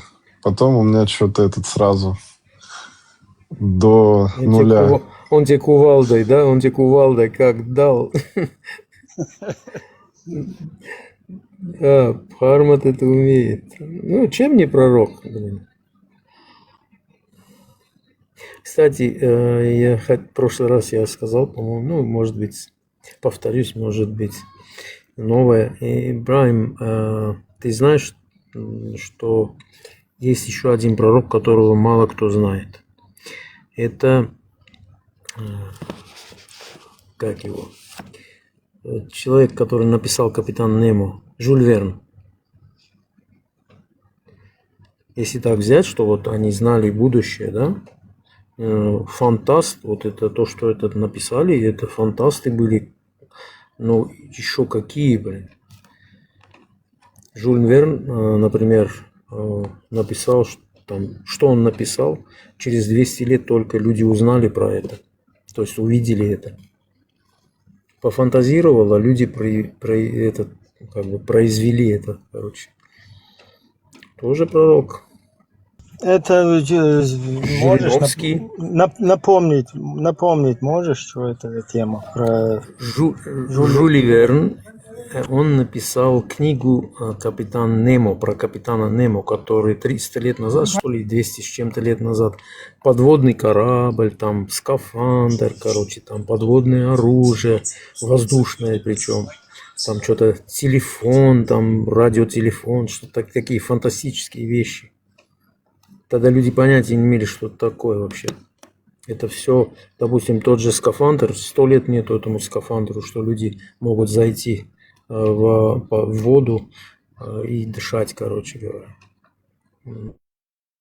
Корабль, может, ему Аллах подсказал. Вот. Я и говорю, что есть один пророк, которого немногие знают. Я про это и говорю. Причем он серьезные вещи сказал, и это Жириновский. Джохар Дудаев. Жириновский про войну в Украине даже во сколько часов. Джохар Дудаев что сказал? Что русские с украинцами еще схлестнутся.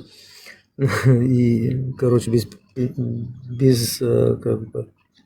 перемирий, что-то такое он сказал. О непримиримых.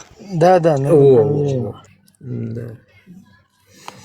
Так что у нас очень много их, Не зря говорят 120 тысяч. И как Пхармат А вот сказал, Ленин тоже пророк. Нет, тот Давайте вообще, нет. посчитаем всех. Тот Вот Ленин, вообще. труп у него не гниет по сей день. Да, вот это точно. У него копчик точно не гниет.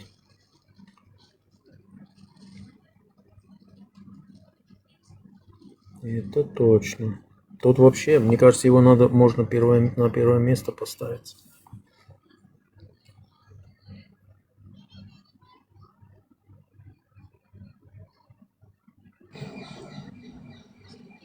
У Джохара хватило мужества это выговорить, все эти планы русских. Они же на десятки лет вперед ставят планы, там вот это сделаем, потом вот это сделаем, ну как шахматы.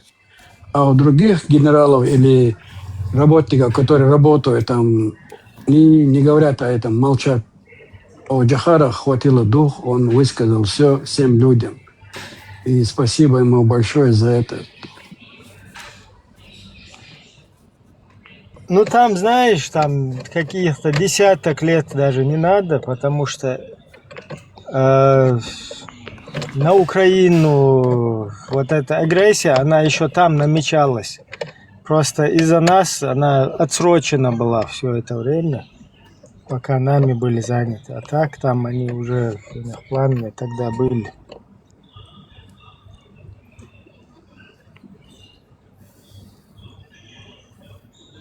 В Афганистане 10 лет они там. Потом, наверное, был план, конечно, создать заново Советский Союз. Но не получилось у них этого. Смотрите, я вот все постоянно читаю этого Касыми, там, что в его книгах было, и постоянно что-то новое нахожу. Вот, например, он тут пишет про молитву и поклонение. Что это самообман и обвинение Богу. Молитва – это не возвышение, а попытка заставить Бога изменить свое поведение или существовать по-человечески. Это разговор с самим собой и проекция человеческих нужд.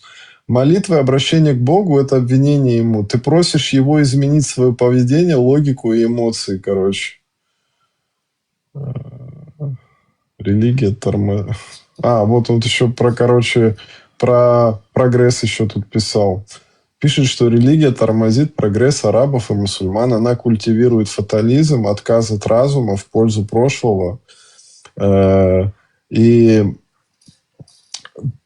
тут на английском традиции и звуковое, многословное, но малоэффективное мышление, короче. Он говорит, что арабы звучат громко, но не действуют. Религия исторически плохо продавалась. Люди верят не в лучшее и не в мораль, а в то, что громче, лучше отзывается на уставшие нервы. Кстати, меня тоже подловили, когда чуть не затянули в это, когда я вот уставший был, такой как бы, да, от всего. И думал, может, у меня проблема с моим иманом там, или в том, что я не глубже погрузился как-то в религию. Меня, кстати, тогда чеченец подловил и чуть не задаватил меня там в Америке.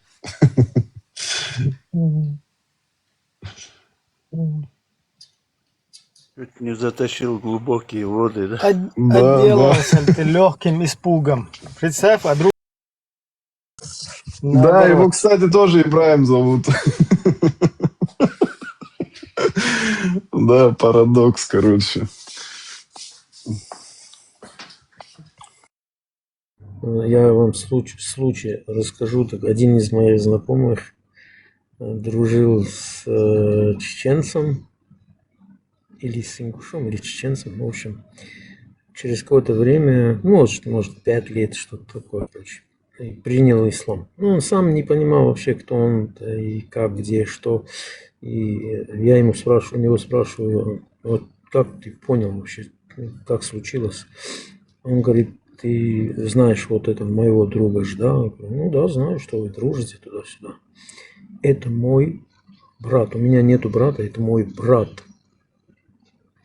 То есть у них отношения такие, скажем, и по работе, там, и человеческие, наверное, чеченец или ингуш, он чисто как горец относится к дружбе очень крепко, скажем, да, без всяких других мыслей, без подвоха, без, скажем, как правильно сказать, короче, не левые движения, не правые движения, короче, прямолинейно. Бескорыстно. Вот, Да, бескорыстно. подтверждаю, тот парень, вот, который меня... Да, говори потом. И он не из-за того, что он узнал, что такое ислам, как это все, что, а не из-за того, что вот его такой близкий друг, с кем они прошли огонь и воду, все, он не принял. Я ничего не сказал. Что скажешь тут? Ничего не сказал. Иди, учи там и так далее, там подобное, или читай, или что-то такое. Ну, когда-нибудь, может, он прочитает. Вот тот парень, который меня чуть не задаватил, вот что сказать, вот, то есть, ну, это мое мнение, хороший семьянин, порядочный, да, там, при хороших там понятиях, там, работяга, скажу так, все у него там отлично, но вот большую часть... Вот единственная тема, на чем, кстати, вот даже меня это как-то притянуло. Чересчур он там постоянно эти уроки включал, там мне скидывал там в день, там, я не знаю, там по 5-6 видосов на эту тему. Включал там на своем приусе, короче, на всю улицу там слышно было, там вот эти арабские шейхи, которые там... Записывается благодеяние, как пирамиды играют. Не понял, Бхармат, что ты сказал там, тебя плохо слышал. Записывается, Харипост записывается благодеяние. Да, как бы с этим у него вот единственный момент, и, кстати, что меня затянуло там именно в сложный такой период у меня был, я думал, может, проблема в том, что у меня что-то не то вот в религии, там то, что я не погружен в нее и все такое, короче. А так все у него было, короче, по всем этим нормальным канонам. Мое уважение просто вот эта тема слишком, короче, она в умах находится. У многих моих там, знакомых, приятелей там и в Америке. Они, наверное, и дома у себя, я не знаю, не хочу брать как бы грех, но у меня сомнение, что он дома там, в Чечне там или где. Я на таком... отпустить грехи, не переживай, я отпущу. Да, на таком уровне, короче, что он прям вот как в Америке на этой теме, короче, был. Сомневаюсь, что он на таком уровне. Там все уроки какие-то, постоянно всю дорогу там работает на доставке или на что, постоянно включает, короче, и слушает. Если какая-то проблема, значит, Аллах ему там испытания какие-то посылает. Если там... Испытательщик хренов. Да, что-то не так, опять там он виноват сам, что Аллах его так наказывает. Есть у меня знакомый хороший. Я один раз спросил, я говорю, вот ты после молитвы, вот когда молишься, успокаивает это тебя, там, отвлекает от всех этих проблем, или там, вообще что ты чувствуешь? Он говорит, я с родителями общаюсь. Я сейчас это думаю, просто в то время меня, короче, на эту иглу посадил Бхармат, если он слышит, вот. Что я начал интересоваться, и раньше мне как бы, делают и делают. И он мне говорит, что он общается с родителями. Вот, допустим, сейчас, если бы было, я, может быть, что-то сказал, но раньше я ничего не сказал. Я думаю, отлично, у человека умерли родители, он с родителями общается. А вот интересно, вообще Ибрагим, есть такое, когда во время молитвы там что-то такое, общение с родителями или там с близкими, которые умерли? Нет там такого, потому что... Это есть в каких-то, ну, традиционных исламах, там, скажем так, каких-то народов, да, что всякое вот это, как в фильме «Привидения», да, там духи туда-сюда, но в истинном исламе такого сразу затакфирят за 5 секунд. Я понял. Мне очень жаль будет, если он узнает, многое узнает. Этот человек очень хороший, действительно очень хороший человек. Вот. Мне будет очень жаль, если он узнает до того, как уйдет иной мир. Ему это будет очень тяжело, мне кажется. Вот у нас, например, как Ибрагим говорил, есть саадаха называется. Это в честь умершего закалывают животное, раздают мясо, там, приглашают родственников, там это несколько... Раздают 7 домов, да?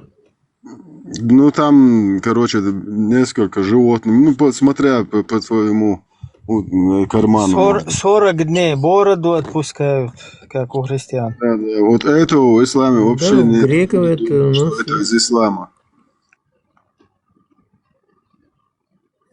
Раньше у нас каждую неделю, четверг, до захода солнца раздавали, кто может раздать пирожки, рис, или конфеты, или соль, или сахар.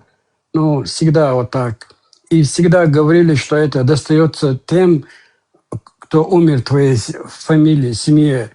Им это достается, и они радуются, когда ты даешь им. Они приходят, их духи, или как это сказать, по-нашему это как они приходят и видят, и радуются этим. Вот так мы и делали до этих войн. Я не знаю, давно не был дома, как там это происходит или нет, я просто не знаю. Но до 93-го года это точно мы делали. Даже похоронные процессии вся состоит из язычества чеченского. Там просто это балбалай читают и все. И даже это балбалай читать в исламе нельзя. Это тоже ширк. Вот никакой балбалай там не читали. Ни пророк, ни его асхабы. Ни 3 дня, ни 3 ночи. Никакого тезиат. Это 3 дня, которым людям приходят соболезнования, короче. Дать людям. Вот этого в исламе тоже нету. Вообще ни хрена нету. От слова совсем. А люди думают, что это все из ислама. Когда кто-то у нас умирал, мы все в этом, кто живет в поселке или селе, или городе, знали, что этого человека кто-то умер, потому что он отпускал бороду. Усы, бороду вместе все. А эти старшие, молодым иногда приказывали стричь. А женщины платок вниз, вот вниз опускали платки и Да.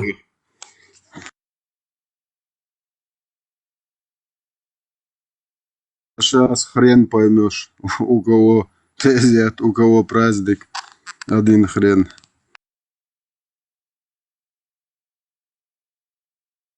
И к женщинам тоже был подход, можно с ней говорить или нет. Это имеется в виду, она замужем или не замужем. Тоже по головной уборе ее видно было, что она замужем или еще не замужем, вот так. А сейчас, когда они все покрытые, не поймешь, она замужем или не замужем. Бардак, одним словом, да. Как у них, у себя они на родственниках женятся, у нас же так и не было. Там мы слышали, что в Дагестане женятся на родственников. Мы думали, что они чисто потому, что они дагестанцы, там много национальностей, но тем не менее мы говорим дагестанцы. И думали, поэтому они женятся. Оказывается, они женились поэтому идеологию арабскую, да, которую им навязали тоже когда-то, и они приняли ее. И хотят сейчас, чтобы мы тоже это приняли. Мы не можем это принять ни в коем случае. Я тут про одного чувака раскопал интересного историю, послушайте.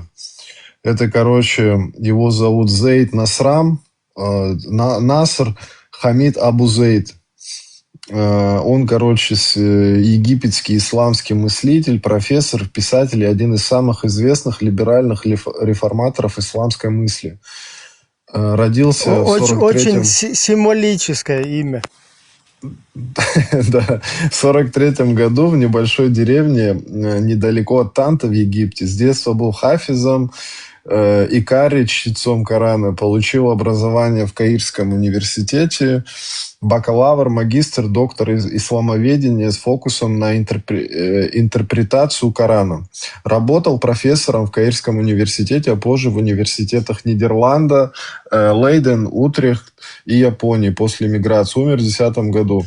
Главные идеи критика Абу Зейд разработал гуманистическую герменевтику, науку толкования Корана. Его ключевые позиции: Коран имеет божественное происхождение, но является культурным продуктом того века, 7 века арабской культуры там.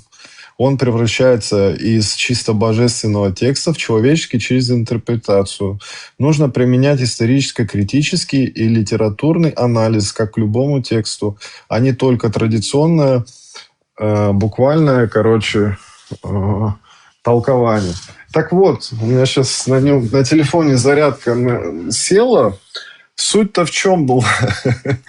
Сейчас, секундочку. Там очень интересный скандал был. Его, когда он... Сейчас, секундочку. Сейчас я прочитаю, смешно вам будет сейчас. Вот, я на компьютер включил. Сейчас. Он говорил, что множественный смысл в Тавиль нормально. Коран – это живой дискурс, а не жесткий свод законов. Критиковал использование религии для политической власти, фундаментализм и авторитарную герменевтику, когда толкование монополизируется определенными группами. Он не был атеистом, как Аль-Касими, скорее реформистом. Хотел обновить исламскую мысль через разум, контекст и гуманизм, опираясь на традиции мутазилитов и классических мыслителей. Главный скандал, слушайте, в 1992 году при попытке получить знания полного профессора в Каирском университете один из рецензентов обвинил его в оскорблении ислама. Исламисты подали иск в шариатский суд по делу Хизба «Защита религии». Суд признал его вероотступником муртадом. По египетскому закону того времени мусульманка не могла оставаться в браке с отступником. Брак с женой, профессором французской литературы, был аннулирован. Это вызвало угрозы смерти от радикалов. И он с женой был вынужден эмигрировать в Нидерланды. Позже он вернулся в Египет. Это дело стало одним из самых громких в арабском мире по вопросам свободы мысли и интерпретации Корана. Тут либералов не терпят. Тут развели там его с женой, вообще ужас просто. Так что к Касыми там отходить не надо. Тут либеральных этих не терпят мыслителей. В муртадов превращают.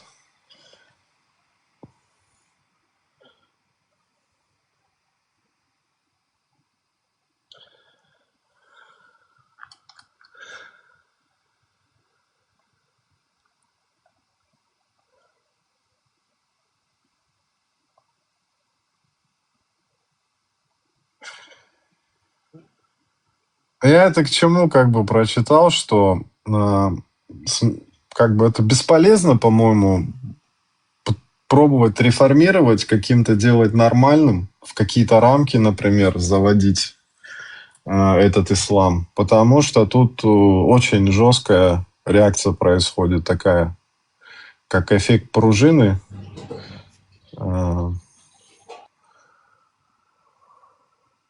И очень опасно. Сложно. Это очень сложно. Ты можешь власть поменять в какой-нибудь стране. Это будет легко тебе? Само собой, нет. А тут куча стран, в которых работают миллионы людей и получают, ну, живут очень хорошо на основании этого. Кто из них согласится? Никто, ни один лидер не согласится, потому что все слушаются их, делают все, что нужно, никто их не трогает, никто их не свергает и так далее и тому подобное.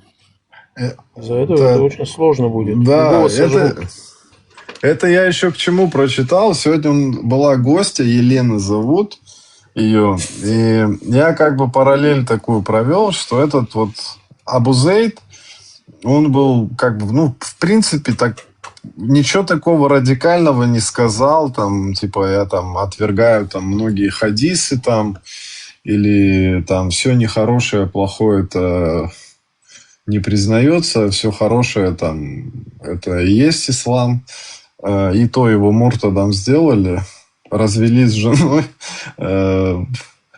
Вот Елене нужно было бы это вот прочитать и послушать, что она ответила бы на это. С ее там радикальными... Я считаю, лично у нее радикальные мысли, как бы, если параллель тут проводить. Я подозреваю, что она там ехудам по мозгам проезжает, такие пытается сделать. Там типа там реформа какие-то, ислам он не такой, его не так воспринимают. Ну да, тут это невозможно как бы в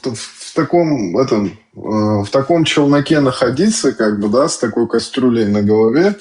Это 100%, мне кажется, просто человек притворяется как бы. Или стебется даже, я не знаю, это что такое вообще. Ибн Касира на помойку отправил, и говорит, молитесь им. Короче, вообще что-то он, по-моему, гонит. Так она вообще никого там не признает, ни в исламском, ни в иджмуа, ни всех ученых там. У нее свои какие-то там тараканы, короче, к которым она непонятно обращаются. Ханафитка она какая-то. Потому что там где-то аят там ханифан муслиман ума кана миналь мушрикин. Типа Авраам не был мушриком, а был истинным там туда-сюда. Короче, конкретно, вот если бы она результат какой-нибудь показала, о, Донахча, давай со своей гармошкой. Пора уже. Это у меня опять. Донахча, твой выход, куда ты делся? Давай на гармошке. Что этот Вендетта на намаз, да, пошел? Да, Вендетта ушел. Это не он случайно там Казань делал? Нет, это помощники это. Такая, как Елена, вот нам по ушам пытается ездить. А там в Эмиратах где-то она бы не пикнула бы, Ибраим, правильно? И сразу по жбану дали бы. Ты что, да, где-то кафиром с европейской стране где-то засела и оттуда.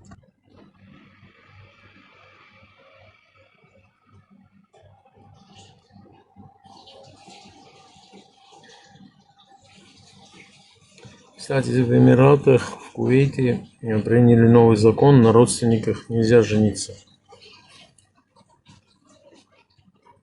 Да, через 14-15 веков все-таки поняли наконец. Да, потому что очень много... Аят отвергают, против пошли. Нет, больных очень много. Деньги, чтобы сэкономить. Иначе они за больных платят. Получается, противоречат тоже идут против.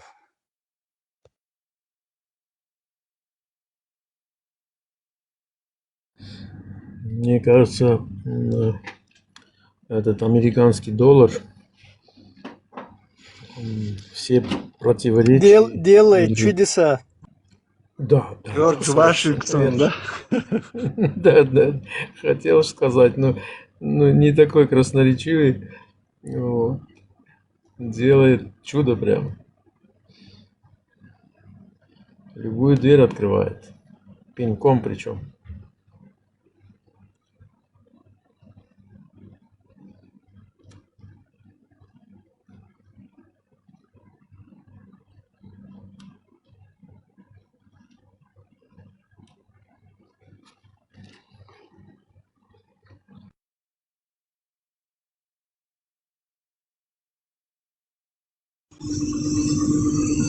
Всем добрый вечер.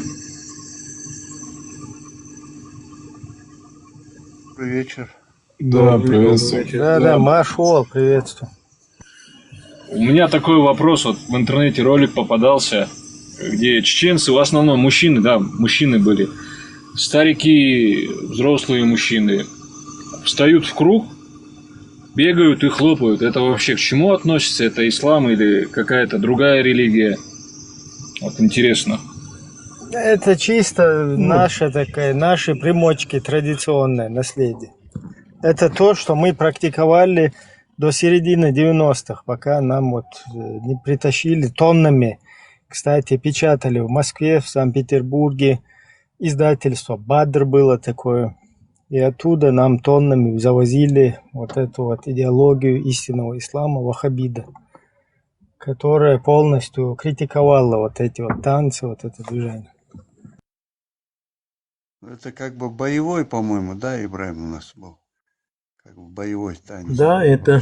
Ну да, в свое время. Я, знаешь, когда вот меня на этот ваххабит там подсаживали, я тоже как бы с таких хитрых позиций это объясняли. Представьте, вот весь мир там будет смеяться с этого, это что такое?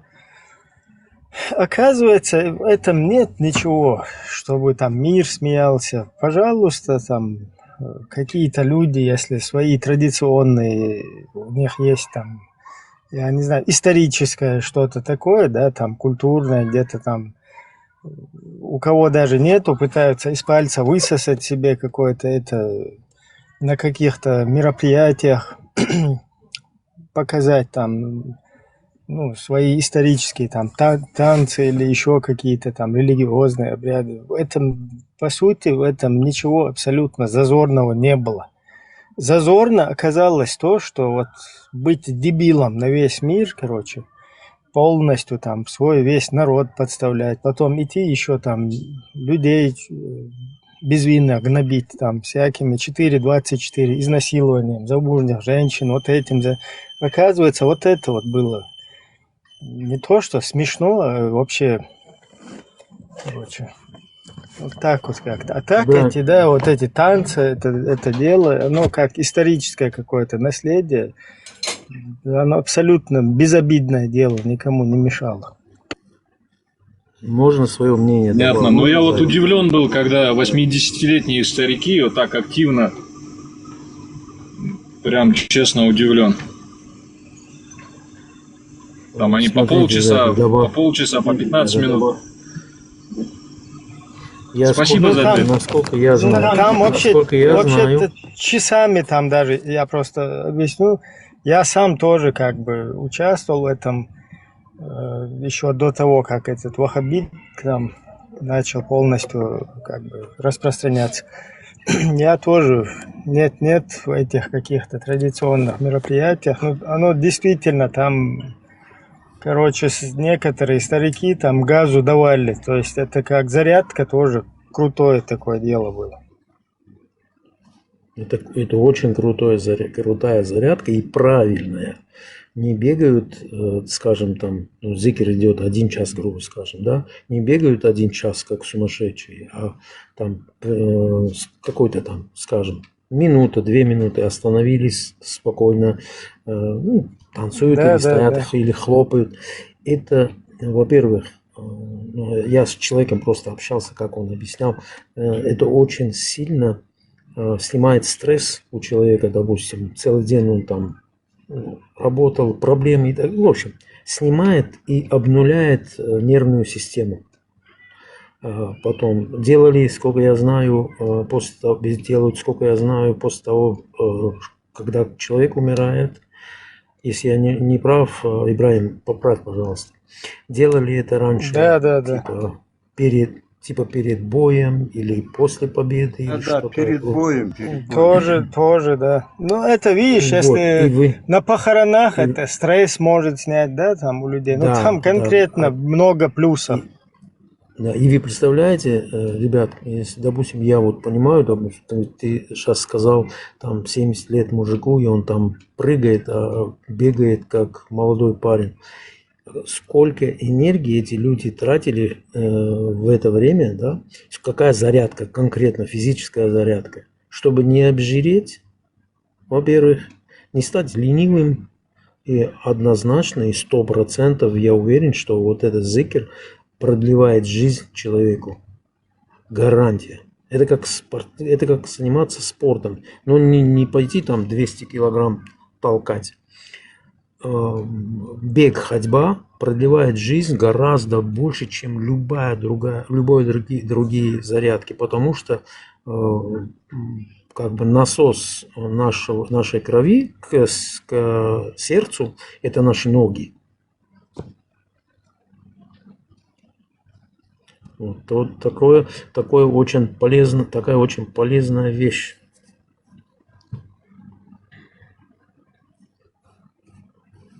Просто очень хитро это подкидывали. Там, человек потеет, потом от него пахнет туда. Да пускай от него воняет, потеет. Вон спортсмены тоже потеют. Это пошел, искупался, там, постирал и все. Да.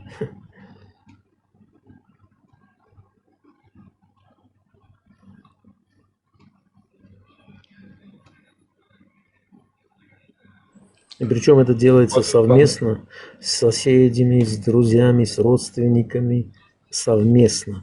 То есть общение,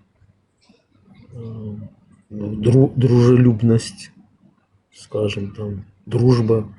Но каждый день человека, когда видишь, совсем по-другому относишься к нему, к его проблеме, когда ты каждый день человека видишь. А когда его не видишь годами, умер его отец, хорошо, увижу,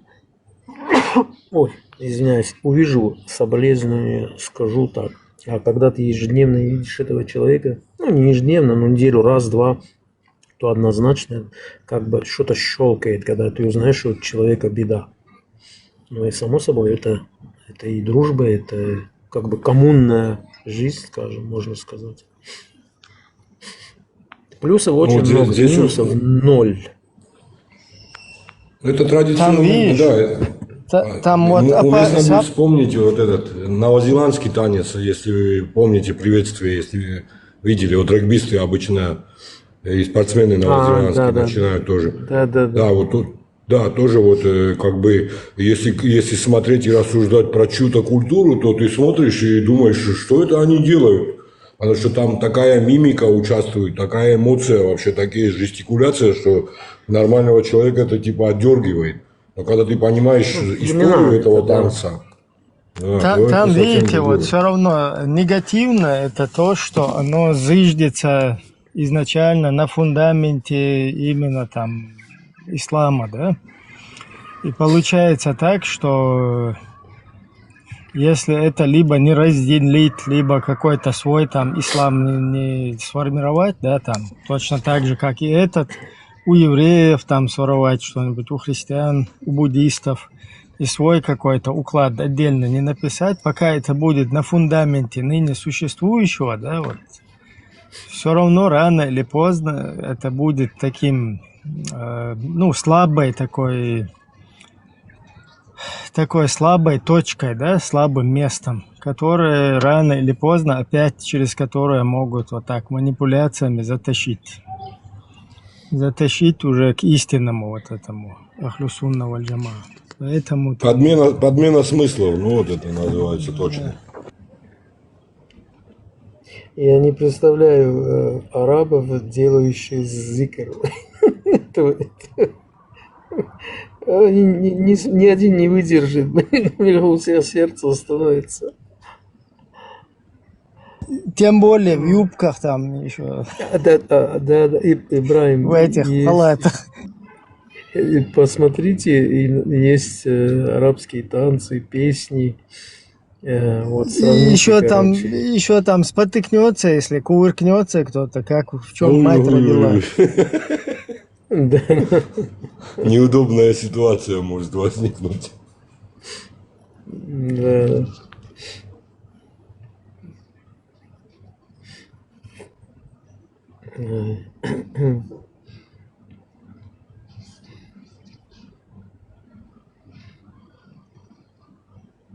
Интересно, просто они,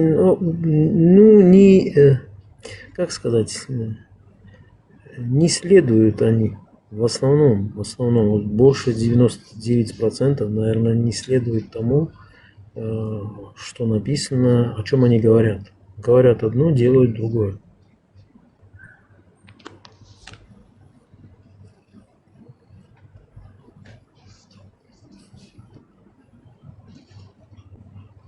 Попробуй в Египте, например, сходи на базар. Блин, с тебя штаны снимут.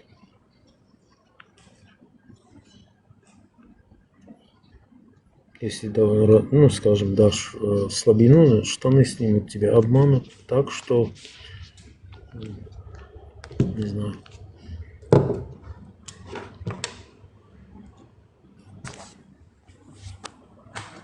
И типа барыги еще те. Все, да, торговцы, да, торговали же, они торговцы.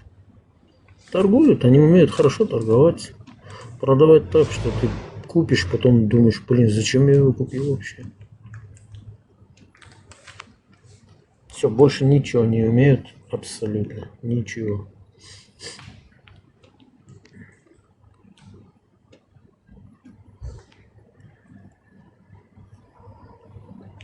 Выращивать ничего не выращивают.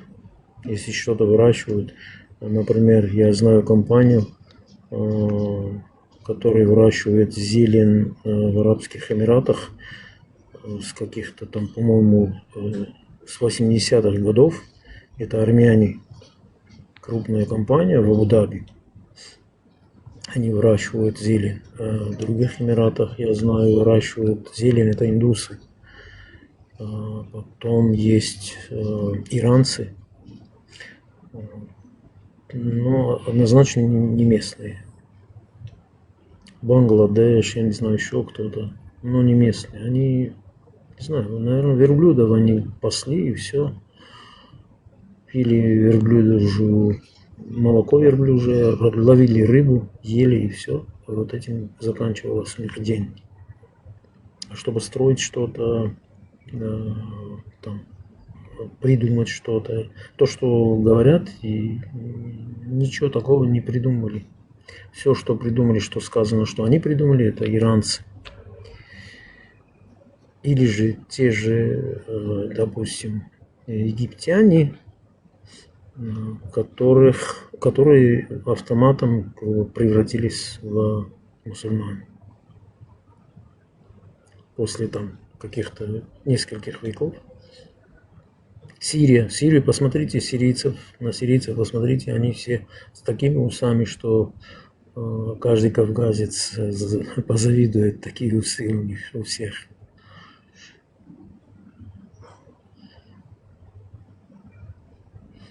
Есть такие сирийцы, допустим, у них родители, вот я знаю таких, у них то ли тоже племенное, то ли что-то такое. Они мусульмане, но у них до такой степени родители в почете, что когда, допустим, я их видел не один раз, когда они встречали своих родителей, они прямо на колени становились и хватали, за ноги мать, отца, И вот такие случаи у многих считаются, что это какой-то это бред.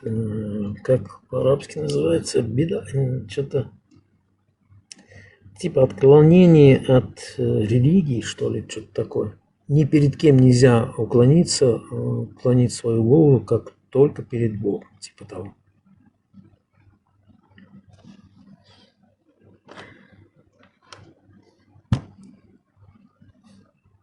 Очень сложно, если честно.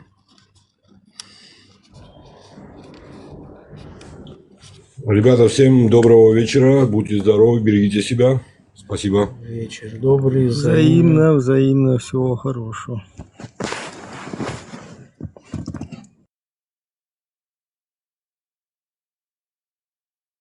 Аудиты мясо покупают у Европы. С Европы им доставляют мясо.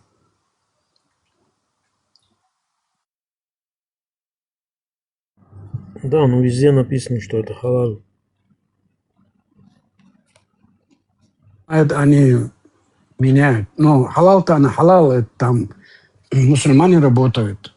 Я это с ними разговаривал, видел и знаю их. Они говорят, да, мы произносим бисмилля по-арабски, режем их и доставляют в Саудовскую Аравию. Да, ну, со всего мира везут сюда. Очень много Бразилия, Новая Зеландия, Австралия. Очень много. Вот основные поставщики, мне кажется, вот это вот. Ну, курицу здесь выращивают, не везут курицу.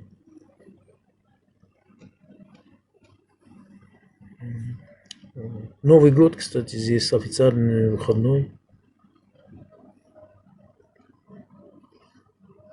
Григорианский Новый год или исламский Новый год? Не, григорианский. 1 января выходной здесь, 31 здесь, ну, дубайский Новый год. Не знаю, наверное, весь мир знает про дубайский Новый год. Такие фейерверки делают, что...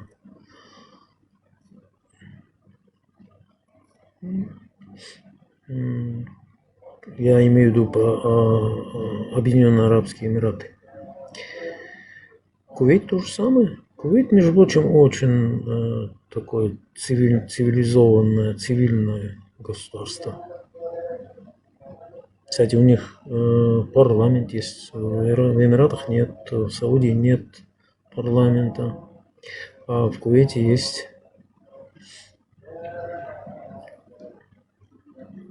Выборы у них проходят.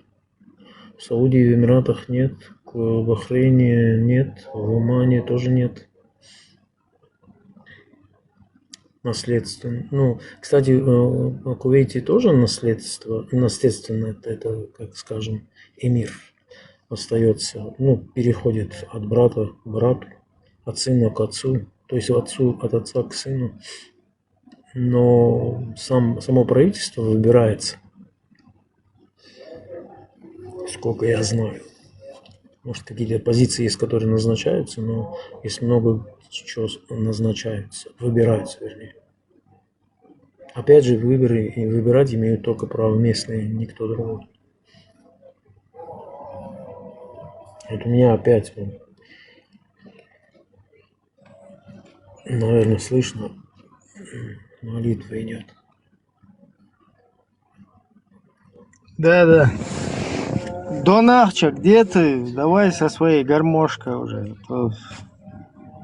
Уже у нас тоже время намаза.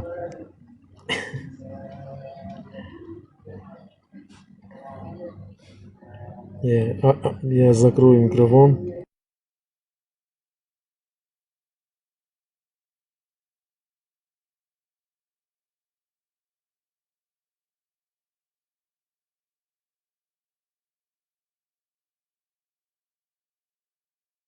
Я вот африканцев зауважал, когда увидел, что они намаз делают на своем африканском. Я не знаю, какое это конкретно племя там было. Ну, за это им огромный респект.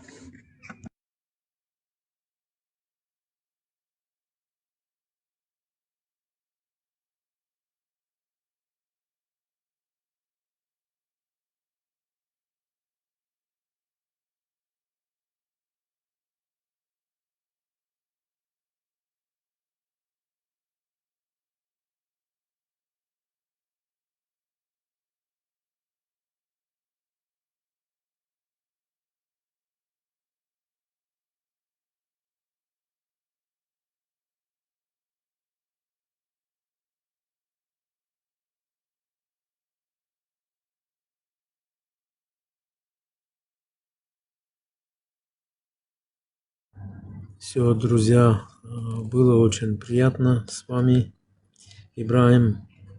Дай Бог. Взаимно, еще взаимно. встретимся. Тоже интересно. Я Очень подпишусь. интересно. Верта, Ханнибал, всем удачи. Всего Оставайтесь свободными. Доброго. Тебе тоже полностью взаимно, тоже приятно с тобой было пообщаться. Не пропадай как бы. Нет, я теперь буду появляться часто. Я подписался, так что уведомление поставил. Будет время, буду заходить обязательно. Всего хорошего, всего доброго. Удачи всем вам.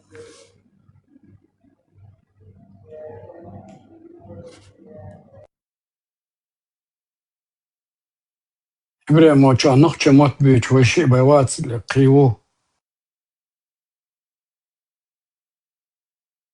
Ну, у нас весь день на русском у нас как бы шел эфир, просто чтобы публика такая обширная была. Ну, иногда мы там где-то перескакивали, да, там на чеченский. Короче, такая тема. Так, если если тебе сложно, на русском можешь какую-то тему на чеченском тоже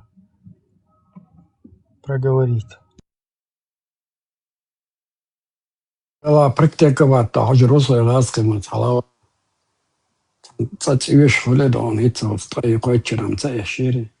Видишь, вот этот парень зашел, который там живет, он же говорит то, что он видит, то, что он слышит. Да, про усы он говорил, что там они усы носят, а не сбривают и бороды носят. Мы делаем все наоборот, потому что мусульмане это покорные. Они покорились арабскому идеологию. Но они прикрываются Аллахом, которого никто не видел, никто не слышал и не услышит. Закон природы, так сказать. Невозможно достать солнце, так и мы не сможем поговорить с Аллахом на этой земле, по крайней мере. Там что будет, никто не знает. И поэтому эти избранные, как они себя считают, как они сами себя избрали, как это Лукашенко и Путин и Обама на лодке голосовали за Лукашенко. 4 проголосовало, чтобы он не сгребал эту лодку. Вот такой случай с нами тоже происходит. Поэтому мы покорились арабам. Но они нам говорят, хотят деньги приносят арабам, власть приносит арабам, кичатся арабы насчет population, вот это населением, у нас столько-то миллионов, столько-то миллионов. Все государства любят.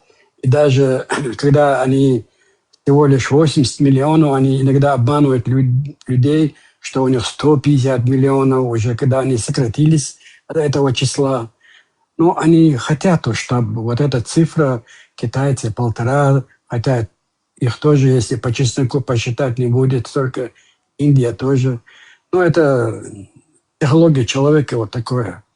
И арабы тоже, им нужны эти цифры, плюс доходы, плюс в этой их игре человеческий ресурс.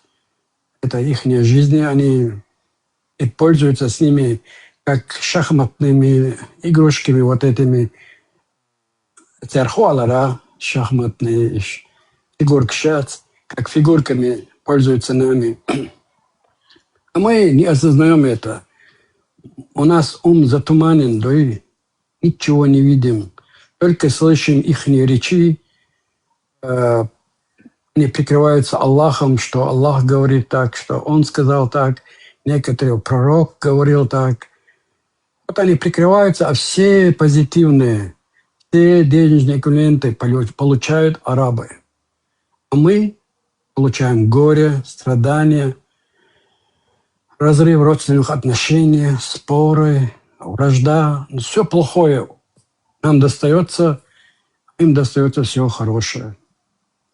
Вот так они, торговцы, умело они сделали это, переписали, не переписали. Конечно, переписали. Все-таки они это сделали. Самое обидное, мы не хотим поменять у них там что-то. Пускай это будет, как они хотят, но то, что у нас, это совсем другое. Даже до того большое расстояние, язык, культура, все другое. И все поменять на их удобство, чтобы им удобно было перед всеми окружающими государствами, чтобы их превозвысить. И я не знаю, как это еще выразить. Если по чесноку сказать, нам это просто по нашему менталитету не подобает быть такими рабами. Мы хотим, мы не хотим. Я говорю по правде, мы становимся рабами арабов.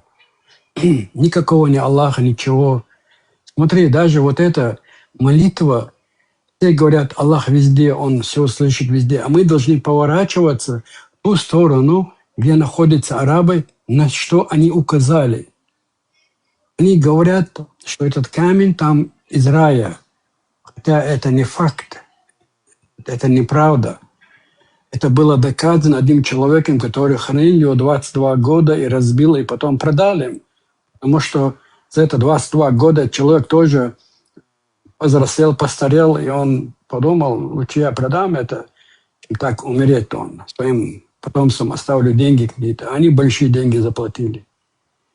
И они бессовестно поставили обратно и говорят, все это из рая, туда-сюда.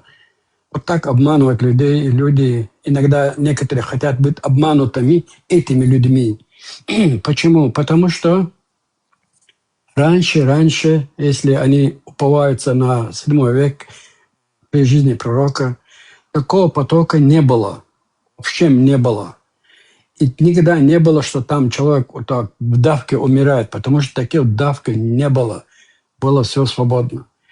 Сейчас эти арабы, современные арабы, придумали, что если человек там умирает, они придумали это, что они в рай попадут.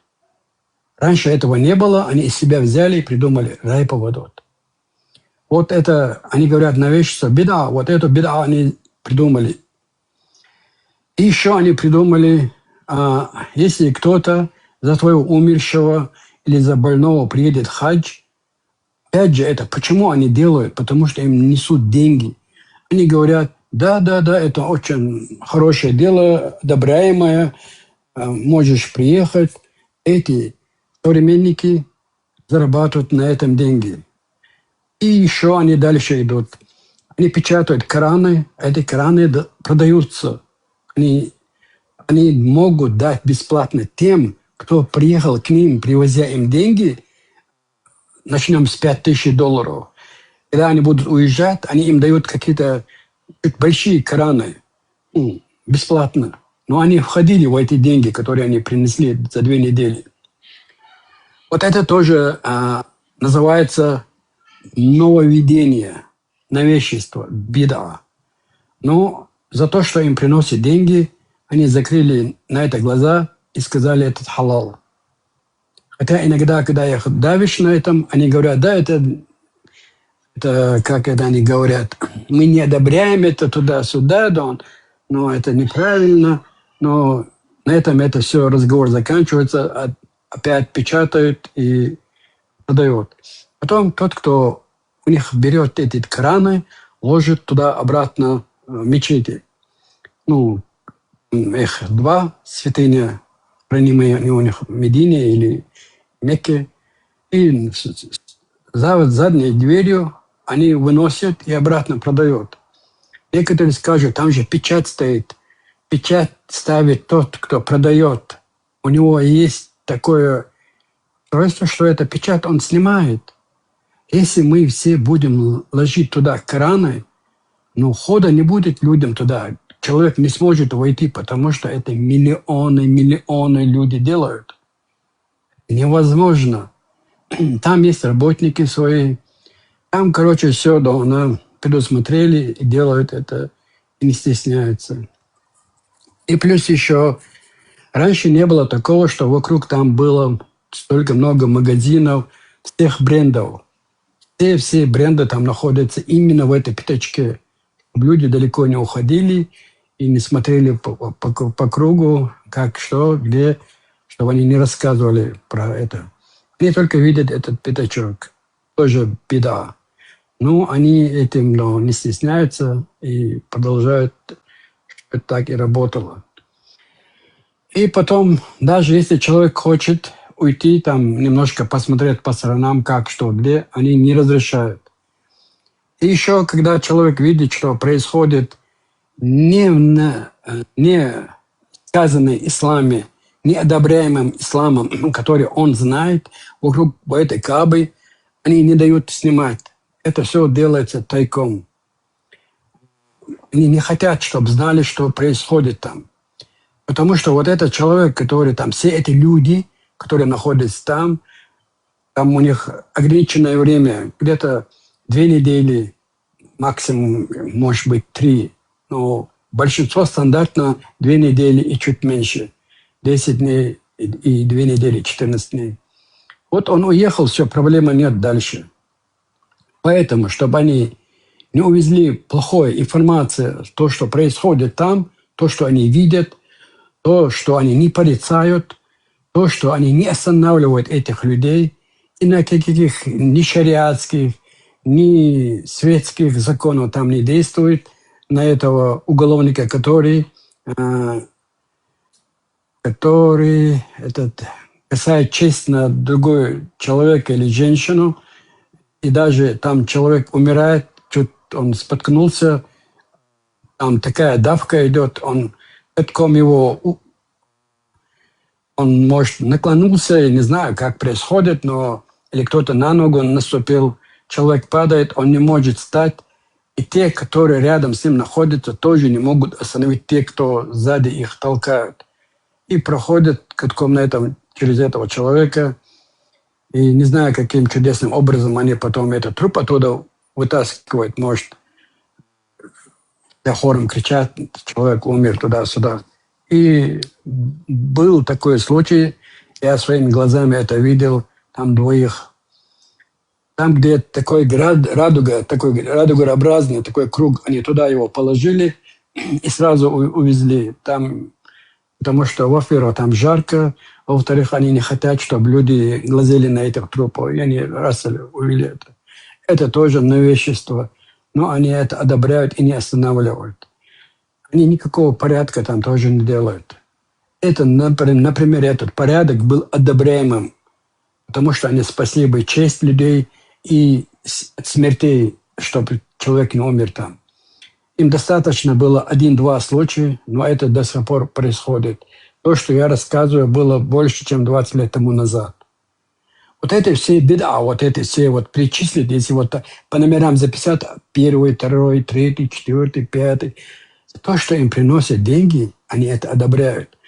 А если человек из другого региона приезжает, он называет имя Аллаха тоже там, но они, кто хлопает, не хлопает, круг стоят и свой зикр делают, они говорят: о, это не делайте, это беда, это нельзя так делать. А то, что человек там ругает честь другого женщину, это допускается у них. И никто это не останавливает. 20 лет тому назад это было, и сейчас это продолжается. Видишь, это все бизнес, потому что приходят деньги. Все новейшество одобряемо, если это приносит им деньги. Если зукар тебе не приносит деньги, они останавливают: нельзя так, не делай туда-сюда, вот так. Потому что там работает та программа, которую придумал Вахаб. Его именем эта идеология и называется ваххабизм. Потому что от имени этого человека он создал свое духовенство, он установил так, чтобы после его смерти его род продолжал вот так духовно, потому что это духовенство им приносит деньги. И по ходу там вот эти правительства, которые там находятся, они тоже постоянно остаются дома при власти. Их сыновья или внуки, или братья, там, я не знаю, по крайней мере, их семья остается. Он тоже доволен, это тоже доволен. как говорится, волки сытые, овцы целые. Вот так они и продолжают. А для нас, простолюд, что мы приобретаем, нам говорят, когда вы умрете, нас как лохов, как детей обманывают. У вас там будет райские горе, если вы будете сражаться за нас, за нашу идеологию, где мы скажем, вот здесь джихад, приезжайте, и вы будете умирать, вам вот такое будет. А мы уши развесили и слушаем их, и повинуемся их исламу, который придумал этот Вахаб. Он это придумал больше 300 лет тому назад. Это просто человеку стоит сесть и читать это, и учить это, и запоминать это, и анализировать это все, почему все это так происходит. И он сам выйдет в конце туннеля, он увидит, вот это был бизнес, который приносит деньги, и они используют людей. Ну, мы для них не такие полноценные люди, как они сами. Ну, там цыгане, там, подумаешь, там несколько тысяч чеченцев убило. Ничего такого нету. Еще одна женщина там кричит, давайте будем покупать их женщин. Это тоже нас не задевает, потому что мы находимся, как я вначале сказал, в этом тумане. Мы ничего не видим, абсолютно, только слышим голос арабов, их речи через интернет или через наши дома, которые покорились им, мусульмане. Там же ясно сказано, покорные кому? Арабам.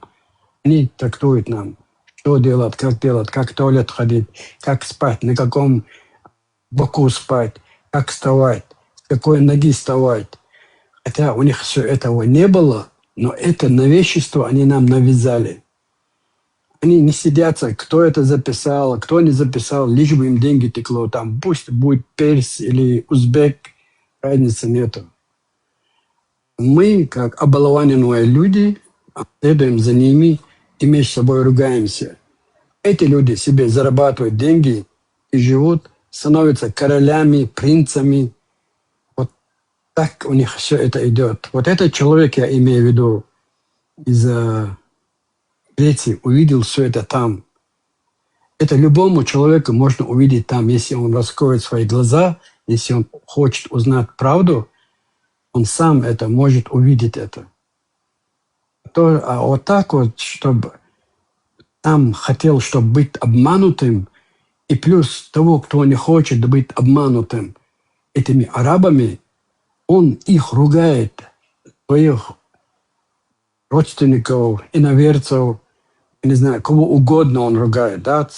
Даже брат брата ругает за то, что тот не хочет покориться этим арабам и не следовать за их пропагандой, за их идеологией, которую они придумали себе во благо. Для нас это вред. Это уже история доказана, что нам это принесло вред во всей сфере отношениях, везде, где мы не были. И в Сирии мы умираем, и в Украине мы умираем за эту идеологию. Перед нами ставится эта идеология, какой-то джихад, который мы даже не знали, как называется это слово. Нам привезли его, мы взяли его, положили на самую высокую полку и сказали, это правда, то, что арабы сказали, все.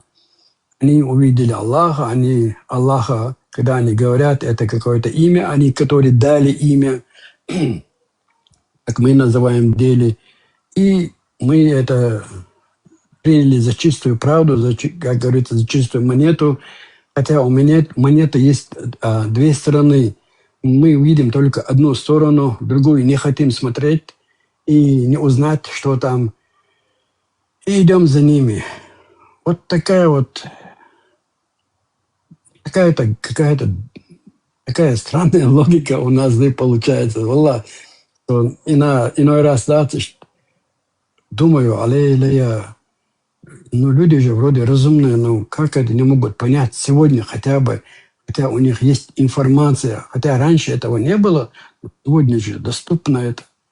Просто человек же сам себя должен уважать, чтобы он не был обманут каким-то иноверцем, которого он не знает, даже и не видел, некоторые вообще их не видели. Вот слушать их речи, а твой родственник тебе говорит, смотри, они не такие люди, которые мы думали. Они оказались бизнесменами на этом деле, они хорошие торговцы, они торгуют с нами, они нам преподнесли то, что чего нету, обещают то, что они не видели и не знают, но тем не менее на этом они деньги зарабатывают. Он все равно это принял за какую-то чистую правду, их рассказы.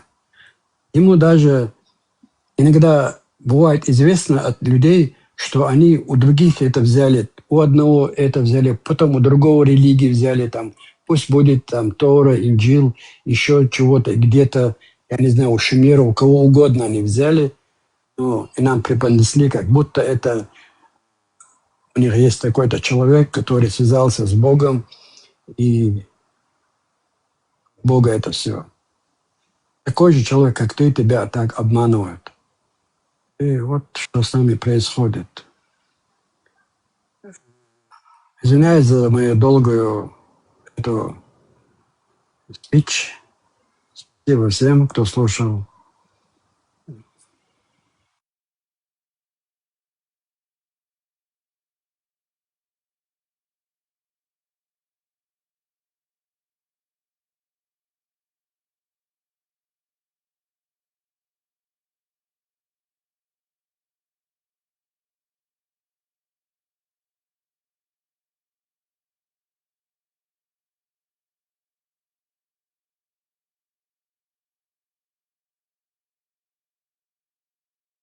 Да, весьма все понятно. Главное, чтобы было чем понимать это.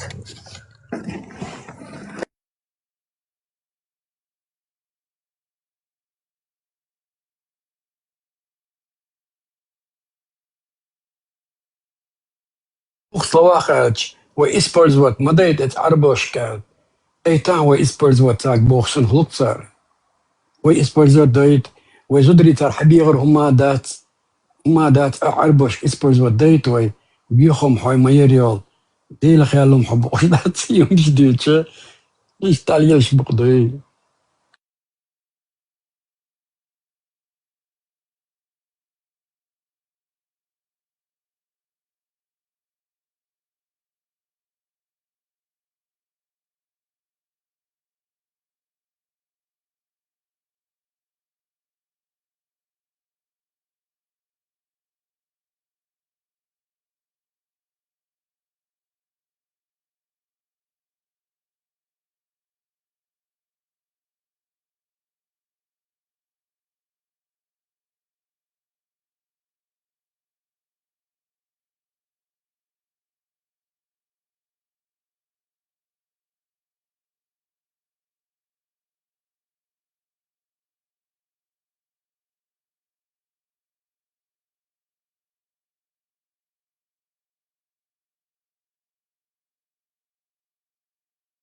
Так, Виндетта, Махыла Кюк Эйден. Что-то у нас тут забуксовали. Все модераторы там туда-сюда. Никто не хочет. Там случайно параллельно не открыли кто-то чат, что все утекать начали.